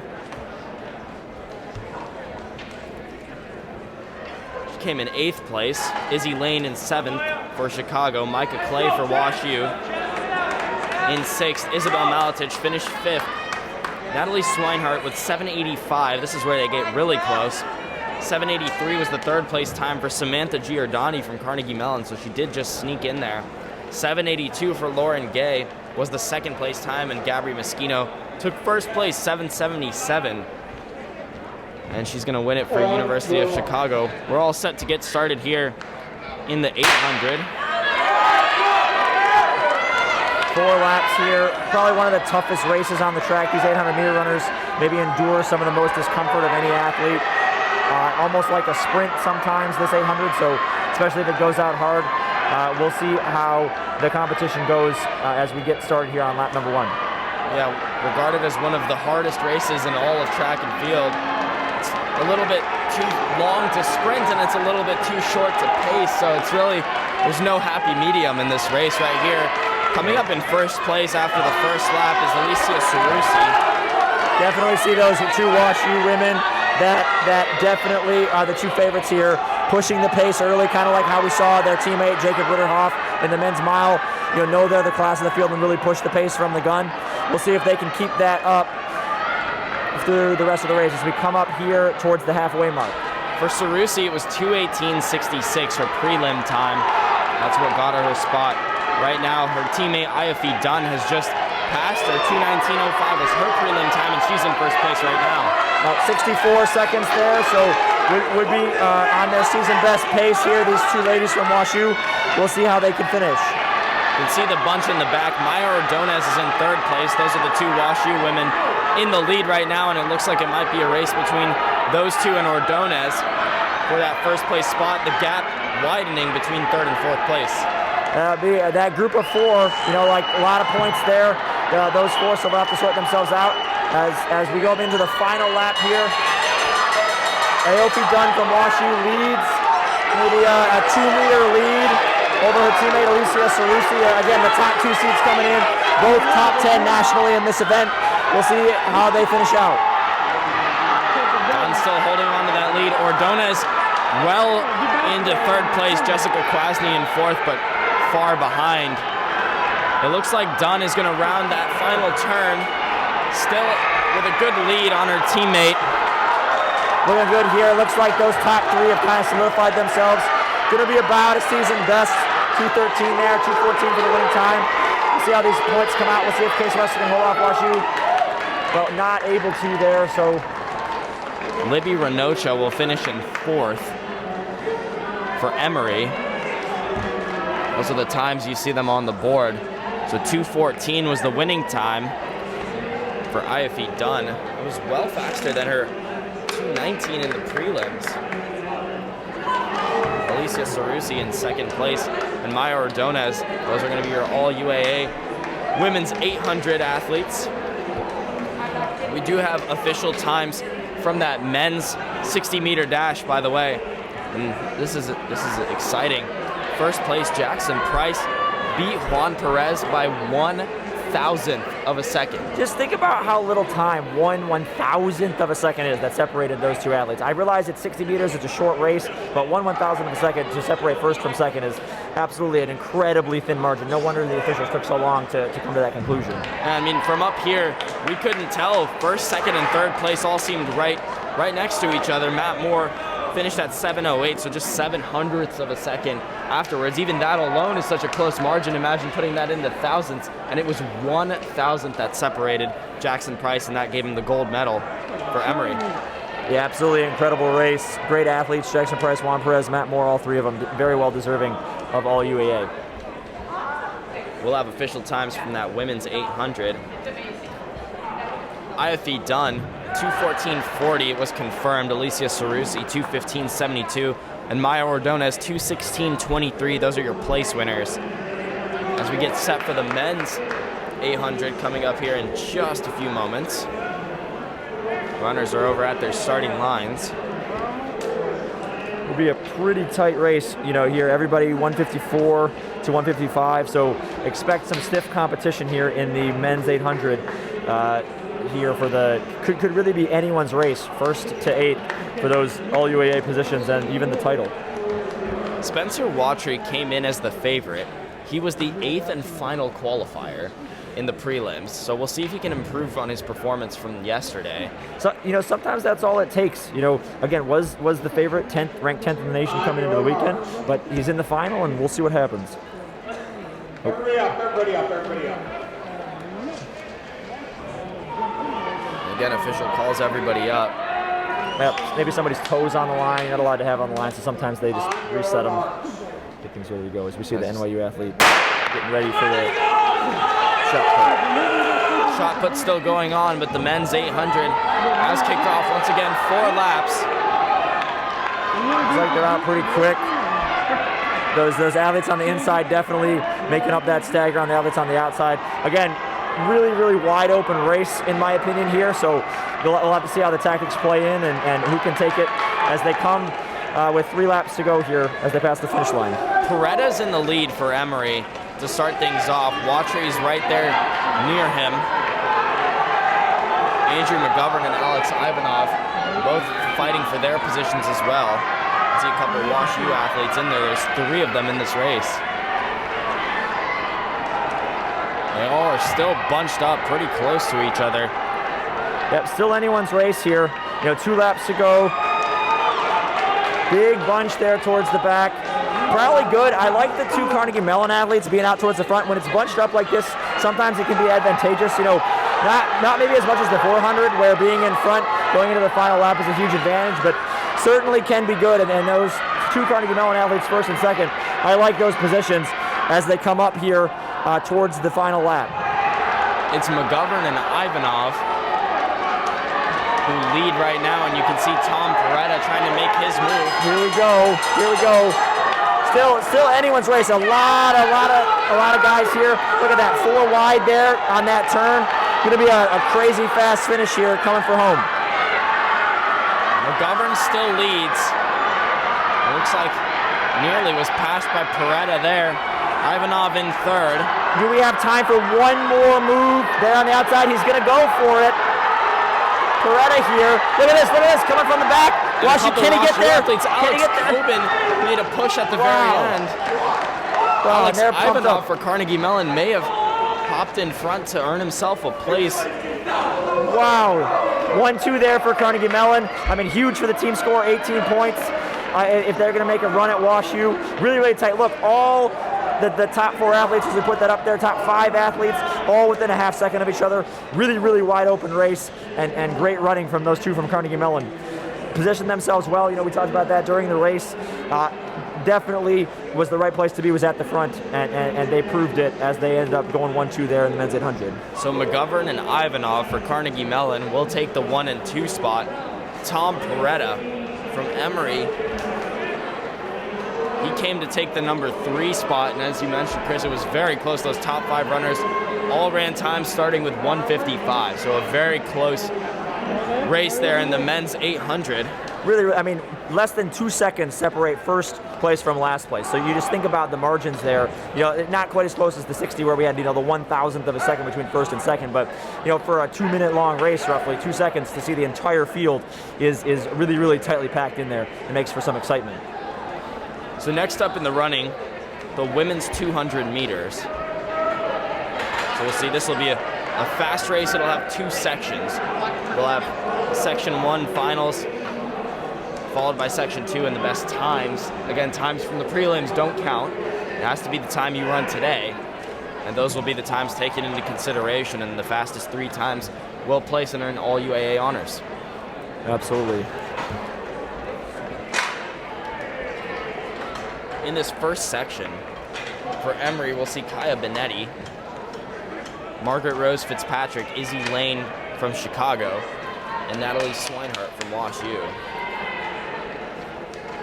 Again, just like the 400, these will be the 3rd and 4th and 7th and 8th qualifiers from the preliminaries. So Izzy Lane and Natalie Swinehart both ran 25.98 in the preliminaries, and they're our 3rd and 4th qualifiers. So lanes 4 and 5 towards the outside of the track will be the ones to watch in this first section.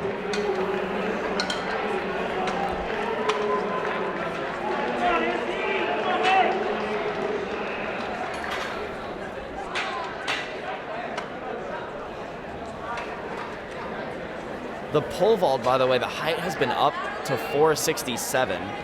There's a good look at Brandon Shin right there. 456 is his season best, and that's been the best in the UAA, so we'll see if he can clear this 467 mark. Shot put looks to be in the finals. We'll keep you updated on those numbers as we get them. But here's Shin. He'll take his attempt, 467.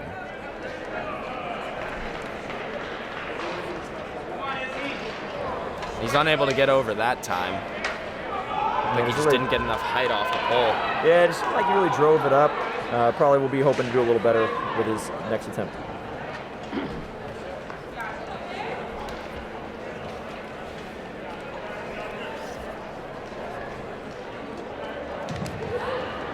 There's a good look over at the shot put, still getting numbers in.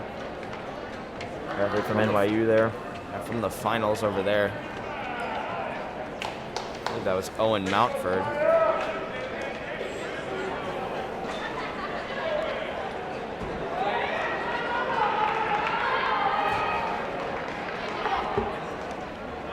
Got both NYU athletes here making the final. On your marks. We can take you down to the track, getting set for section 1 of the women's 200.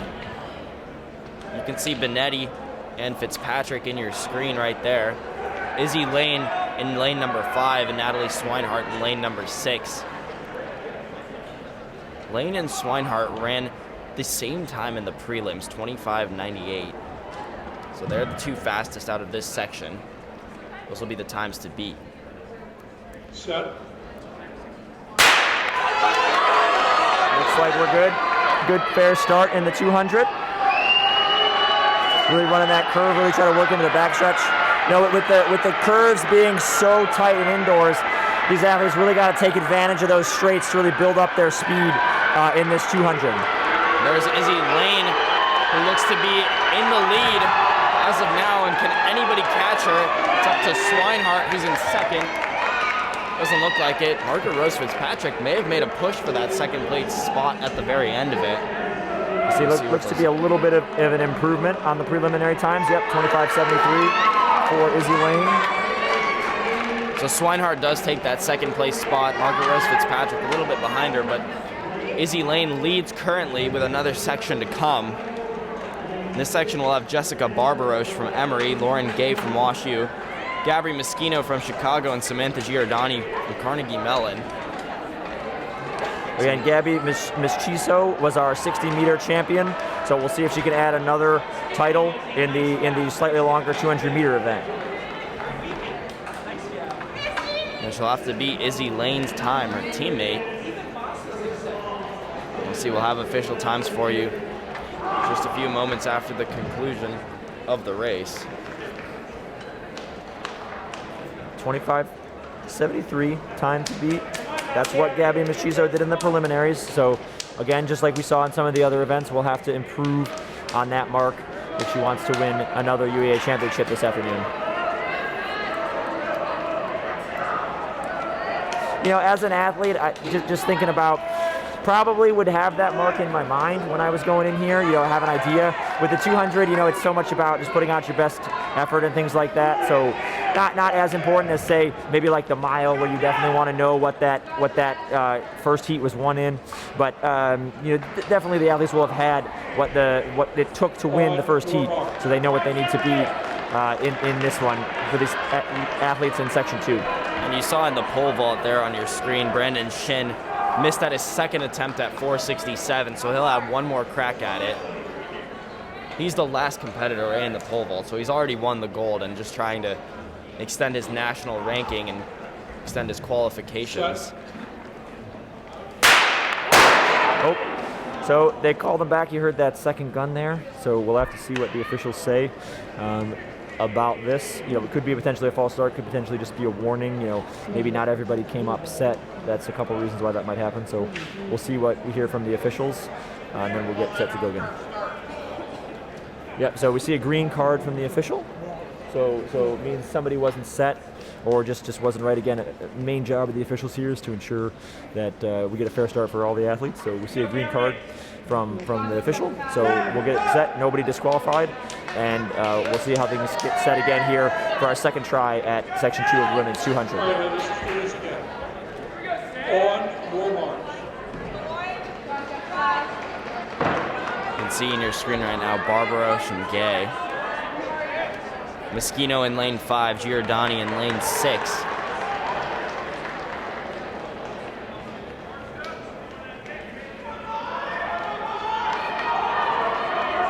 Set. Sounds like a fair start there, so we'll get underway here in the second section of the women's 200. Moschino starting to close the gap on Giordani. He's in the outside lane, and Lauren Gay now making up some ground as well to make for a close finish between those three.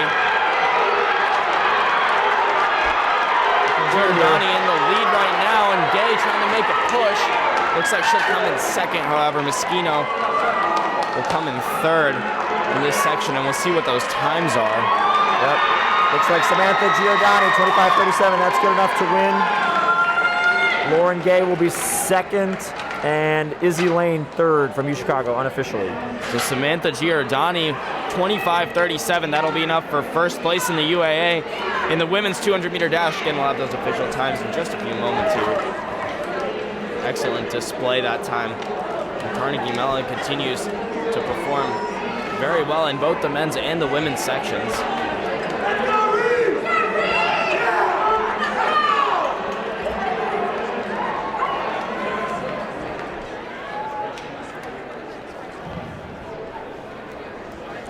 All right, looks like we're getting set here for the men's 200. In lane 3, we have Reese Farquhar from Brandeis. Lane 4 is Wilson Hansen. We can see him from the University of Chicago here in the bottom right of the screen. Harry Mills, lane 5, would have been the third qualifier. And then John Harry Wagner, we saw him in the 400, will be in lane 6 for this 200. As we see athlete from Carnegie Mellon in the shot put, getting ready to go there. As you can see, kind of between those people.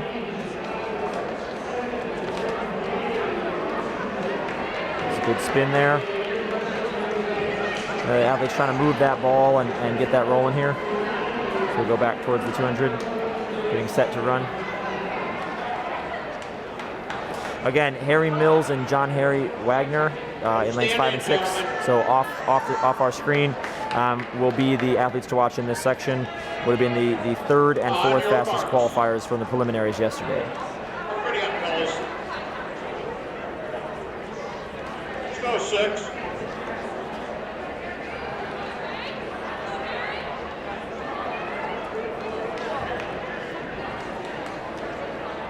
On your marks. There's the official calling them to their marks.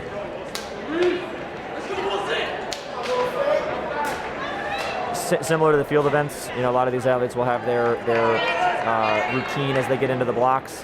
You can see the athlete from Brandeis, do that little thing, stretch those calves, make sure his feet are set against the paddles as he kind of coils himself like a spring back into the start position.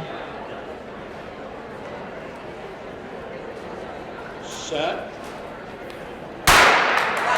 Fair start here in section 1 of the men's 200. Again, the two athletes from Wash U in the outside and the gray tops and red shorts are the ones to watch. Looks like William Hansen has really gotten a great start there for the University of Chicago. Looks like he'll have the lead coming into the home stretch here. Again, would be somewhat surprising as not a top qualifier here, but looks like he's going to take it. Looks like he's going to take one. He is pumped up here as he comes past us. Definitely a good run from him out of lane 4, 22:27. Pretty solid improvement for him. And he'll have posted the time to beat here in section 1 of the men's 200. You could hear him cheering in excitement as he crossed that finish line. The two Wash U runners will take second and third in that section. So a couple of really impressive times. 22:27, of course, as you mentioned, the time to beat now for Wilson Hansen from Chicago. You can see his teammates going over to cheer him on. High fives, hugs, handshakes all around. Definitely was a fast section. All 4 athletes were under what they ran yesterday, so should be a good standard thrown down by them to see if the second section can beat it. Absolutely. So now in the second section for the men's 200, Zion Glover, NYU, Alexander Halkias, Carnegie Mellon, Jackson Price, who we just saw with an impressive performance in the 60. He's from Emory. Marcus J. Wilkes from Washington University. That'll be the lineup who will have to beat the time set by Wilson Hansen. Right there at the bottom of your screen, that's Glover. Final warm-up, practicing his get-off. There's Alexander Halkias from Carnegie Mellon. We'll have to see how they do. Again, section 2 here, on paper, would have the 2 faster qualifiers, Jackson Price and Marcus J. Wilkes in the outside lanes, but very fast times thrown down in section number 1, so we'll have to see how these athletes in section 2 respond. As you mentioned, all those section 1 athletes beat their prelim times, and we'll see if these section 2 runners can do the same.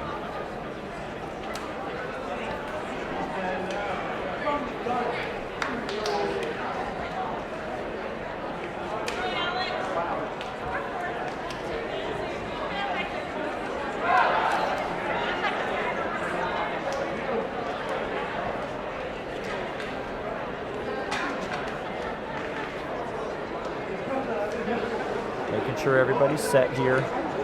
Ready again. Good on the officials. Make sure everybody has a fair chance at the start. Make sure the NYU athlete, Zion Glover, has his block set. It's ready to go. On your marks. It looks like we're about to get started here now. Again, you can see Glover and Halkias in your screen. Go, Marcus J. Get out, Alex. Come on. Come on, Alex.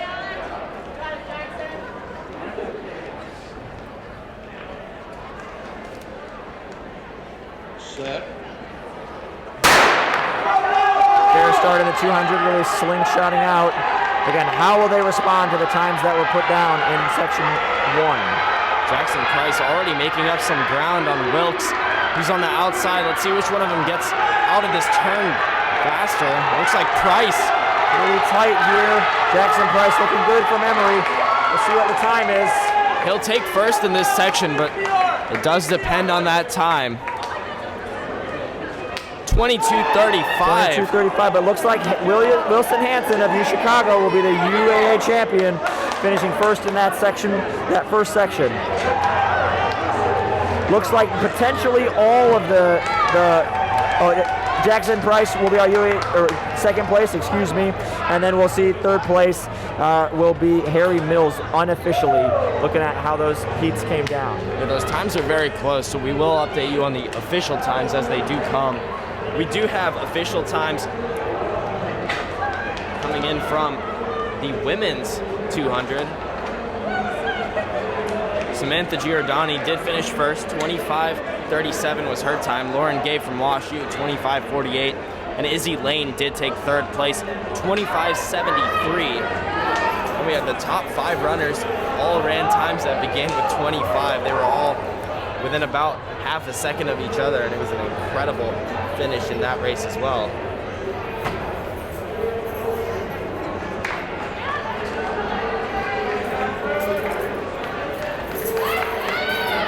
Next up for the runners, it'll be the women's 3K. So we're heading into the longer distance races. This is where Chris Kelly, a former track athlete, made his money as part of the team here at Case Western Reserve. Yeah, definitely. 3K, again, a relatively new event at the UAA, only the last 5-10 years, but definitely exciting. We'll have 15 laps here of the track. For these ladies, a couple ladies that broke 10:10. Caitlin Jorgensen, number 16, 10:09. Sakira Tempe Bapt from University of Chicago, hip number 9, 10:04. A couple to watch here as we get set for the women's 3K. But a very, very bunched field. Definitely anticipate some similar things to what we saw in the 5K, with several athletes going well into the race before they separate and we get those scoring positions and all UAA placings. And again, this race, there's no prelims. This is a straight final race. It'll be 15 laps for the UAA champion. Usually a big field. A lot of athletes will enter the 3,000 meters just because it is one of the later events in the championship, and so maybe if you ran the mile earlier today or the 5K last night, and you look at the 3K kind of has your insurance if things don't go well in that first event, but some people will be fresh here, and so we'll have to watch how that plays out, whereas other athletes, fresh being they have not raced so far in the championships, there's other athletes that may have run the mile or the 5K or the DMR, so that can play in here to see how fatigued some of these athletes are as we get down towards the end of the meet. Caitlin Jorgensen for Chicago leads after the first lap. Again, 14 more to go. She's playing from ahead right now. Again, we talked about her time, 10:09, sorry. Very impressive time. Her teammate, Sarika Temi Bapat, has a 10:04 time as well, so a lot of talent on the Chicago distance team. Yep, pretty good pace here for the women. Very, very early on. 13 laps to go here as we come past the quarter-mile mark. Pretty big pack. As we expect. We'll see how things go and how some of these athletes can close in the last few kilometers. Emma Walter for Wash U, she's stepped in front now. You can see her there in the lead. A couple more athletes shifting around in the middle of that big pack, and it looks like a little bit of a bunch is starting to form at the front end of that race. Yep, a little bit separated out there, about a pack of 10-ish it looks like. But again, not surprising. Probably we'll see them hang together for a few more laps before some things stretch out. So Walter's still holding on to the lead.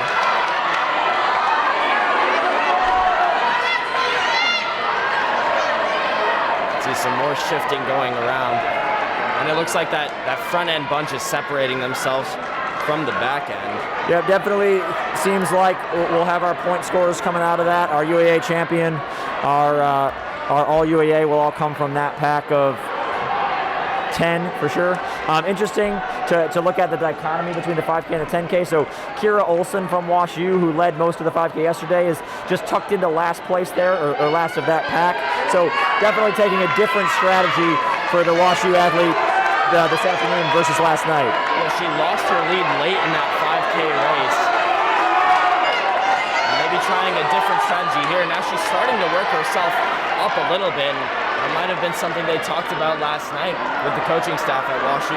Yeah, definitely. And I talked to her a little bit, and she said she didn't really want to lead that 5K, so definitely taking the not lead strategy here as she just kind of slides up into 9th place. Still a long way to go. Coming up on the first kilometer here. Pretty good pace for these ladies. I mean, again, a lot of them close to that national qualifying mark. As we said, very, very high quality distance fields here. See a lot of University of Chicago, a lot of WashU, so we'll definitely expect some fast times to come out of that pack. Emma Walter's best time of the year is 10:14:69. She stays in the lead here. She's been in the lead for the majority of this race thus far. You can see Olson from the back starting to move up a little bit more. It looks like there's just maybe a gap there between Emma Walter from WashU and Sarika Tempe-Baptiste from the University of Chicago. Again, she would be the top seed coming in, having run 10:04. So definitely not a surprise that those two, maybe a little bit that we don't see Kathleen Jorgensen, heat number 16 from the University of Chicago, coming up to join them. But looking like those two are separating now. A little bit. Still pretty early, though, in this 3K as we just passed halfway. Yeah, it looks like Walter and Temba Pot are starting to pull away, and it looks like right behind them is Neve Kenny from Brandeis. She's in that 3rd place spot right now. Paige Cassidy from Chicago also right there with her. Looks like it's going to be a bunch for that 3rd place spot at least. Yep. Unless anyone can catch up to Walter and Tammy Bapat. Long way to go, but definitely agree with you, Sar. Looks like we'll probably see those top two battle it out for the title, and then that group of 5 or 6 women battle it out for that 3rd spot and all the placings. Still have more than 8 people counting that whole group, so definitely a lot of team points to fight for as we come up to the mile mark. 3K, a little bit less than 2 miles, so over halfway here. Looks like we were about 5:20, a little bit over, 5:22, 5:23 at the mile for these ladies. So definitely a good pace for them. Looks like Emma Walter now just starting to separate, maybe putting in a little move as they pass the mile into the second half of the race. We'll have to see if Sarika Tempe-Baptiste from New Chicago can hang on to that 2nd place, or if that pack will be able to catch her. Got a pretty good lead, maybe 20 or 30 meters, so definitely no worries for her if she's hanging on to 2nd place, but we'll see how things go as we move through the laps. Walter is starting to pull away a little bit, and Caitlin Jorgensen has worked her way back into the 3rd place spot. She sat there for about a lap and remains there. Right behind her is her teammate Paige Cassidy, and now she loses that spot to Ella Behrens from WashU. Maybe another move being made. You can see Olson from WashU also starting to come up towards the front of that pack. Yeah, you can see WashU. We talk about how good WashU and New Chicago are. They now occupy those first 6 spots as things stand right now. So still a long way to go, but definitely the class of the field starting to make its way forward, and we'll see how things shake out towards the finish. You can see Emma Walter and how far ahead she is. Sarika Tempe-Bapat right behind her. 5 laps to go here, so 2/3 of the way done. 1,000 meters to go. Still quite a distance. Emma Walter looks to remain unless Sarika Tempe-Bapat can make a push in these last 5 laps in 1st place. And Tempe-Bapat still well ahead of the 3rd place. It looks like from WashU right now, Ella Behrens still holds that spot. Moving to the front now. We'll have to see if they're going to try to put something down to maybe try to challenge for 2nd. Although I think Sarika Tempe-Baptiste's lead has increased here in the last lap or so. Definitely not going to catch Emma Walter for 1st place, don't think, but looking pretty commanding for 2nd. with 4 laps to go. Just 4 laps left. Temi Bapat in a good spot to remain in second. Now you can see Kara Olsen making her move for third. Has to get past her teammate Behrens, who still holds the spot. Yeah, thinking Olsen should probably either try to move past her or tuck in. Running that extra distance on the outside of the curve, lap after lap, especially if it's close, can definitely wear on you. So look like she's tucked in now, and that's smart. Maybe got some messages from her coach here standing at the start-finish line. 3 laps to go now for Walter. Again, looks pretty commanding. She's widening her lead as she comes up there on the outside, just passing that runner from Carnegie Mellon. So definitely feeling good there for first. Sharika Tempe-Baptiste, again, looks like a commanding hold of second place, but the real race here will be for third place between these 4 athletes, 2 from WashU, 2 from the University of Chicago, as they kind of start to separate from the Brandeis athlete. It'll be one of those 4. Maybe Brandeis can come up for third, but really think one of those 4 probably looking at it. It's Behrens, and then Olsen, Jurgensen, and Cassidy are all in that bunch of 4. Neve Kenny a little bit further back, and you can see Emma Walter as she rounds that turn so far ahead of anybody else. Less than 2 laps to go now. Again, pretty commanding lead there for Emma Walter. Just maintaining for Sharika Tempe-Baptiste in second. Kira Olsen now 2 to go for third place. Wanted to grab that all UAA spot.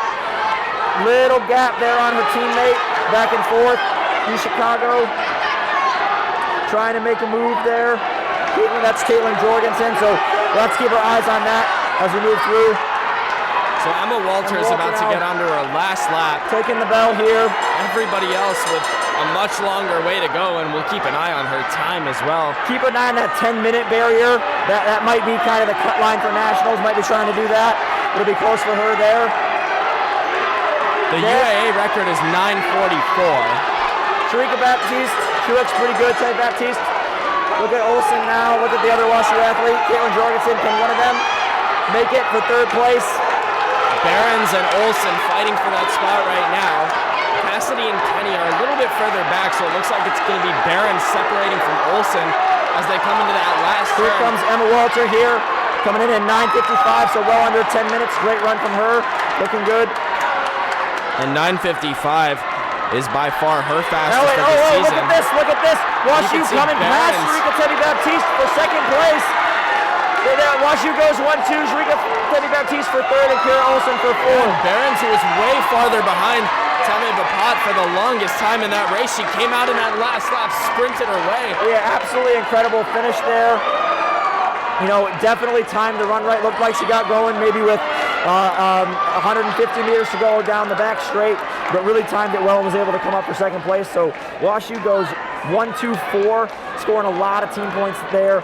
Really big for the battle between them and WashU for the team. That has to be heartbreaking for Sharika Tempe-Bapat. She was in second pretty much the entire race and just lost it really within the last 30 or so meters when Ella Behrens came out of nowhere and just took the spot from her. Yeah, definitely. Excuse me, the team battle between WashU and Chicago, but absolutely agree. We kind of talked about it in the 5K, that choice that you have to make as an athlete. Do I go for the win, or do I sit back and run within myself? Definitely looked like Sharika Tempe-Baptiste chose to go for the win, try to go for it, and looked like she was going to be able to hang on for second there, but the WashU athlete, Ella Behrens, was able to time her run. She obviously ran within herself and was able to come up for second place, which was with an absolutely incredible finish.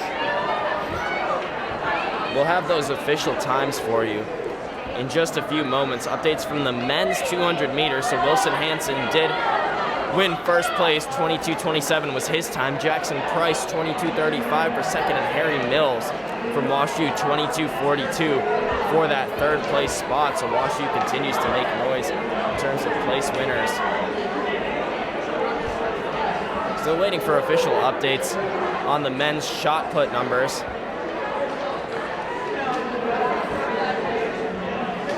Yeah, it looks like WashU will have moved into first place after the women's 200. Looks like they were 3.5 points behind Chicago, but certainly with that 1-2-4 finish, will have got themselves a cushion after the women's 3K going into the 4x4. We'll definitely have to watch that team score when it comes up, when we get official numbers from the women's 3K, and then watch the 4x4 because it might be important there for the team title. So men's 3K will be coming up next. We'll update you on the team scores as the times come in from that women's 3K, the official times, that is. We'll have to look here. So men's 3K, again, like we talked about on the mile, Jacob Ritterhoff will be the class of the field here, ranked 8th in the nation with an 8:17.46 time. We'll have to see, how much did the mile take out of him. We'll have to think about that. Obviously was really close to the UAA record, top 3 national mark potentially, so can't have been super easy for him. We'll see if that affects him in this 3K about a couple hours later, a little less than. If you recognize lane number 4, that's Carnegie Mellon's Michael O'Brien. He came from behind last night in the 5K, again seemingly out of nowhere when it looked like he was completely out of the race, and snuck in, somehow won first place. And he's back in action today in the 3K. Yeah, we'll have to watch. Can he do that again? On paper, not the fastest guy here, 8:30. Jacob Ritterhoff comes in with the seed time maybe 13 seconds faster than him, but obviously ran great in the 5K last night. Big improvement in his time, so got to be feeling confident if you're Michael O'Brien coming in here and seeing if you can challenge Ritterhoff in this men's 3,000 meters. Many familiar names. A lot of these runners came from that 5K or ran the mile, so you'll hear a lot of names that we've already called as we get started. Like a fair start in the 3K, little jostling there, but the men are just getting into position, and we'll see how things go out in this 3,000 meters. And as we get out of, I guess, the second turn, like we'll start to see them bunch up a little bit more. From Emory there with the headband, going to take first place as they cut in.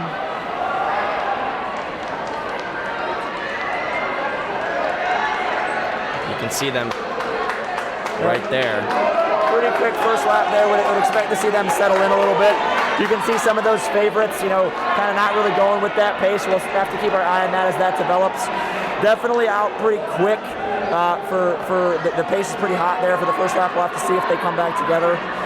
Andrew Pankey there from Emory with the headband leading. He has a strong lead in this second lap now. It looks like some of those athletes from a little bit behind are starting to catch up. You can see Jack Begley there from Case Western Reserve as well. Yeah, he was third in the 5K yesterday, so definitely one to watch. I'd say Jack usually is a long distance athlete, but certainly with his 8:24 school record here in the 3K, definitely can be a factor towards the end. Especially with a pace this hot. You got to think if the pace is slow, Jacob Ritterhoff would like that. Obviously the best miler, we just saw him win the conference title here a couple hours ago. Definitely a hot pace here, so if he can hang around, I would expect him to be a factor, but maybe the plan from these Emory athletes to try to run the legs out of some of those speedsters early in the race. Jorge Rocha has now taken the lead. He's not run the 3K all year. He's from NYU. We saw him in action earlier as well, and now he's stepped in front of Pankey. 3 Emory athletes still up in the front, however. Yeah, maybe team tactics coming in here. Again, sometimes athletes on the same team will work together, try to set the pace. We saw that a little bit with Chicago in the men's 5K last night. Could be seeing that here with Emory as we come up to 800 meters. You can also see number 7, David Dordaller from Carnegie Mellon. He has an 8:50 time. He's worked his way into second now. Definitely after that scorching first lap, the pace has moved back a little bit into something a little bit more sustainable for these athletes. So would expect this pack to hang pretty good. Definitely in that 8:30 time frame now, so a time a lot of athletes have run, but we'll see how things develop as the race continues. And for the home crowd, Jack Begley hanging around in 4th place right now. Now worked his way up into 3rd.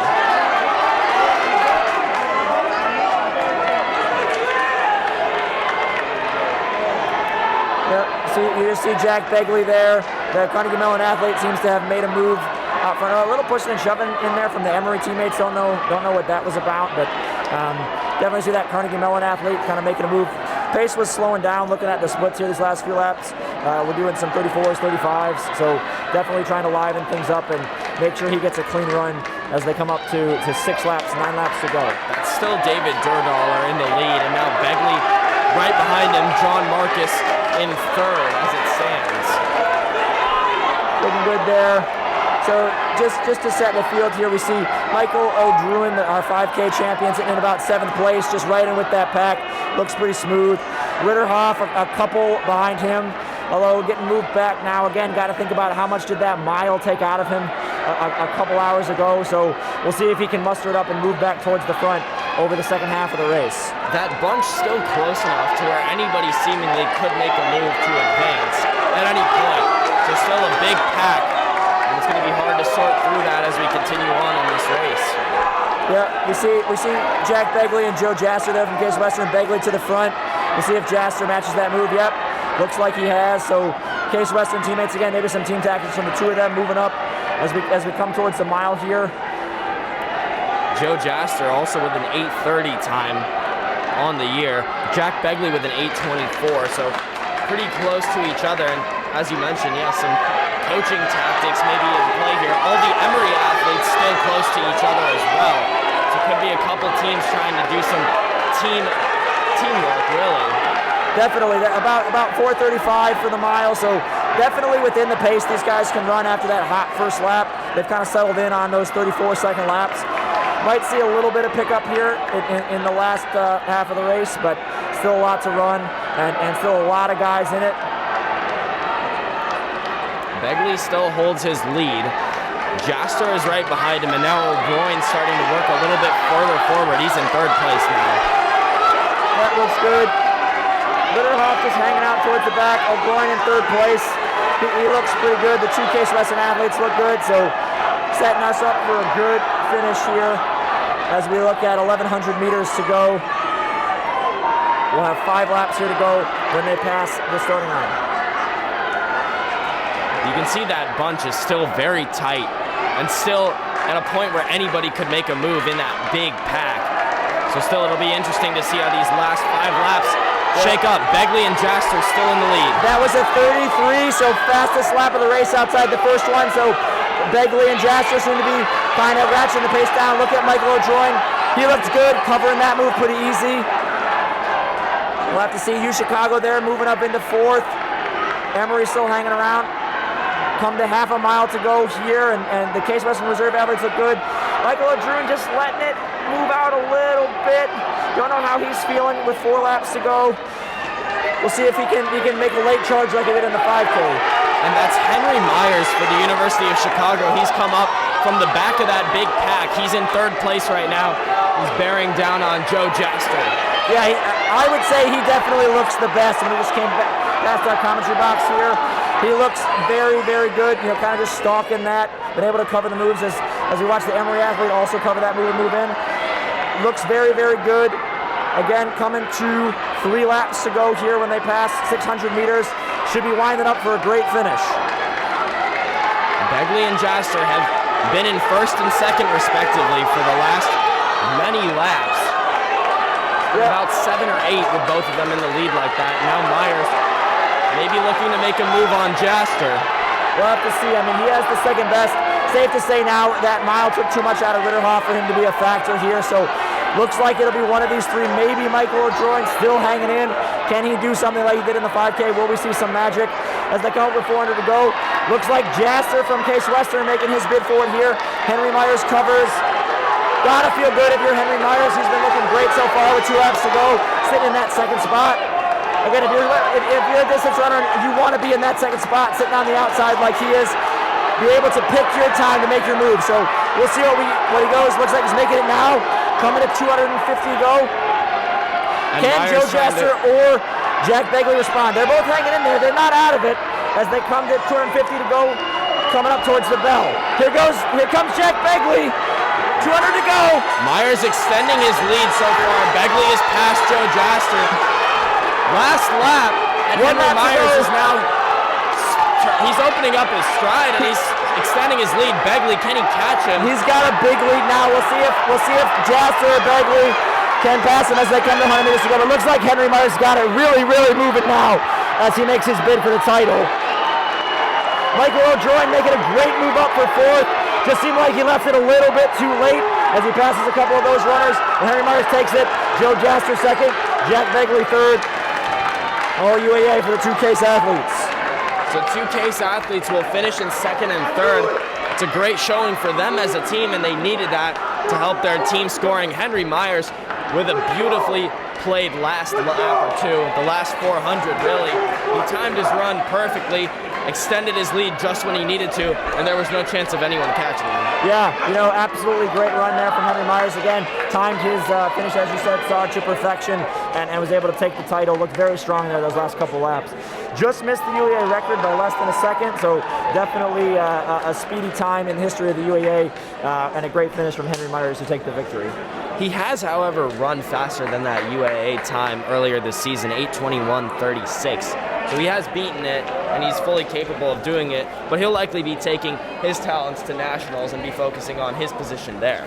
Definitely. Also getting that 10 team points, definitely important there for them. We'll have official times coming as soon as we get them. We do have official times from the women's 3K, however. Emma Walter, 9:55.34 was her time for the first place spot. Ella Behrens, 10:09.42 for WashU, and Sarika Temi-Bapat, 10:10.99. Those are your place winners and your all UAAs in the women's 3K. Once again, official times will be coming in shortly from the men's 3K.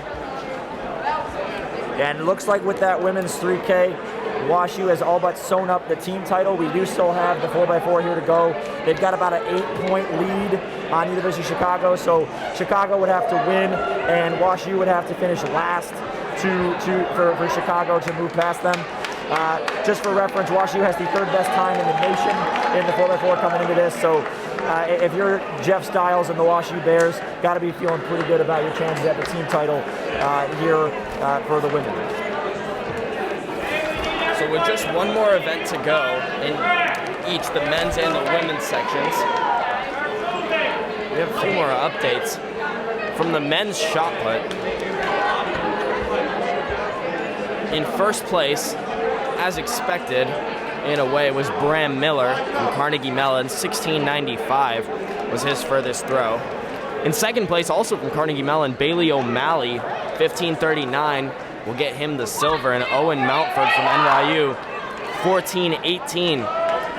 And those will be your all UAAs in the shot put, and two more Carnegie Mellon athletes making some noise. And Carnegie Mellon in the men's team rankings, second place at 140. WashU with a 21.5-point lead, but Carnegie Mellon has extended their lead over Chicago, which many likely wouldn't have expected coming into this weekend. And Chicago and WashU, the heavy favorites. We also have updates from the men's pole vault. So Brandon Shin, he was unable to clear the 467, so he'll get the 457 credit. He was the only one to get anywhere close to that. Sam Winarski from WashU, he cleared 421. And Casey Petrevic will finish third. He cleared 411. So as we get set up for the relay, we'll take a short break and be right back. Again, just one event left in either men's and women's categories. Don't go anywhere as we wrap up the end of the UAA Indoor Track and Field Championships from the Veal Center at Case Western Reserve. So getting start for the relay events. Again, the last event for both the men's and women's section. So we'll have the women going first today.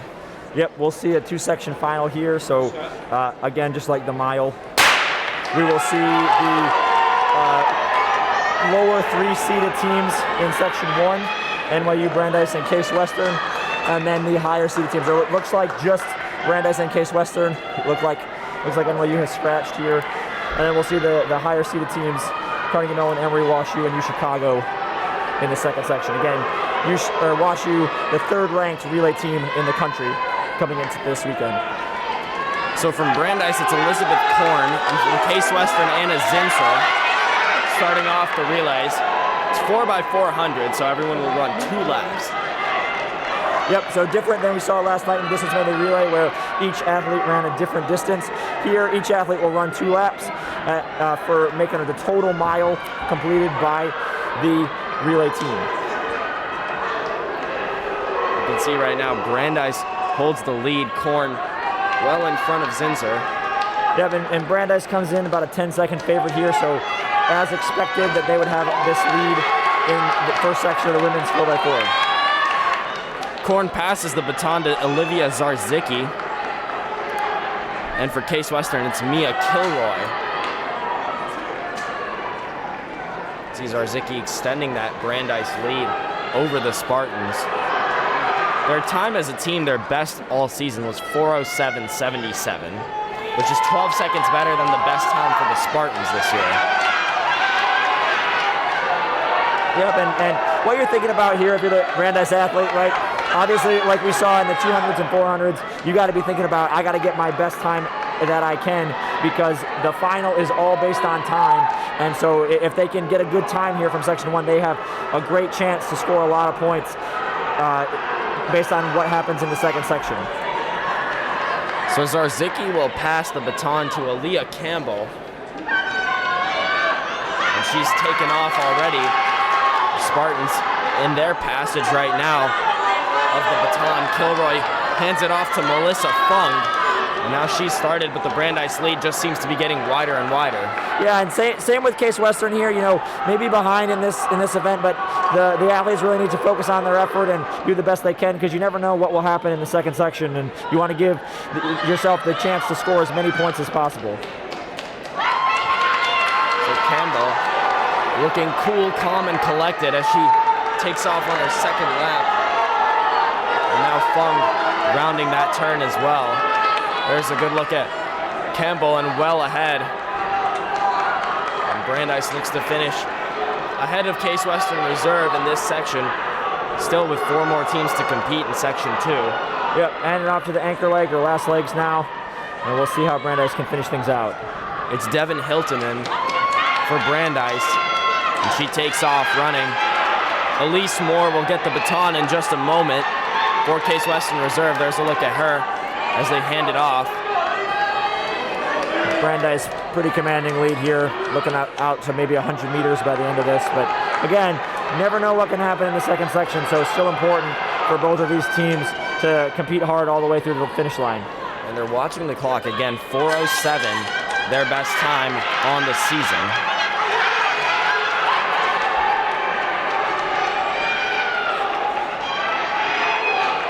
See right there, Elise Moore getting into her final lap now. Final lap to go here now for Elise Moore.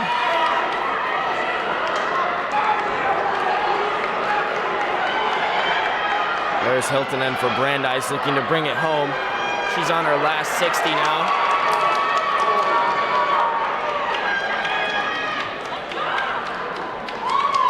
Very nice. 4:02 it looks like. We'll wait for the times to come up. Yep, 4:02.71, so a good improvement for Brandeis on the season. That's a 5-second improvement from their season best.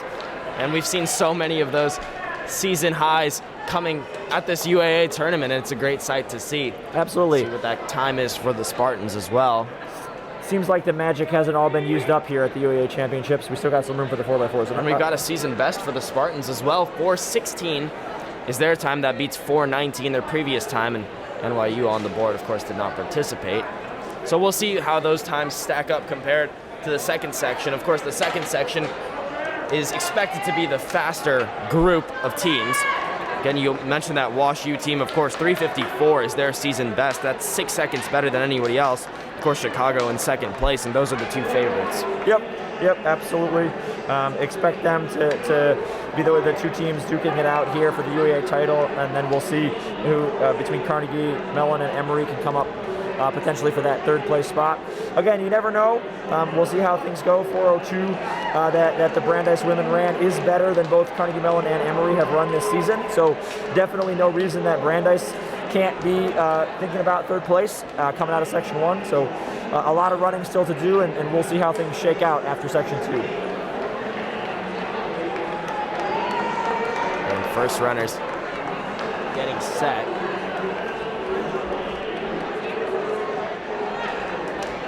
To start off, we'll have Isabella Ree from Carnegie Mellon, Kaya Benetti from Emory, Catherine Dudley from Wash U, and Masal Shaka from the University of Chicago.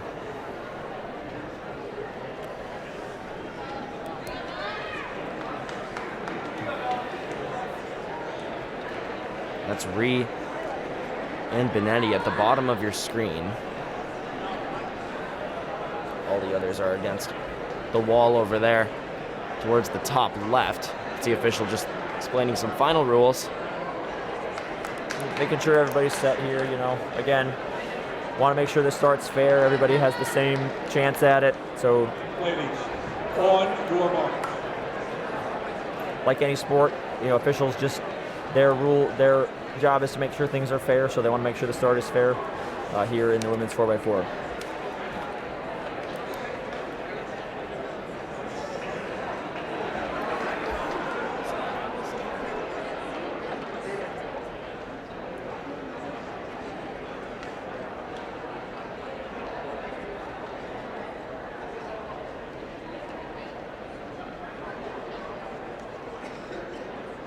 Set.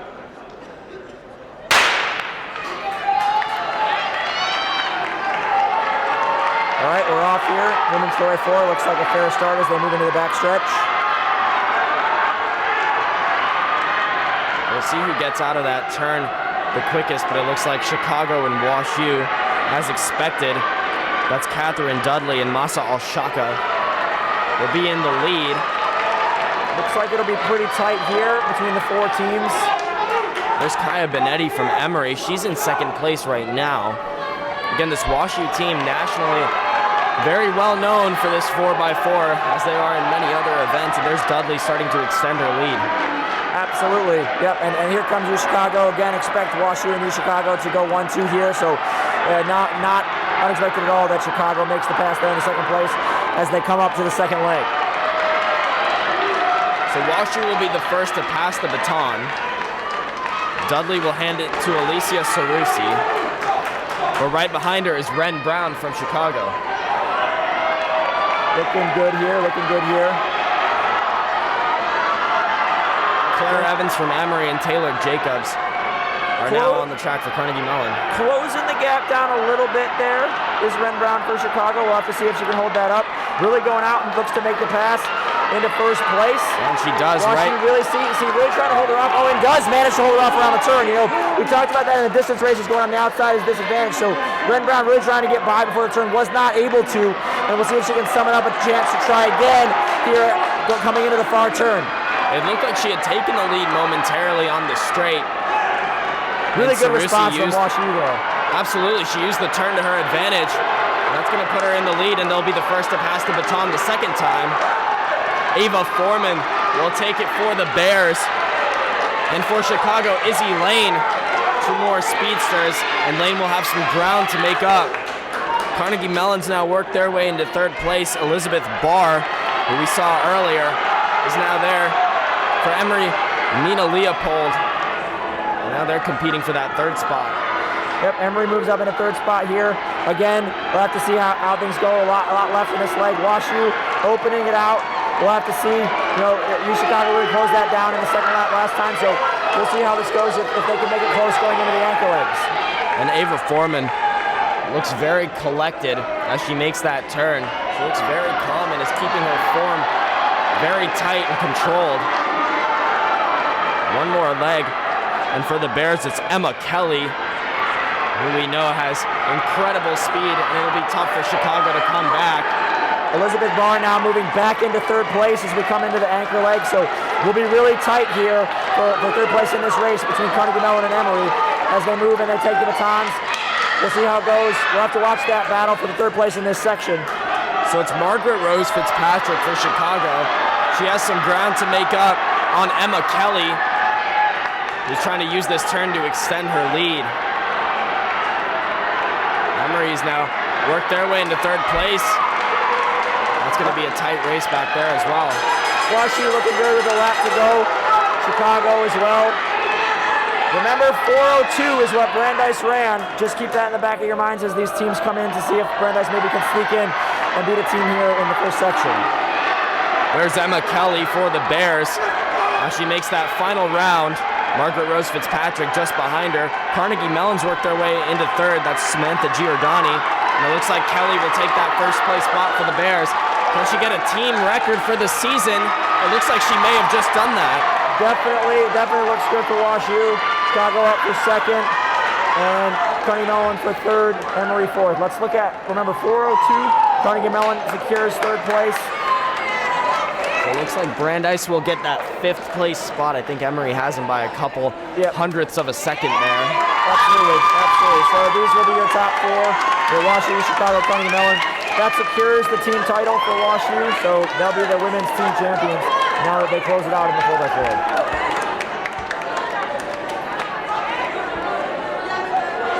Again, WashU, as you said, Chris, and they won the last 2 women's titles back in 2020. They had won 4 of the past 5, and now it's going to be 5 of the past 6. And for their men's team, who won the 2020 title, it was 5 of 7. They've clinched a victory today already, so it's going to be back-to-back for that team. And again, that'll make it 6 of the last 8 for WashU, and their track program has just been incredible in the last 10 years. Yeah, absolutely. I mean, Jeff Stiles, Lane Lohr, the whole entire coaching staff at WashU, I mean, they do a great job nurturing the athletes and getting their best performance at the UAA championship. So well-earned team titles in both events for the Bears.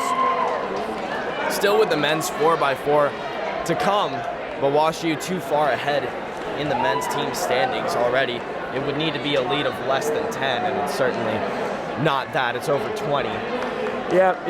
You know, they did a good job building their lead, and U Chicago just wasn't able to close in enough to give themselves a shot in those last few events here. So definitely we'll see how WashU can do here in the 4x4. They do have the fastest seat time with 3:20.90. Maybe looking at a national mark. So right now the national cut for the relays is 3:20.10. WashU coming in at 3:20.90. So we'll have to watch that and see how they do looking at the potential national qualification.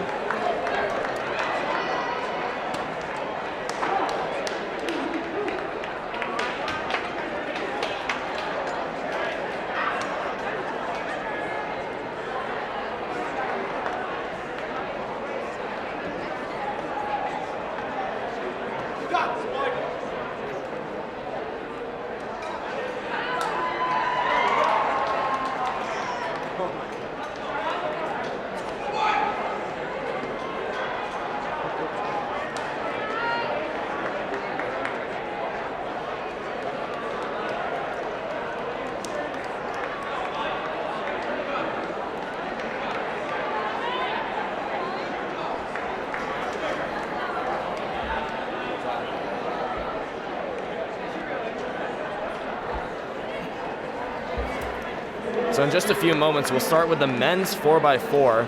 The first section will feature NYU, Brandeis, and Case Western Reserve.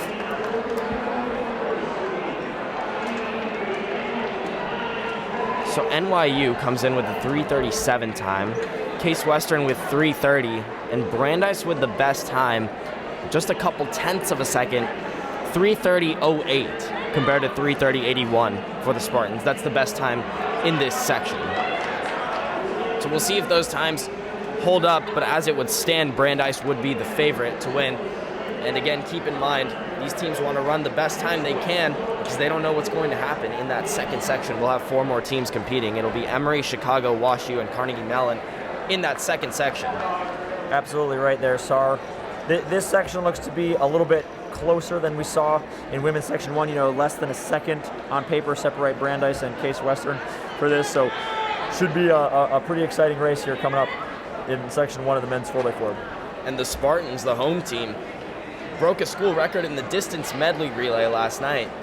And we'll see if they have it in them to break it in the 4x4 relay today. Yeah, you know, coming in 0.8 of a second behind Brandeis, maybe they can ride some of that hometown crowd and the energy here competing on their home track and see if they can get the victory in section 1 and set themselves up for as many points as they can after section 2 finishes. And Chris, as you know, as your experience as a runner, as a coach, you're bringing up the last event. Does that ever add a little bit more pressure to you as a runner?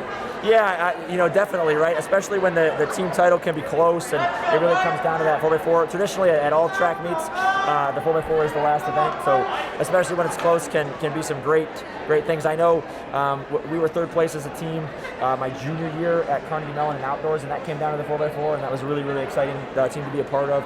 I've seen some dual meets and some other meets come down to the 4x4 in the past, and it's always super exciting when that happens, and maybe not pressure for the athletes, but they really feed off of that and can bring out some of their best performances in those situations. Definitely, and the energy in this building has been great all weekend long, and we've been witnessing it all. Again, I'm Sarzucci along with Chris Kelly, a former runner, track and cross country here at Case Western Reserve, and a former coach here as well. He came all the way from DC to join us for this weekend's UAA Indoor Track and Field Championships. Glad to have Chris as part of our broadcast, and here in the final event, we just want to remind everybody to stick around. At the conclusion of this event, we'll have awards presentations and we'll kind of explain how that's going to go. Right now, getting set to start the men's 4x4. Once again, the final event. It's going to be NYU, Brandeis, and Case Western Reserve. Starting us off, there will be two sections. So here in the first section, just those three teams, and the teams with the best times, the top three, will earn all UAA honors. Yeah, absolutely. Very happy to be here. Very happy to be here with you, Sar. I've obviously seen a lot of excitement, some great races. I mean, we'll recap here after this race is over. But UAAs is always an incredible meet. Always a lot of magic, and excited to be a part of it for another year. On your marks. So we're down on the track, ready to get started. There you can see in your screen, it's Daniel Devine from NYU. You can see all the other runners who will be joining us as the relay goes on. They're lined up on that window. And now in your screen, Aaron Portman for Brandeis and Nicholas Lende from Case Western Reserve. Set.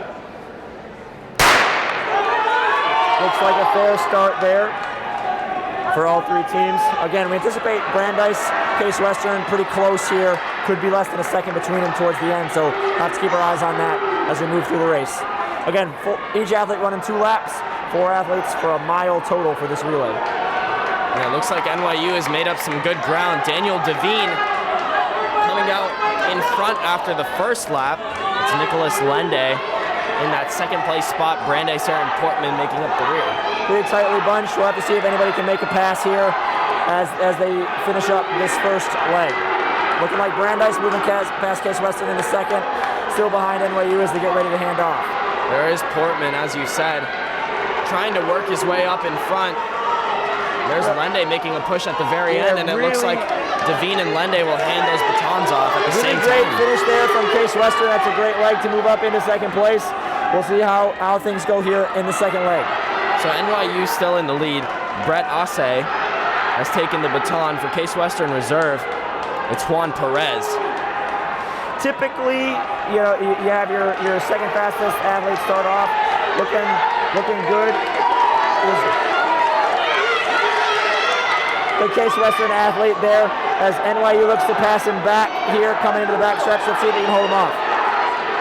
It's a competitive race between Asse and Juan Perez right now. They traded that first place spot, and now NYU will extend that lead a little bit. Zion Glover next in line for the baton for NYU. Yeah, NYU really looks pretty good. On paper, didn't expect them to be here. Really expected it to be Case Western and Brandeis, but they look good, opening up a maybe 10 or 20 meter lead here into the third leg. Well, it looks like NYU switched up their order. It's actually Christian Zadlow who has the baton right now. Zion Glover still over by the window, so he's going to come in 4th. And as you mentioned, NYU is extending their lead. For Case Western Reserve, it's Michael Smolak with the baton, and he's playing catch-up right now. See what the Case Western Reserve athlete, Will Demler, maybe more of a half miler, so we'll see if he can make up some ground here in this last lap of the third leg. With the anchor leg coming up, NYU still holding on to their lead. Yeah, NYU, again, a little bit surprising here, but great run from them, and we'll see if they can hold on here on the anchor leg. Out of these 3 teams, their team time on the season, their season best was the lowest. Zion Glover has the baton. He's being chased by Will Demler from Case Western Reserve and Jamie O'Neill from Brandeis. We'll have to see, much closer here. We'll have to see if anybody can make a move in the last lap. And it looks like Zion Glover for NYU taking control of the lead here. It's going to be a lot of work for either of the other two competitors to catch up. 100 meters to go now. We'll see if we see any change in this position over the last 100 meters. It looks like it'll stay NYU, Case Western Reserve, and Brandeis in that order, but what does matter is time, and now gaining. Closing it in, but looking like he's going to run out of real estate there. Demler nearly caught up to Zion Glover there, and it was a competitive race at the end, but NYU will take it. It does depend more on their time, though, because it still depends what happens in that second section. So 3:27:38 is NYU's time, and that'll be the time that it takes them to get a place. So all the teams in the second section will be looking at that and saying, hey, that's the time we need to beat for sure. Yep. They'll have an idea that 3:27 is what they need to beat. Looks like most of the teams here, every team but Emory on paper has been faster than that 3:27 time. So we'll see how things shake out in section 2. And we'll have Emory, Chicago, WashU, and Carnegie Mellon. A lot of familiar faces in these events, names you may have heard throughout the weekend. Starting off, it'll be Liam Foss for Emory, Michael Hahn for Chicago, Andrew Whitaker for WashU, and Carnegie Mellon, it'll be Michael Kai.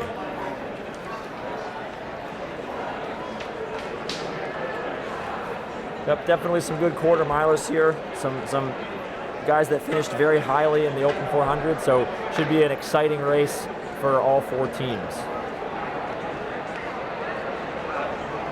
Based on team times, WashU, and I feel like we've been saying this all weekend, is the favorite to win. They've already won in both the men's and women's team scores, so the result of this will not affect that. Yeah, definitely one of the deepest teams out there, and relays obviously reward depth with 4 athletes running together, so definitely not surprising that they're the favorites in a lot of these events. Again, keep an eye coming into the weekend. That cut line for nationals looked like it was about 3:20, 3:20.1. So if they can get under that 3:20 time, they'd feel pretty good about competing in 2 weeks at the NCAA championships. But that'll be something to keep an eye on, kind of the race within the race as they compete here. You can see Michael Hahn at the bottom of your screen for Chicago. That's Liam Foss joining him at his blocks.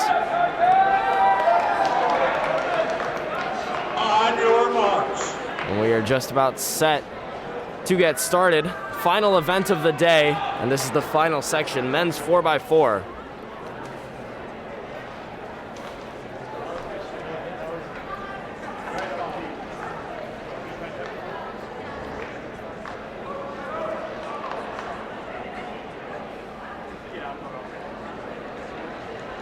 Set. Looks like a fair start there.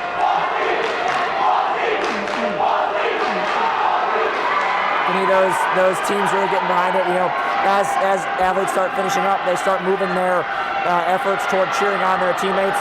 With this being the last event, only 4 athletes per team still to go. Gives a lot of energy for those teams, so you can kind of see them all surrounding the track in various areas cheering their teams on in this final race of the 2022 UAA Championships. So WashU has also switched up their order. So that's not Andrew Whitaker in the lead right now. That's John Harry Wagner for the Bears. Again, WashU still holding on, coming in as the best team based on their time. Yep, definitely not unexpected to see WashU in the front. Looks like Liam Faust, our winner of the Open 400, really making good on that as he hands off the baton in first place to his teammate. DeWitt Dean from Emory, who's also switched up their listed order, has taken the baton and he's taken the lead over WashU. Harry Mills playing catch up to him. New Chicago closing it down a little bit of a gap now to Carnegie Mellon. We'll have to see if that changes over the final 5 laps. Grant Johnson and Isaac Dienstag in the back for Mellon and Chicago respectively, and now Dienstag maybe closing ground on WashU. DeWitt Dean still has the lead for Emory. Yep, Chicago really closing it down. We'll see if he can make a pass moving into the baton exchange. Looks like he's going to go for it here. Looks like they're coming around. It's really, really tightening up here as they move in to make that baton pass. Let us see how things go. A little bit of traffic there for the Washington Chicago runners. Chicago able to come out of that, but gets pushed off. Andrew Whitaker maybe using that NFL streak. Kind of body him off the line there. It looked like he bumped Wilson Hanson right there, and now really opening up his stride, stretching out that lead. I mean, he got the baton after Hanson did, and look at him go. Smart move as well. If he's on that inside and that guy's coming in on him, he doesn't have to let him in. So definitely smart move by Andrew Whitaker from WashU. Now Hanson's struggling to keep pace with Whitaker. Again, the 60-meter hurdle winner. And Whitaker getting out in front. Maybe now Hanson using the turn to close that gap. Let's see if Chicago can come by him here as they go around the far turn. Shaping up to be an incredible race here. Oh, Andrew Whitaker helping him off. Great run. Look at it. It's going to be an incredible finish here between WashU and Chicago. So now it's Marcus J. Wilkes for WashU, and that's Andrew Ray for Chicago. And it'll be up to them. Have to see how they got here. Good from the WashU athlete. Get to the lead. Again, make them pass. You can be harder than a 400 to pass. We'll see if Chicago can do it here in the final lap. So actually I have my WashU order mixed up. So this is John Harry Wagner. Marcus J. Wilkes started us off. So it'll be Wagner versus Ray in this final lap. And we'll see if Ray can catch up to him. Not riding it out. Looks like Chicago's coming on him. We're going to see a great finish here in the last 50 meters. Can Chicago get by? Looks like he can. Looks like they're running neck and neck together towards the finish line. Oh, it's going to be too close to call. It's going to be too close to call. And it's going to be just like the 60 finals. We're going to have to see when it comes up. Wow, what an incredible way to finish. Look at the crowd. You can see there forming, going to the cameras. We look at it. And Chicago gets it. Chicago by 300ths of a second. Takes the UAA title. What an incredible run for them and that team. Unfortunately for them, it won't help their team standings. WashU will still take it. But to compete with a team the caliber of WashU, Chicago's best time of the season was 3:24 coming in. WashU actually beat their season best, and Chicago still topped them. Yeah. I mean, absolutely incredible, right? Absolutely incredible run. That right there encapsulates the magic of the UAA championships. Just two teams battling it out. Comes down to the final 50 meters, neck and neck. 300ths of a second separate University of Chicago and WashU. Just absolutely incredible way to finish out this 2022 UAA championships. We want to remind you all, as an exciting finish there in the final event. You can hear the cheers. That's the Chicago team down there cheering on their relay squad. So the top three finishers in each event will receive UAA honors. We've alluded to that many times throughout. We want to remind you all to stick around. We'll have an awards presentation from down on the floor. And again, you can hear the cheers from the Chicago as Andrew Ray, who just won that in that anchor leg, goes back to his team. Well-deserved cheers, honestly. Well-deserved cheers. Great run. Great performance from that relay team.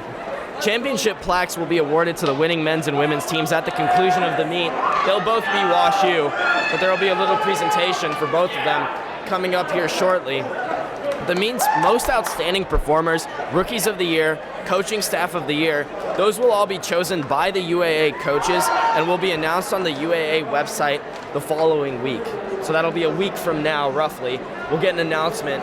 Again, will be posted on the UAA website. Feel free to check those out whenever you all get a chance. And then, once again, we'll have the awards presentation, so all the medalists and all UAA winners will be right down here on the floor.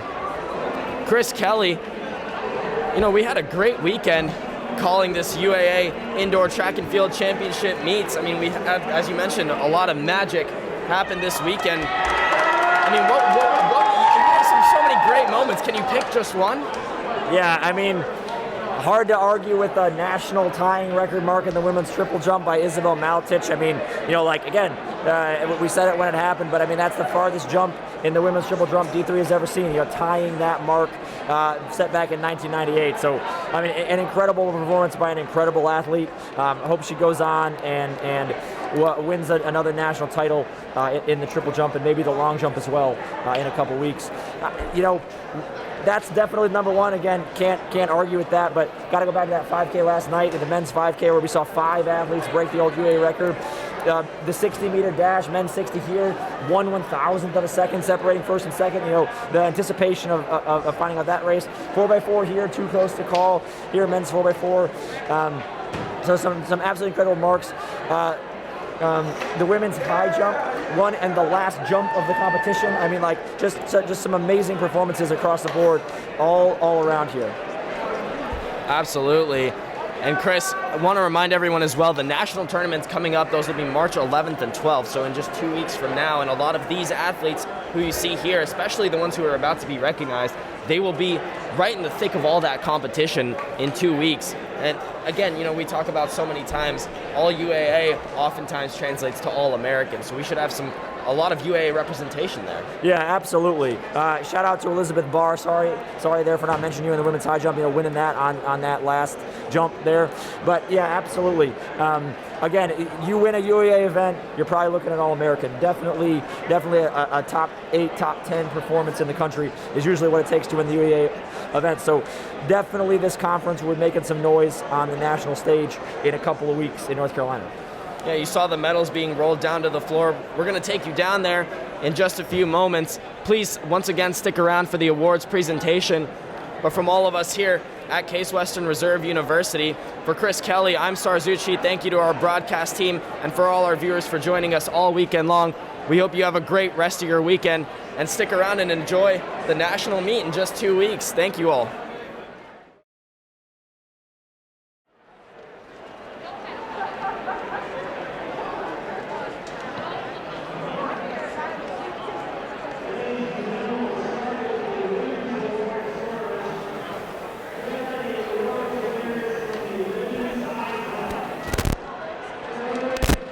Carter, Washington.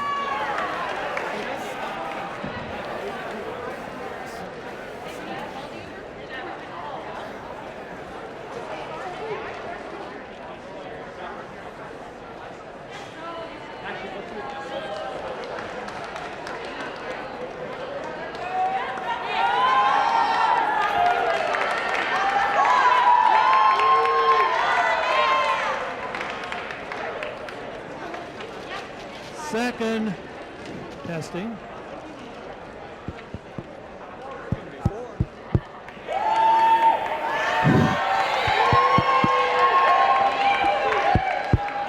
Joel, it's dead.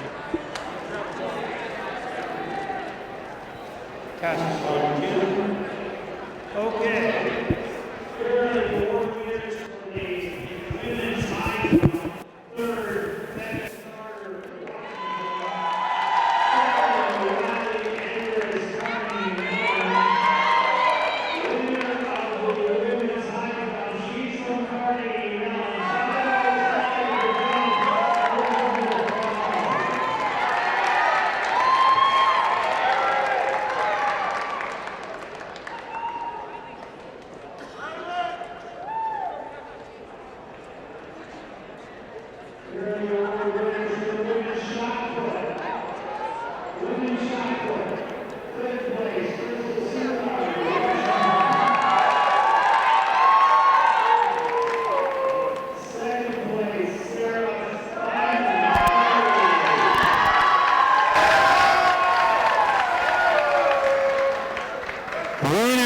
Winner.